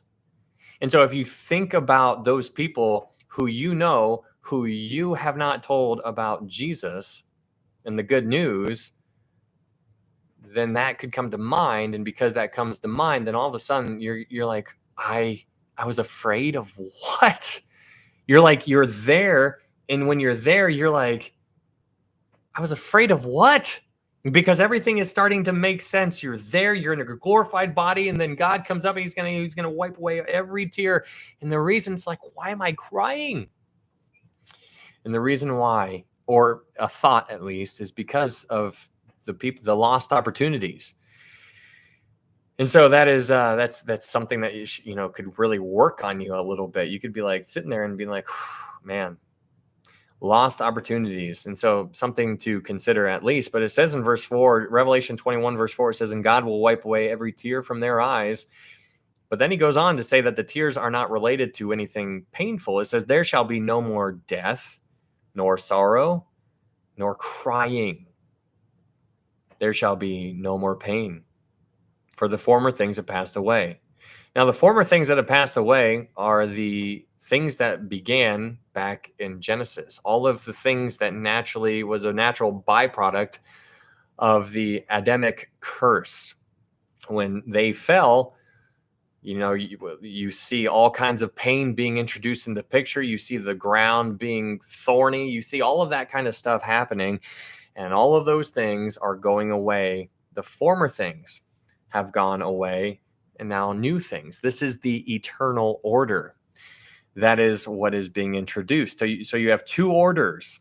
You have the temporary order that we are in right now, but then when we are home, there is the eternal order.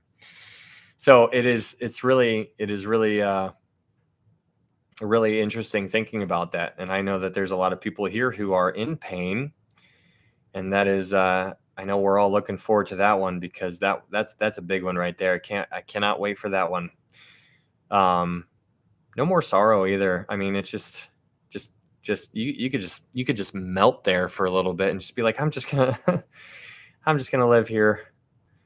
That's some really good stuff right there. But in Revelation chapter 21, verse 5, it says, then he who sat on the throne said, behold, I make all things new.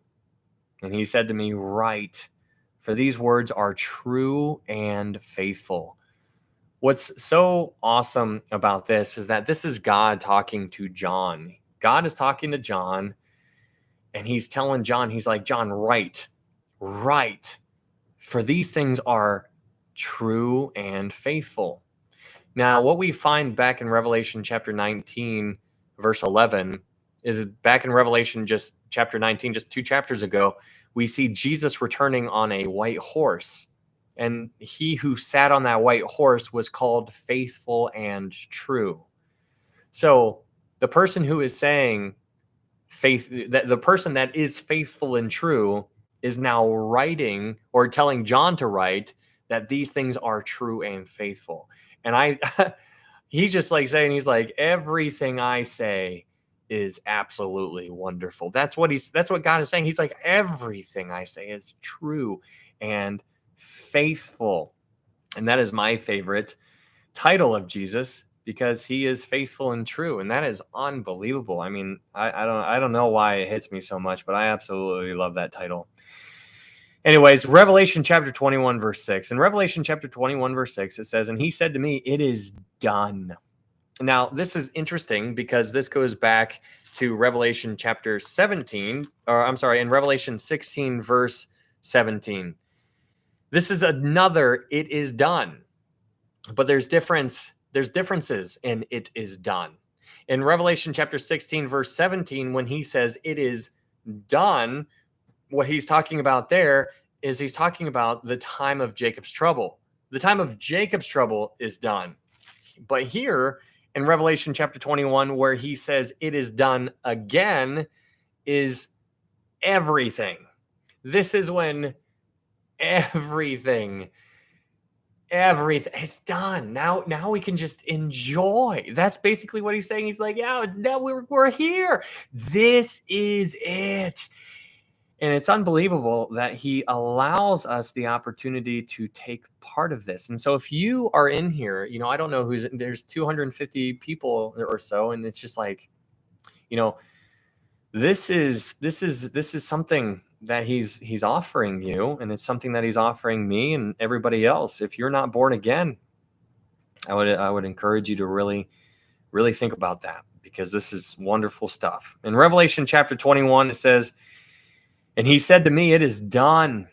I am the Alpha and the Omega, the beginning and the end. I will give of the fountain of the water of life freely to him who thirsts. He who overcomes shall inherit all things, and I will be his God, and he shall be my son." Now, what's interesting about this is that it says, "I will be his God, and he shall be my son." In Romans chapter 8, let's go to Romans chapter 8 real fast. Romans chapter 8, verse 14. Romans chapter 8, verse 14 through 17. In Romans chapter 8, verse 14 through 17, Paul says, "For as many as are led by the Spirit of God, these are sons of God. For you did not receive the spirit of bondage again to fear, but you received the spirit of adoption, by whom we cry out, Abba, Father. The Spirit himself bears witness with our spirit that we are children of God. And if children, then heirs, heirs of God, and joint heirs with Christ, if indeed we suffer with him, that we may also be glorified together." What's interesting in these passages here in Romans 8, verse 14 through 17, is that we are called sons of God. If you're born again, you are a son of God.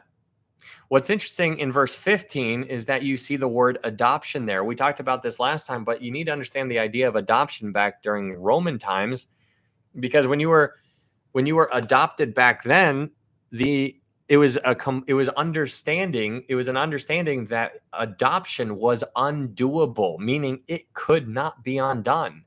So if I adopted you as my child, there was no unadopting. You were mine, and you were an heir of what I had regardless. That was law. And so that's why Paul is pulling from that word of adoption, because he was speaking to the Romans, the churches within Rome.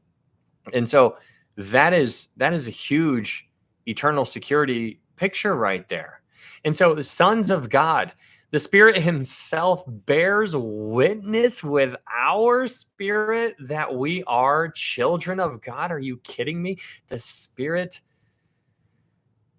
himself.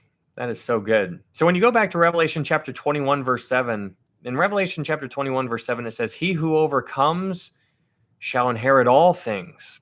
This goes back to what we were talking about before. Joint heirs. And if heirs, then we are going to inherit. That's crazy. He who overcomes shall inherit all things, and I will be his God, and he shall be my son.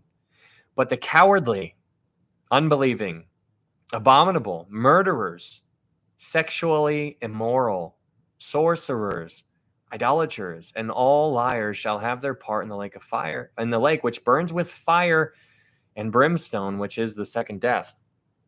So there's a couple things here that is good to understand is that you see all of these words, the cowardly, the unbelieving, abominable, murderers, sexual immoral, sorcerers, idolaters, and all liars, right?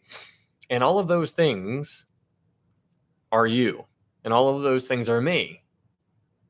But let's go to 1 Corinthians chapter 6 real fast, and let's remember some things. I love this phrase that Paul uses when he's talking to the church in Corinth. In 1 Corinthians chapter 6, verse 9.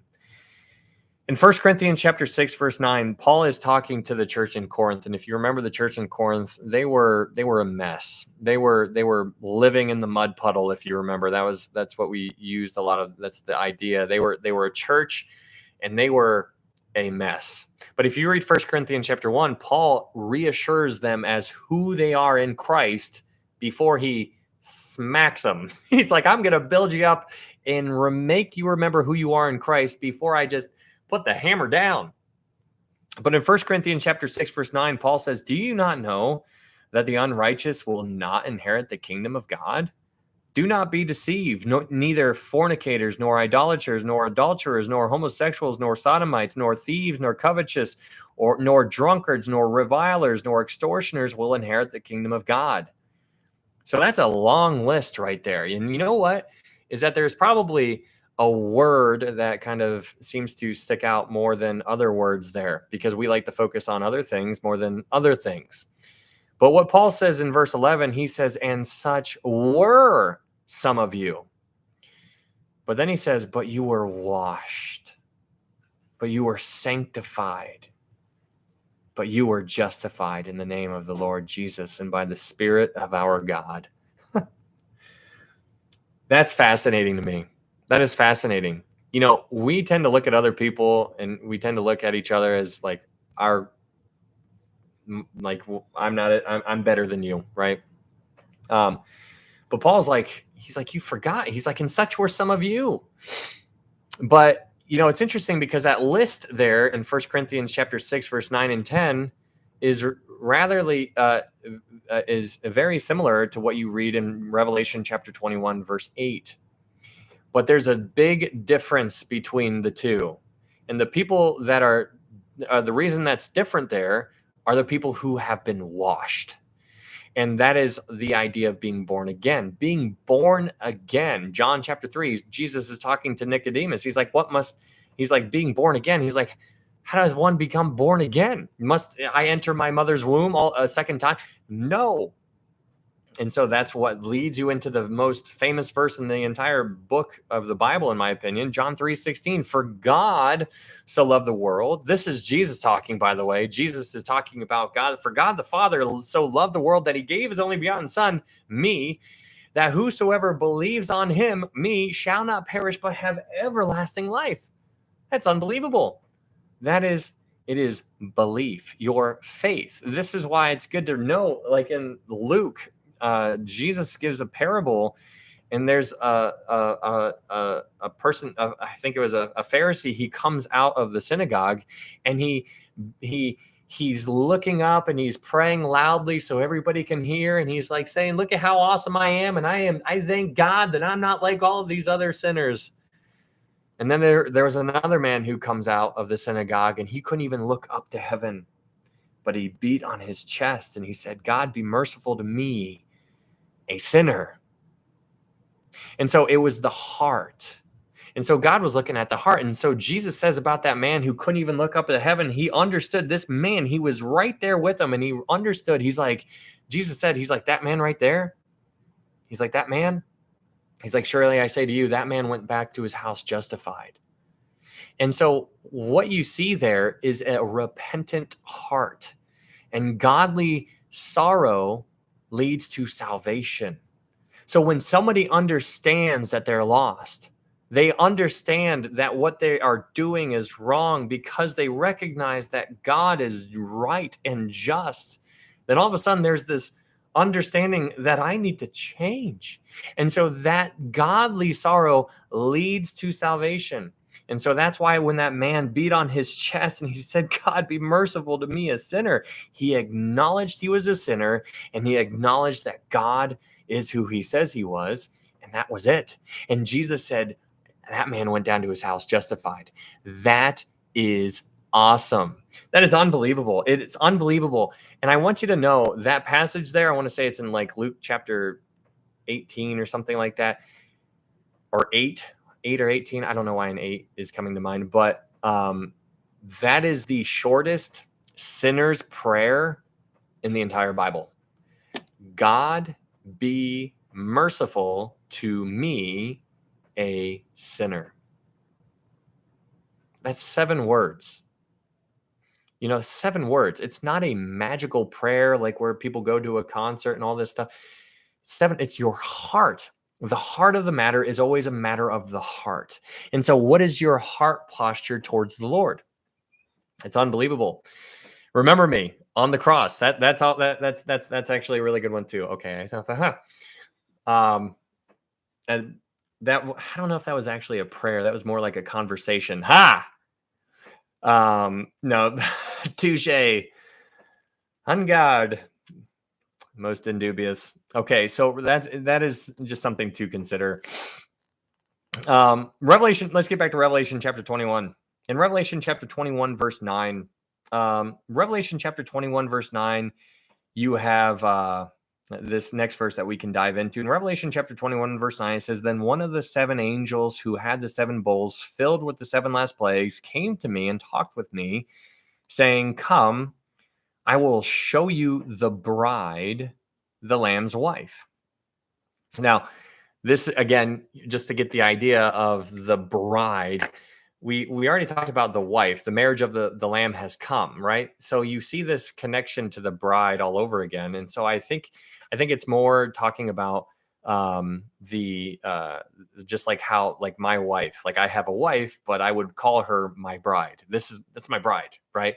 Just like how if you're a husband and you have a wife, you often refer to her as your bride, even though you've been married for 15 years or whatever.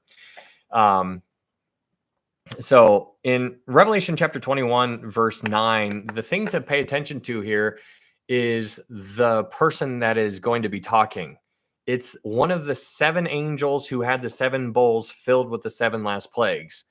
So when we let's go back to Revelation 17, so you can see this happening again. This happened already. This angel, it's one of the angels. These angels are having a key role here in this storyline, which is really kind of cool. But in Revelation 17, verse 1, when it's in connection to the false church, you have another angel that had one of the 7 bowls. Have a good night, Amy. In Revelation chapter 17, verse 1, it says, Then one of the 7 angels who had the 7 bowls came and talked with me, saying, Come, I will show you the judgment of the great harlot who sits on many waters. So in Revelation 17, that angel was showing John the fake church, the fake bride. In Revelation chapter 21, verse 9, one of the 7 angels who had the 7 bowls said, Come with me and I will show you the bride.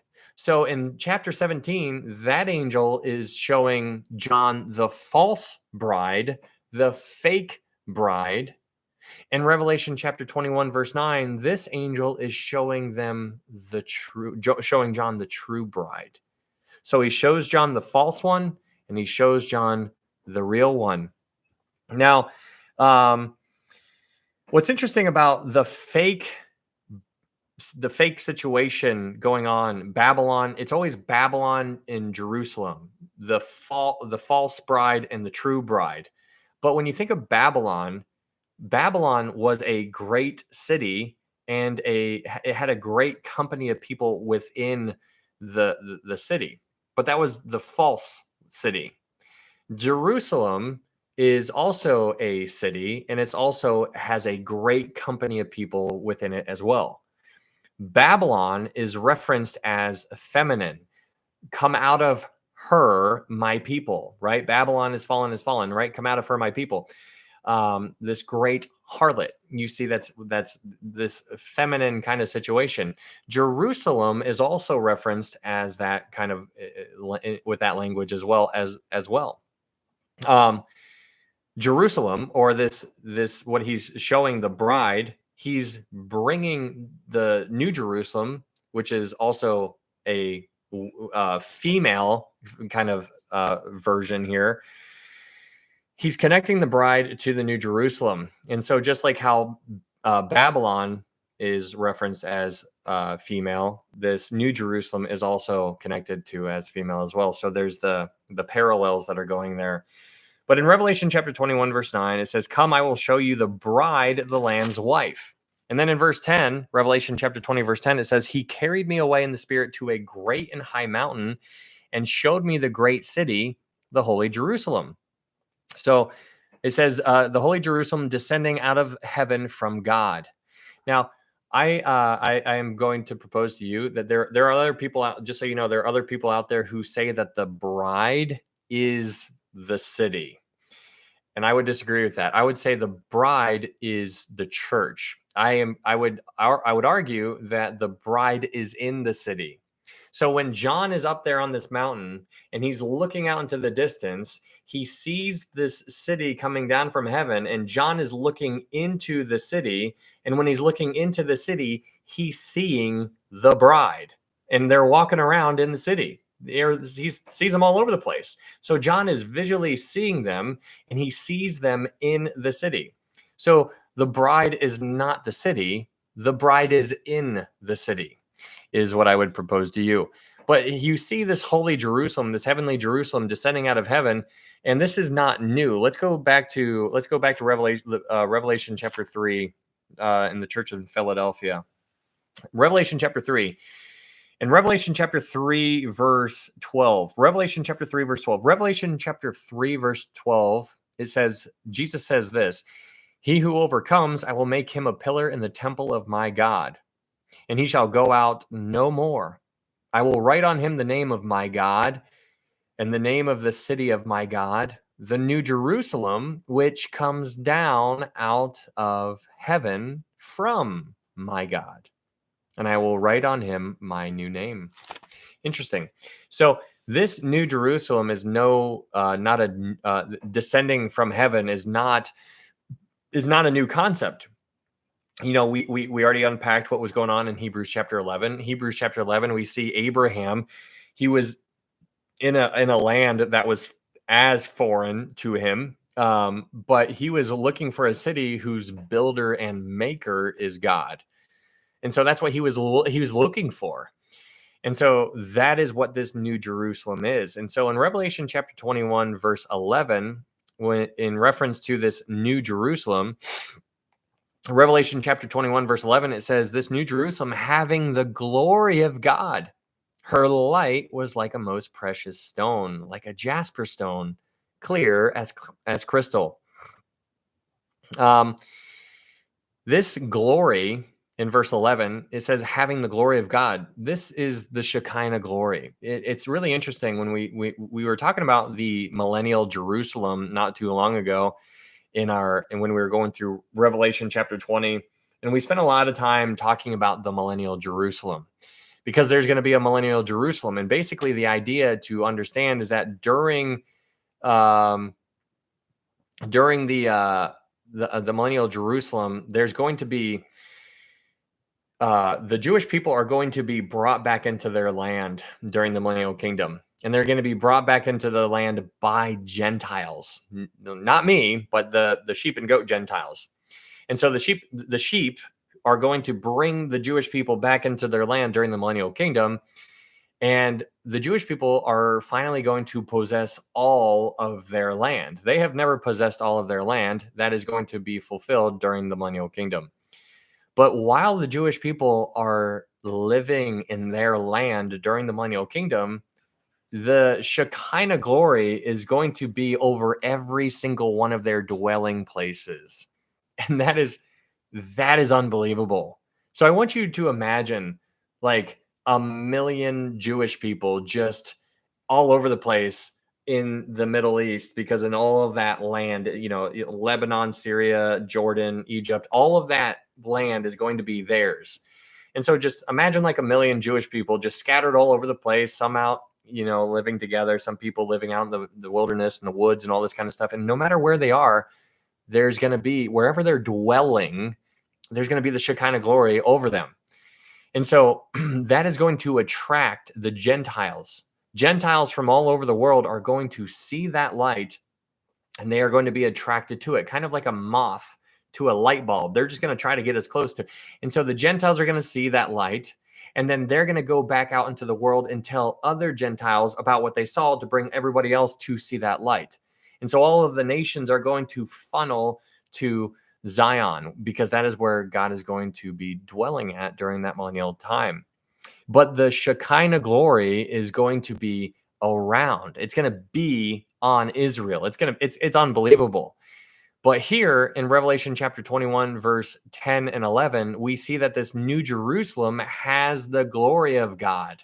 The glory of God is the Shekinah glory. The Shekinah glory is going to illuminate everything. And I mean, just thinking about that, we have no concept. We have no concept. We just have no idea. And so here in verse 11, you see it says, her light was like a most precious stone, like a jasper stone, clear as crystal. It says her light. That is interesting. Her light. Talking about light, like this place is going to be blinding. It's just going to be like, I can't see anything. We just got like our sunglasses on, which is like, yeah, but it is going to be unbelievable. It says like a most precious stone. And so this is where we get to understand a little bit more back to in Ezekiel chapter 28, because in Ezekiel chapter 28, remember when Satan was in the garden of God, the Garden of Eden, you see that he is covered with, there were 10 stones that are mentioned there in Ezekiel chapter 28. There's 10 stones. And what's interesting about the garden that's connected to the garden is that the garden is not described by the fruit. It's not described by like what kind of trees. It's described by the light. There is light, because God was literally walking there. He was just walking, just hanging out with Adam and Eve. I'm just like, my goodness, like what kind of light was that? And so here, when you think about this New Jerusalem, it says here in verse 11, it says her light was like a most precious stone. This is John trying to describe it to you and I in ways that we can understand, because we can't. That's why he says her light was like a most precious stone. We have no idea. It's like that, but it's something far better. He's like, I don't know how to describe it, but using human terms, it's like a most precious stone, like a jasper stone, clear as crystal. In verse 12, it says, also she had a great and high wall with 12 gates, and 12 angels at the gates, and names written on them, which are the names of the 12 tribes of the children of Israel. 3 gates on the east, 3 gates on the north, 3 gates on the south, and 3 gates on the west. Now, okay, so we talked about this before. Yeah, like Moses in the burning bush. Yeah, that Shekinah glory is just going to be radiating off of everybody. We're all going to be reflections of him during this time. It's going to be so cool. But here in Revelation chapter 21, verse 12 and 13, you are introduced to this wall. Build the wall. But no, this wall is introduced here, and this what's interesting. Just again, in contrast to what we talked about before during the millennial kingdom, during the millennial kingdom, there's going to be a wall around Jerusalem. There's going to be a wall around Jerusalem. And that wall is going to be built by Gentiles, which is very fascinating. So, around the city of the millennial Jerusalem, there's going to be a wall built around it. And that wall is going to be built by Gentiles. That wall that's in a square is going to have 3 gates on every side. And every gate is going to be named after 12 tribes, the 12 tribes. Now, what's interesting is that millennial Jerusalem is going to go away. That millennial Jerusalem is different than the new Jerusalem. Those walls were built by Gentiles. These walls here in Revelation chapter 21, in the eternity, in the eternal order, the new heavens and new earth, in the new Jerusalem, these walls are going to be built by God. And these walls are also going to be named after each of the 12 tribes. So these 12 tribes are immortalized. And I need you to be sensitive to how important it is in that the Jewishness never loses its flavor when you start reading the book of the Bible. The Jewish people, there's this replacement theology that's, running around in the world right now, to where churches are preaching that the church is the new Israel. And Israel, the Jewish people, are no longer needed, and that we have inherited all of their blessings, but none of their curses and stuff like that. And it's wrong. And so you need to be understanding and sensitive to how in the New Jerusalem, how Jewish it actually is, because here you have 12 gates. In order to enter this city, you have to go through one of these Jewish gates, which is crazy. So these 12 gates are named after the 12 tribes of Israel. And so then when you keep on reading, now we're not told much about the wall here. We're not told about the dimensions here, but we will be told about the dimensions of this wall here in a little bit. So we'll unpack that here in a second. But what we understand about these gates is that these gates are never going to be closed. Now, what's interesting back during ancient times is that at nighttime, the gates of the city would always be closed at nighttime, because that's when, danger, Will Robinson. That's when everything got dangerous, when the sun went down. And so when the sun went down, the cities would close their gates to protect their people.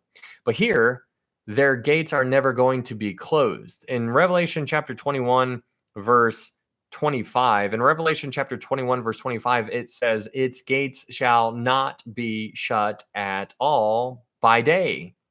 And then it goes on to tell you that there is no night. So he's saying that they're never going to be shut. And so that is interesting, because we're told that they are open always. There is no reason. But then you get into this interesting conversation, rather, as far as why are there walls, and why are there walls, and why are there gates? A symbol is perhaps why there are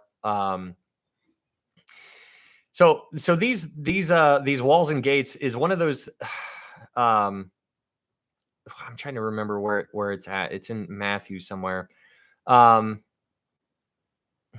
Matthew, hold on, let me try to find it. Matthew. Oh, I know what side of the page it's on. No.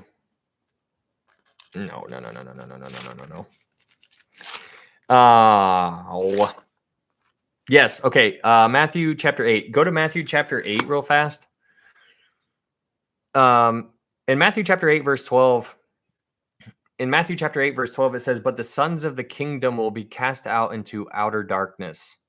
There will be weeping and gnashing of teeth. So these people who never put their faith in Jesus are going to be cast into outer darkness. Now, we already talked about the second death. The second death is the lake of fire, right? So we talked about the great white throne judgment, the people who die and never put their faith in Jesus. They're going to be resurrected. They're going to be reunited with their bodies. They're going to stand before the great white throne judgment, and then they're going to be sentenced based upon their works, and then they will be cast into the lake of fire. And then that lake of fire is also referred to as outer darkness. But what's interesting about outer darkness is that this city, this new heavens, new earth, new Jerusalem, is going to be nothing but light. But then somewhere else, there is some place else that is referred to as outer darkness, which is the lake of fire. And so that is where the other people go. So it's almost like a contrast. These walls and gates that we see are open day and night. It's a symbol of protection. Now, it's also interesting because when you read Revelation chapter 21, you see in Revelation chapter 21, verse 12, you see in Revelation 21, verse 12, that there is an angel that is attached to these gates. Each gate has an angel posted at each one of the gates. In Revelation chapter 21, verse 12, it says, "And she had a great and high wall with 12 gates and 12 angels at the gates." Now, the question is, like, why in the world are there angels at the gates? These gates don't need guarding because there's no danger. Everything's all new. God already said it is done. Like, what's going on with these angels? Like, I don't know, but there are angels at each one of the gates.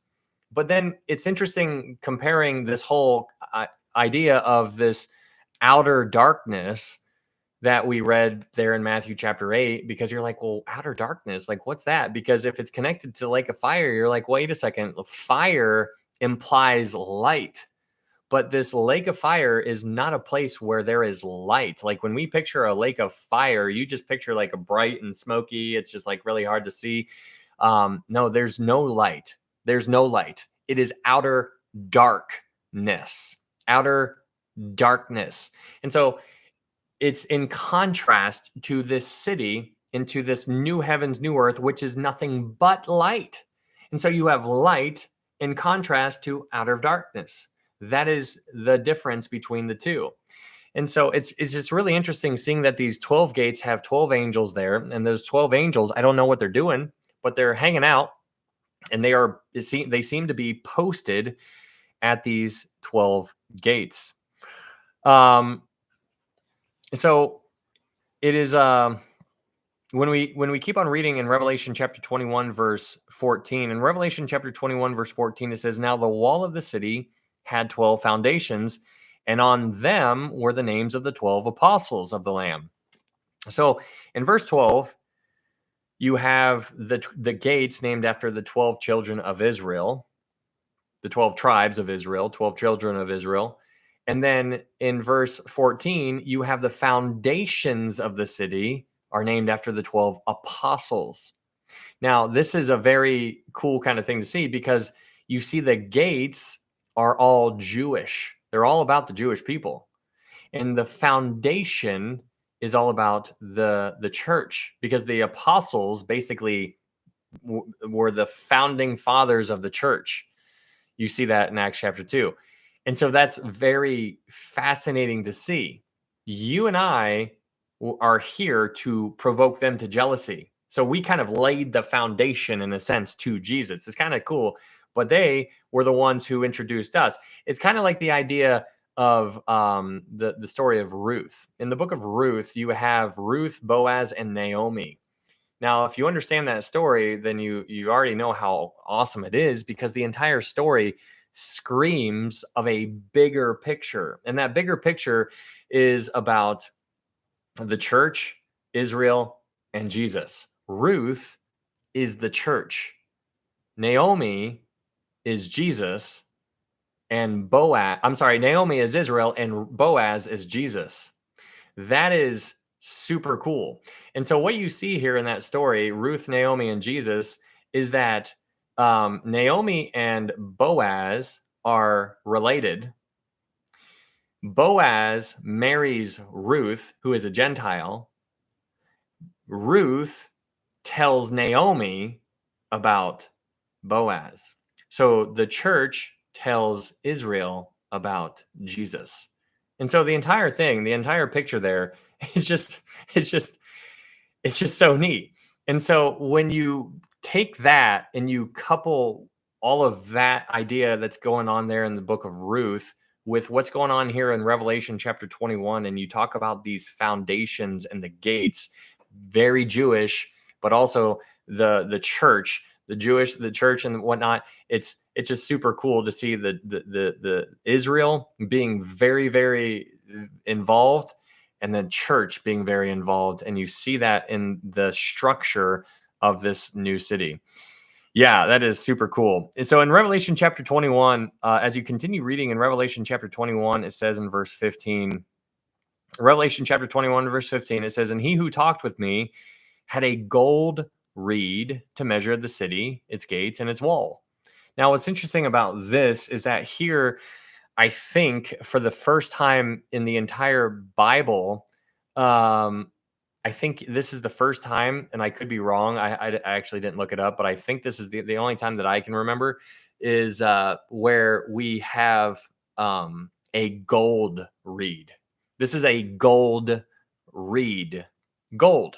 Before it's a measuring rod, it's a measuring reed, or it's a flax. But here we have it's gold. It's gold. It's gold. And the reason why it's gold is because this is not going away. He's like, this is never going away. And so I think that's really neat. Just a little detail right there. Like, I mean, all throughout, there's all kinds of measurings all over the place. In Ezekiel chapter 40 and Zechariah chapter 3 or something like that. Here in Revelation, you have these measurings that are taking place. But here, this is the only one that I know of that's coming to my mind where it is measured with a gold one. And I just love the little details. In Revelation chapter 21, verse 15, it says, "And he who talked with me had a gold reed to measure the city, its gates, and its wall. The city is laid out as a square. Its length is as great as its breadth. And he measured the city with the reed, 12,000 furlongs. Its length, breadth, and height are equal." So here in verse 16, this is 1,500 miles long, wide, and high. That is what this is. That's what this turns out to be. It's a cube of sorts, is what it seems to be. 1,500 miles long, high, and wide. That is a gigantic city. But that is what you have here. But then in verse 17, you have the measurements for the wall that was talked about back in verse 12. In Revelation chapter 21, verse 17, it says, "Then he measured its wall, 144 cubits, according to the measure of a man, that is of an angel." So here in verse 17, this wall is going to be about 216 feet high. 216 feet high. That's a big wall. That is huge.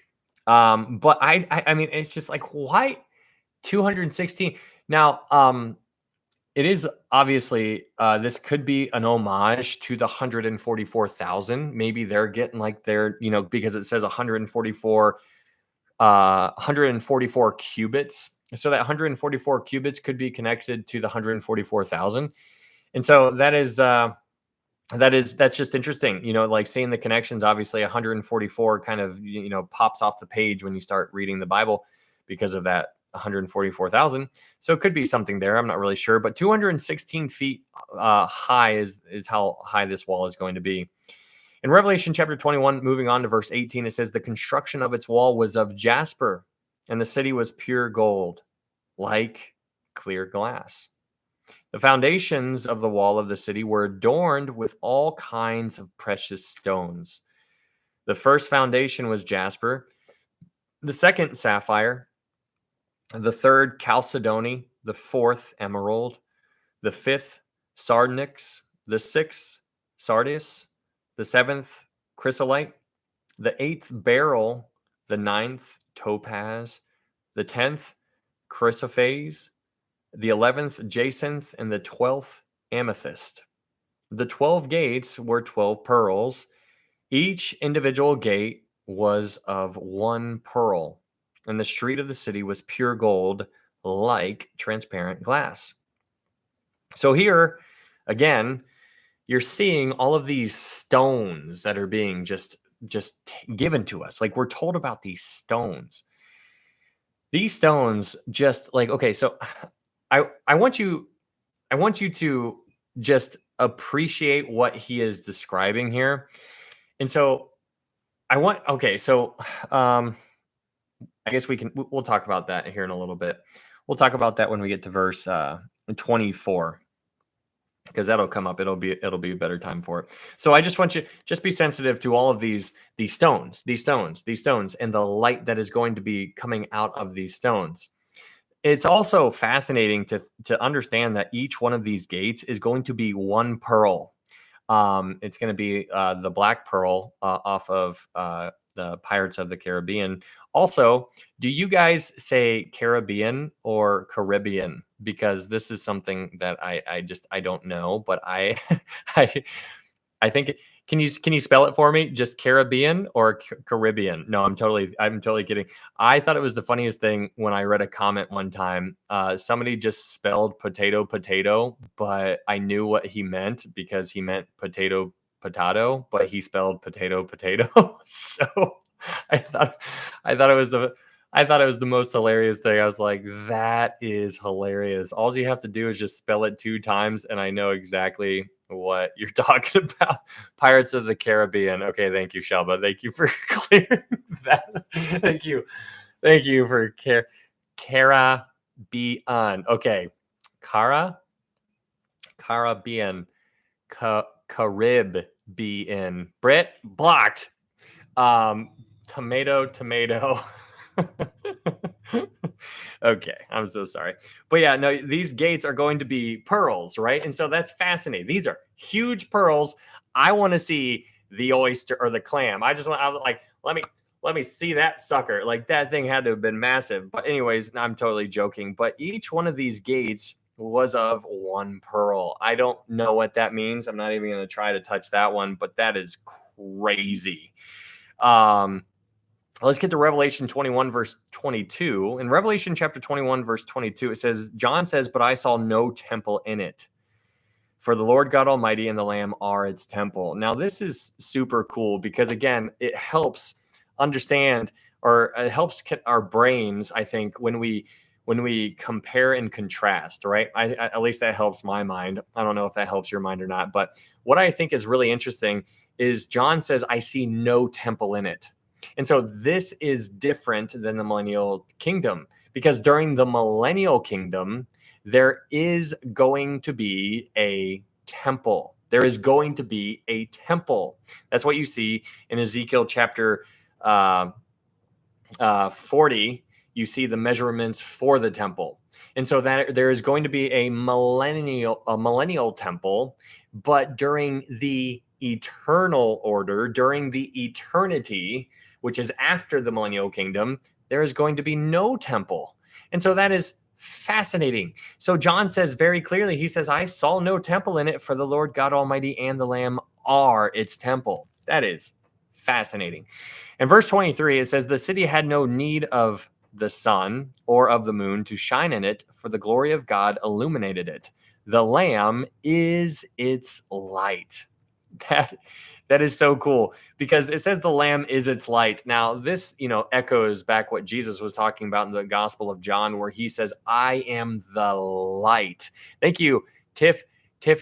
Thank you so much. Thank you for that mustache. Yeah, pearls. What's interesting about pearls is, yeah, we talked about this last time as well, but pearls are also not kosher. In Matthew chapter 13, you have the kingdom parables, and one of the kingdom parables was that a man found a pearl of great price. And so that's very fascinating, because those 7 kingdom parables seem to mirror in some kind of connection of the 7 churches, which is provocative. You can make some parallels there. If you do a study, you can dive into it. But you have in verse 23, it says, the city had no need of the sun or of the moon to shine in it. Now, I need you to, so I almost, let me just look real fast to see if I can find it. I don't know if I'll be able to, let me just check one place. If it's not here, then we'll just carry on.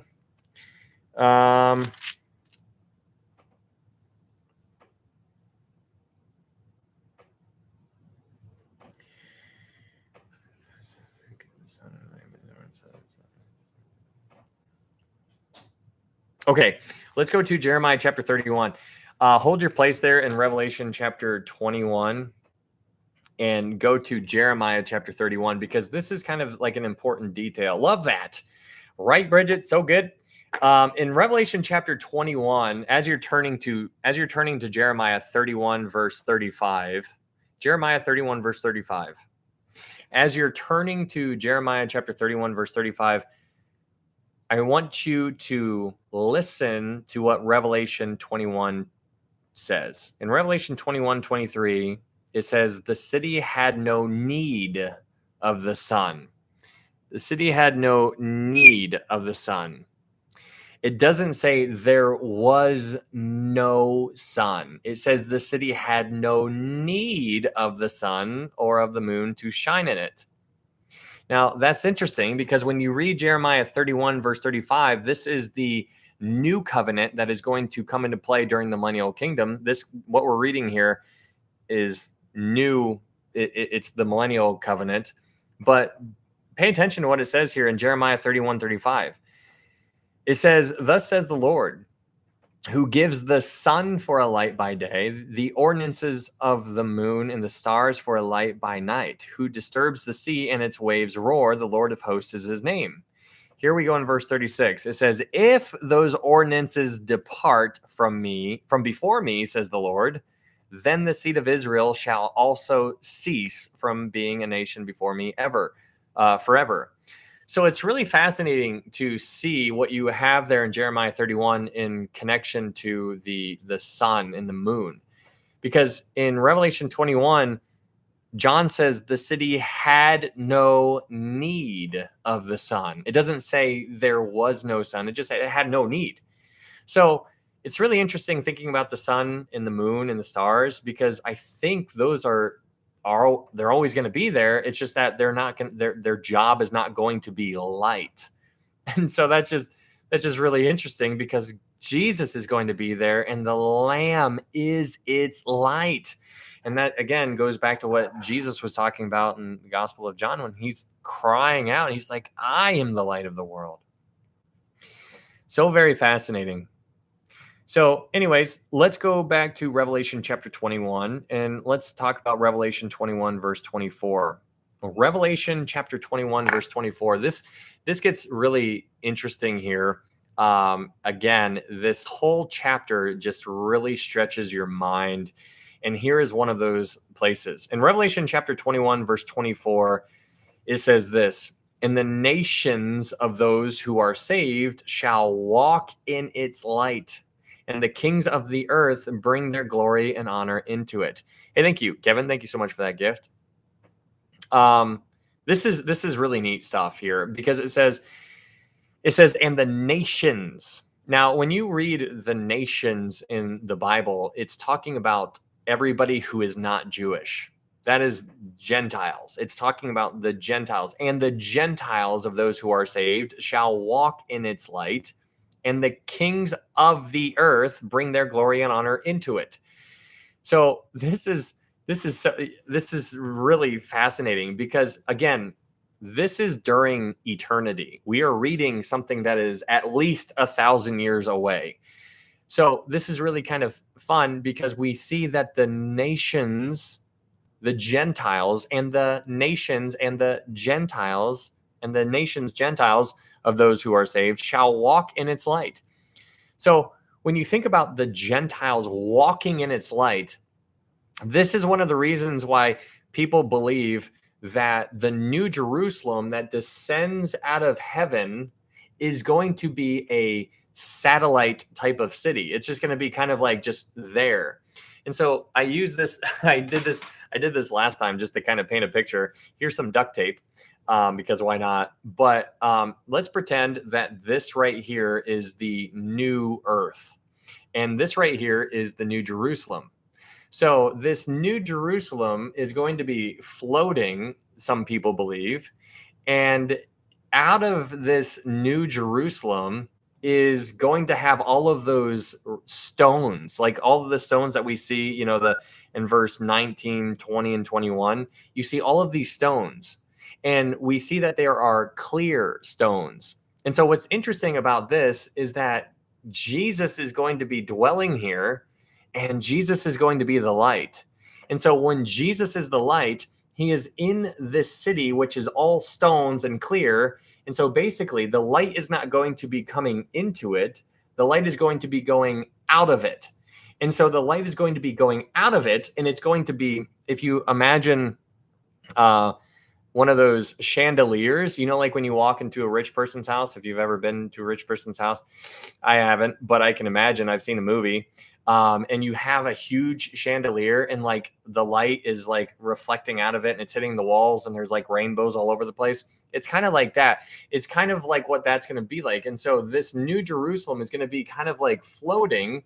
And so basically, when it says in verse 24, Revelation 21, verse 24, it says, "And the nations of those who are saved shall walk in its light," meaning it says that, and the kings of the earth.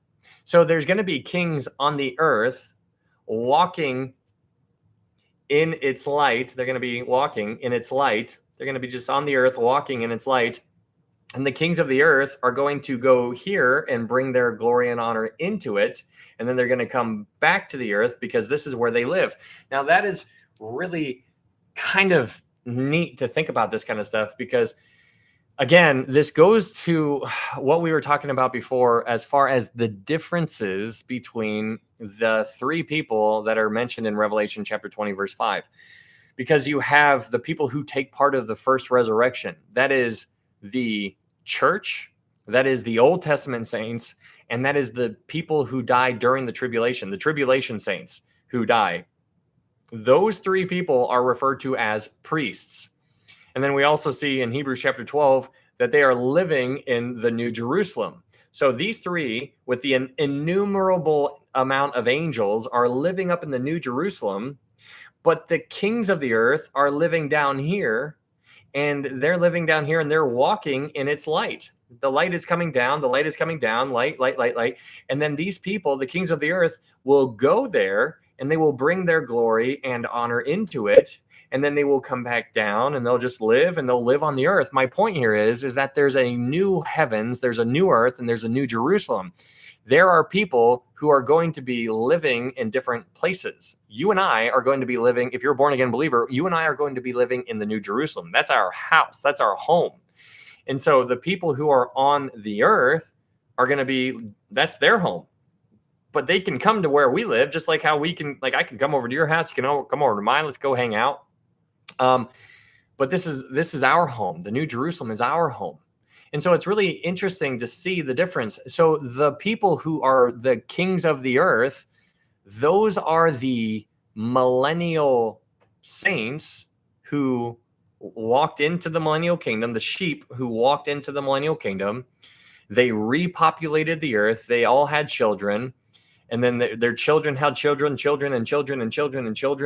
And then some put their faith in Jesus, and some rebelled against Jesus.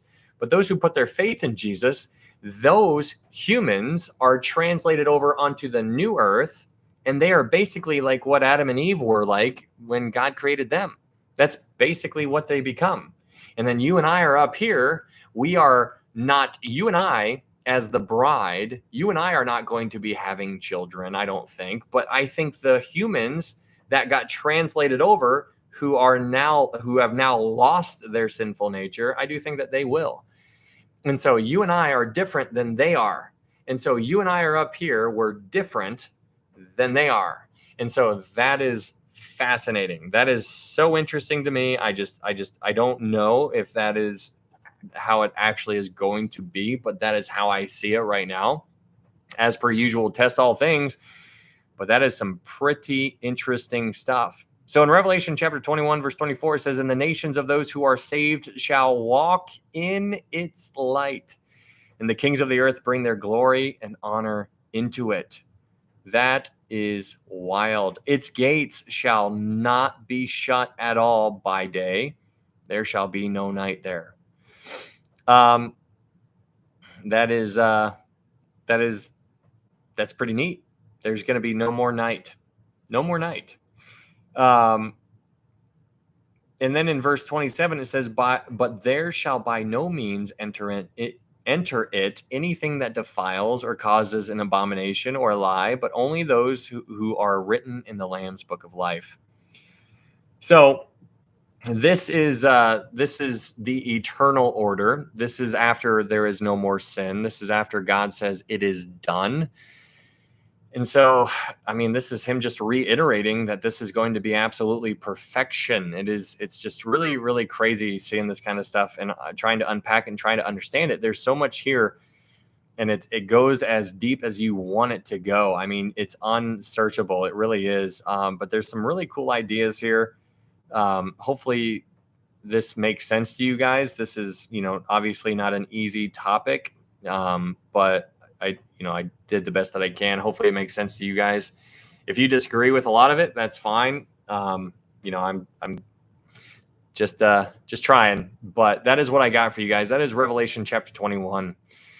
And this is such a good book. I think we're only going to have 2 more studies because we only have Revelation chapter 22, and that's going to be a short one. Nothing too deep there, but we can unpack it and enjoy it for what it is.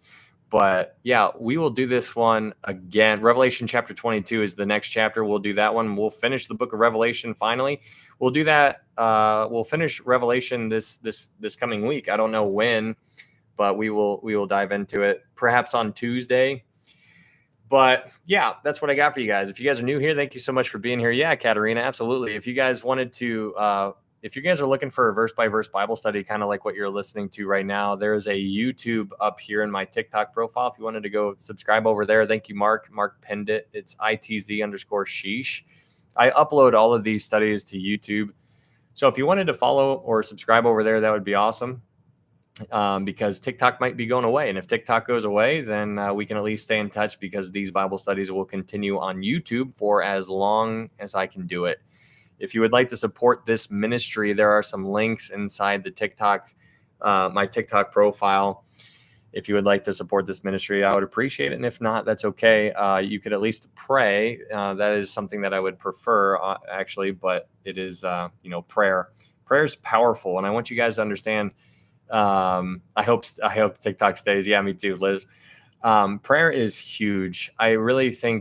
I think we need to understand that. I know we say we understand it, and I know we say those things, but I want you guys to, like, if you just try to commit to just praying like all throughout your day and just see how well you do, you'll actually find how difficult it actually is. But pray, and pray to be used. Pray that you can be used to win somebody, because we are here for a short time, and we're here 1 minute, gone the next. And so I want you guys to always remember the main thing. The main thing is always going to be the main thing, and that is how to know for sure you can get to heaven. There's only one way. First, you need to recognize that you are a sinner. You need to realize that you're lost before you can be found. You need to realize the bad news before you can appreciate the good news. The bad news is that you are a sinner just like me. For all have sinned and fall short of the glory of God. There's more bad news in Romans 6:23. It says, "For the wages of sin is death." That's terrible news. Yeah, Gracie, thank you so much. The wages of sin is death, but the gift of God is eternal life through Jesus Christ, our Lord. It is through Jesus Christ, our Lord. For by grace you have been saved through faith, and that not of yourselves, it is the gift of God, not of works, lest any man should boast. It is Christ and Christ alone in order to get saved. Hey, DJ Nick, thanks, man. Good to see you. It is Christ plus nothing. It is your faith in Christ's completed work. Now, if you are born again, then the Holy Spirit is sealed inside you, and then that is when good works come into play. Your good works that you do as a born again believer are to glorify the Lord. That's what you're doing them for. That's what you should be doing them for. And so that is what I want you to recognize, that it's in order to be justified, in order to be imputed with his righteousness, it is faith alone. But then after you get justified, then works come into play. But you are not saved by your works. Hopefully that makes sense. All right. Well, that's Revelation chapter 21. Hopefully you guys enjoyed that. That was a good one. Wonderful live, Ryan. Thank you. Yeah. Thank you. Mayflowers. Thank you. I'm just kidding. I know your name is September. No, April. I'm totally kidding. I'm just messing. That was a good one. I enjoyed that. I don't know. I'm sure some of you guys were probably like shaking your head and be like, I don't think so. And I'm like, yeah, probably. I mean, there's a lot there. Lots of stuff. Lots of stuff. But if you guys have any questions about anything, feel free to reach out to me on TikTok. You don't have to follow me on TikTok. My messages are open for everybody. I enjoy when people do reach out, because when they ask a question, it challenges me and it forces me to know my stuff. And I don't know a lot. Like I try to help where I can. But if people ask me a question and I'm like, you know what? I don't know. So then I dive in and then I learn and then I can help. And then if that edifies me, edifies you, iron sharpening iron. And so it's just fun. And it's a good thing to do, and it's good stuff. And so hopefully if you would like to, how often do you do these lives? I try to do them twice a week. I try to do one in the daytime and then one at the nighttime. If you have any questions about salvation or anything, yeah, feel free to message me if you would like to. I don't even think you can message anybody on YouTube. That's unfortunate, but yeah. If you have any questions, like I said, I don't know everything, but if you're just going to yell at me, you don't have to message me. There's that guy, that one guy is still yelling at me, and I'm just like, I just want you to see Jesus. Yeah, Dina, thanks for being here, Dina. Good to see you. What do I search on YouTube? It's in my TikTok profile, Savannah, or Amber pinned it. This ITZ__ sheesh. I don't know why that's my username. It's probably because I was not. Hey, thanks, Max. I was not planning on doing a Bible study when I created this account, but here we are, and now I'm stuck with it. So, yeah, thank you. No. Yeah, Tess, thank you so much. Where'd you get your hoodie? I made it. There's a website if you would like to go check it out. It's called threadsthatpreach.com. Any orders there support this ministry, and I make all of them. I do it all, and sometimes it's not the best, but I'm learning, so I apologize. But it is I am a work in progress, guys.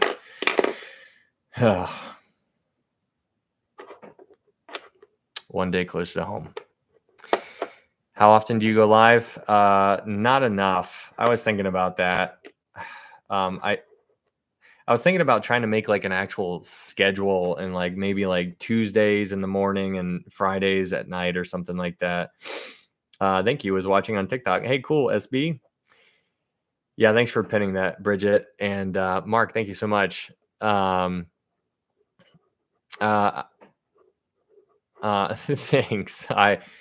I'm trying to do the best I can. I was thinking about trying to make like an actual schedule. Did you just, what is that what I just said? That's what I just, as are we all. Yes, absolutely. Yeah, no, I was thinking about doing like Tuesdays and Fridays, but that's kind of like what I was trying. And then I was going to do it last night, but today's obviously Saturday. Well, Sunday now. And it didn't work last night because I was sick. Dude, I mean, you guys, like I have been just getting wrecked lately. It's kind of comical at this time, at this point, but yeah, it's okay. It's not about me. Oh, and that's a tough pill to swallow right there.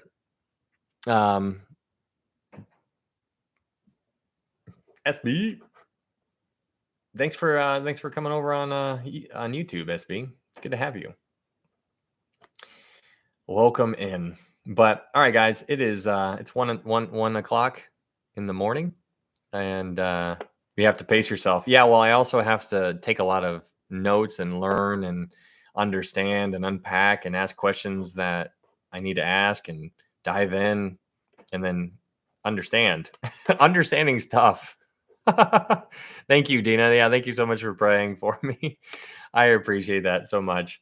I really do. I pray for a ton of you guys too. Like I told you guys at the beginning, like the orders that I was packaging and working on today, I was praying over everybody, every one of those people. Every time I saw a name, I was like, oh, this goes out to Manners. Oh, this goes out to Kayla. Oh, this goes out to Bridget. Oh, this goes out to Yogi. I was praying for each and every one of you guys. So right when I saw it, and so I was lifting you guys up. But all right, guys, I'm gonna get out of here. I'm gonna go to bed. I got church in the morning. It's gonna be fun. It's always fun trying to learn some new stuff, just so I can forget it, and then that way I can learn it all over again. I can't wait to forget all this stuff in Revelation, so I can learn it all again. It's a never-ending process. Oh gosh. Yeah, Julie, you too. I was definitely praying for you too. All right. Well, thank you guys so much for being here. I will see you next time. And if you haven't followed on YouTube, you should totally do that just in case TikTok goes away. I don't know. I hope TikTok doesn't go away, but if it does, it is what it is. And we'll keep these Bible studies going on as long as I can keep on doing it. So we will see how that works out. All right, guys, you guys have a good night, and maybe I will see you on Tuesday, and we will conclude the book of Revelation. We will end the book of Revelation chapter 22. Won't be that long, I don't think, but it'll be a good chapter nonetheless. All right, guys, you guys have a good night. Well, guys, yeah, I've been, Julie. Yeah, I've been working a lot on my prayer life, and it's just so funny. Like, we all go through ebbs and flows, and highs and lows and whatnot of life, and when things are good, you're like, you feel like you kind of got it going on. You're like, okay, I'm fine. I'm kind of cruise control right now. And then your prayer life lacks, because you don't need God. But then when things start going a different way, you start turning back, and it's just like, okay, you know what, that makes sense. It really makes you wonder, like being chastened in a sense. It's just like, you gotta get you back on track, because it's not about you, it's not about me, it's about glorifying the Lord. And so it's one of those things to always pray, don't let the lessons go to waste, because when you're going through a blender, when you're going through a hard time or the gauntlet, or when you're going through a storm, you need to remember that it's not about you to begin with. And that's tough, because then all of a sudden you're like, well, you're right, it's not about me, it's about him. And I need to glorify the Lord regardless. And so, praising him in a storm has a much more drastic effect on your immediate world than when you're praising him in the sunshine. And so, it's just navigating life. Very temporary. Brianna, were you here the whole time? That's crazy. Dina, I'll thank you for the prayers on the orders. I ordered a sweatshirt and a t-shirt. Ryan, I'm praying for you too. Thank you so much, Dina. Yeah, those are, I got like a couple orders upstairs I gotta put in the mail. I can't, I don't think I can do it tomorrow. You guys, if you guys ordered something, you probably got a email notification that it was shipped, but that's just because I printed off the label. I didn't put it in the post office yet, so they're closed on Sunday, so I'll do that on Monday morning. I work night shift, so I'm wide awake. I left for a little to do work, but came back. Well, welcome back. Amber, hello. Good to see you. Well, guys, I'm gonna get out of here. Thank you so much for being here and your support. It's some fun stuff diving into this deep. This is the deep side of the pool, the Book of Revelation, and I feel like we did a great job. I mean, I feel like if I did it again, I would not be able to do it as good as this time. I really don't think I could because we could touch on other things, but as far as like stringing thoughts together and the understanding and the ideas, it's just like this might be like the top of the mountain right here. I don't know. Um, but it's definitely good to understand concepts there. And hopefully, if you see it, then cool. And if not, then that's okay. I want that hoodie now. My kids really want the cross thumb. Yeah, it'll be in the mail, physically in the mail on Monday. Thank you for your order though, Amber. That is super cool. For some reason, I thought you lived in Hawaii, and then I saw that you lived in California. At least that's where the address is going. So I was like, oh, I thought she lived in Hawaii, but nope. Yeah, absolutely, Brianna, for sure. No, I forgot to order that one. Thank you, Julie. Yeah, have a good night. Yeah, absolutely, Dina, absolutely. Thank you, Holly. Hey, Holly, I saw I saw DJ Nick in TikTok.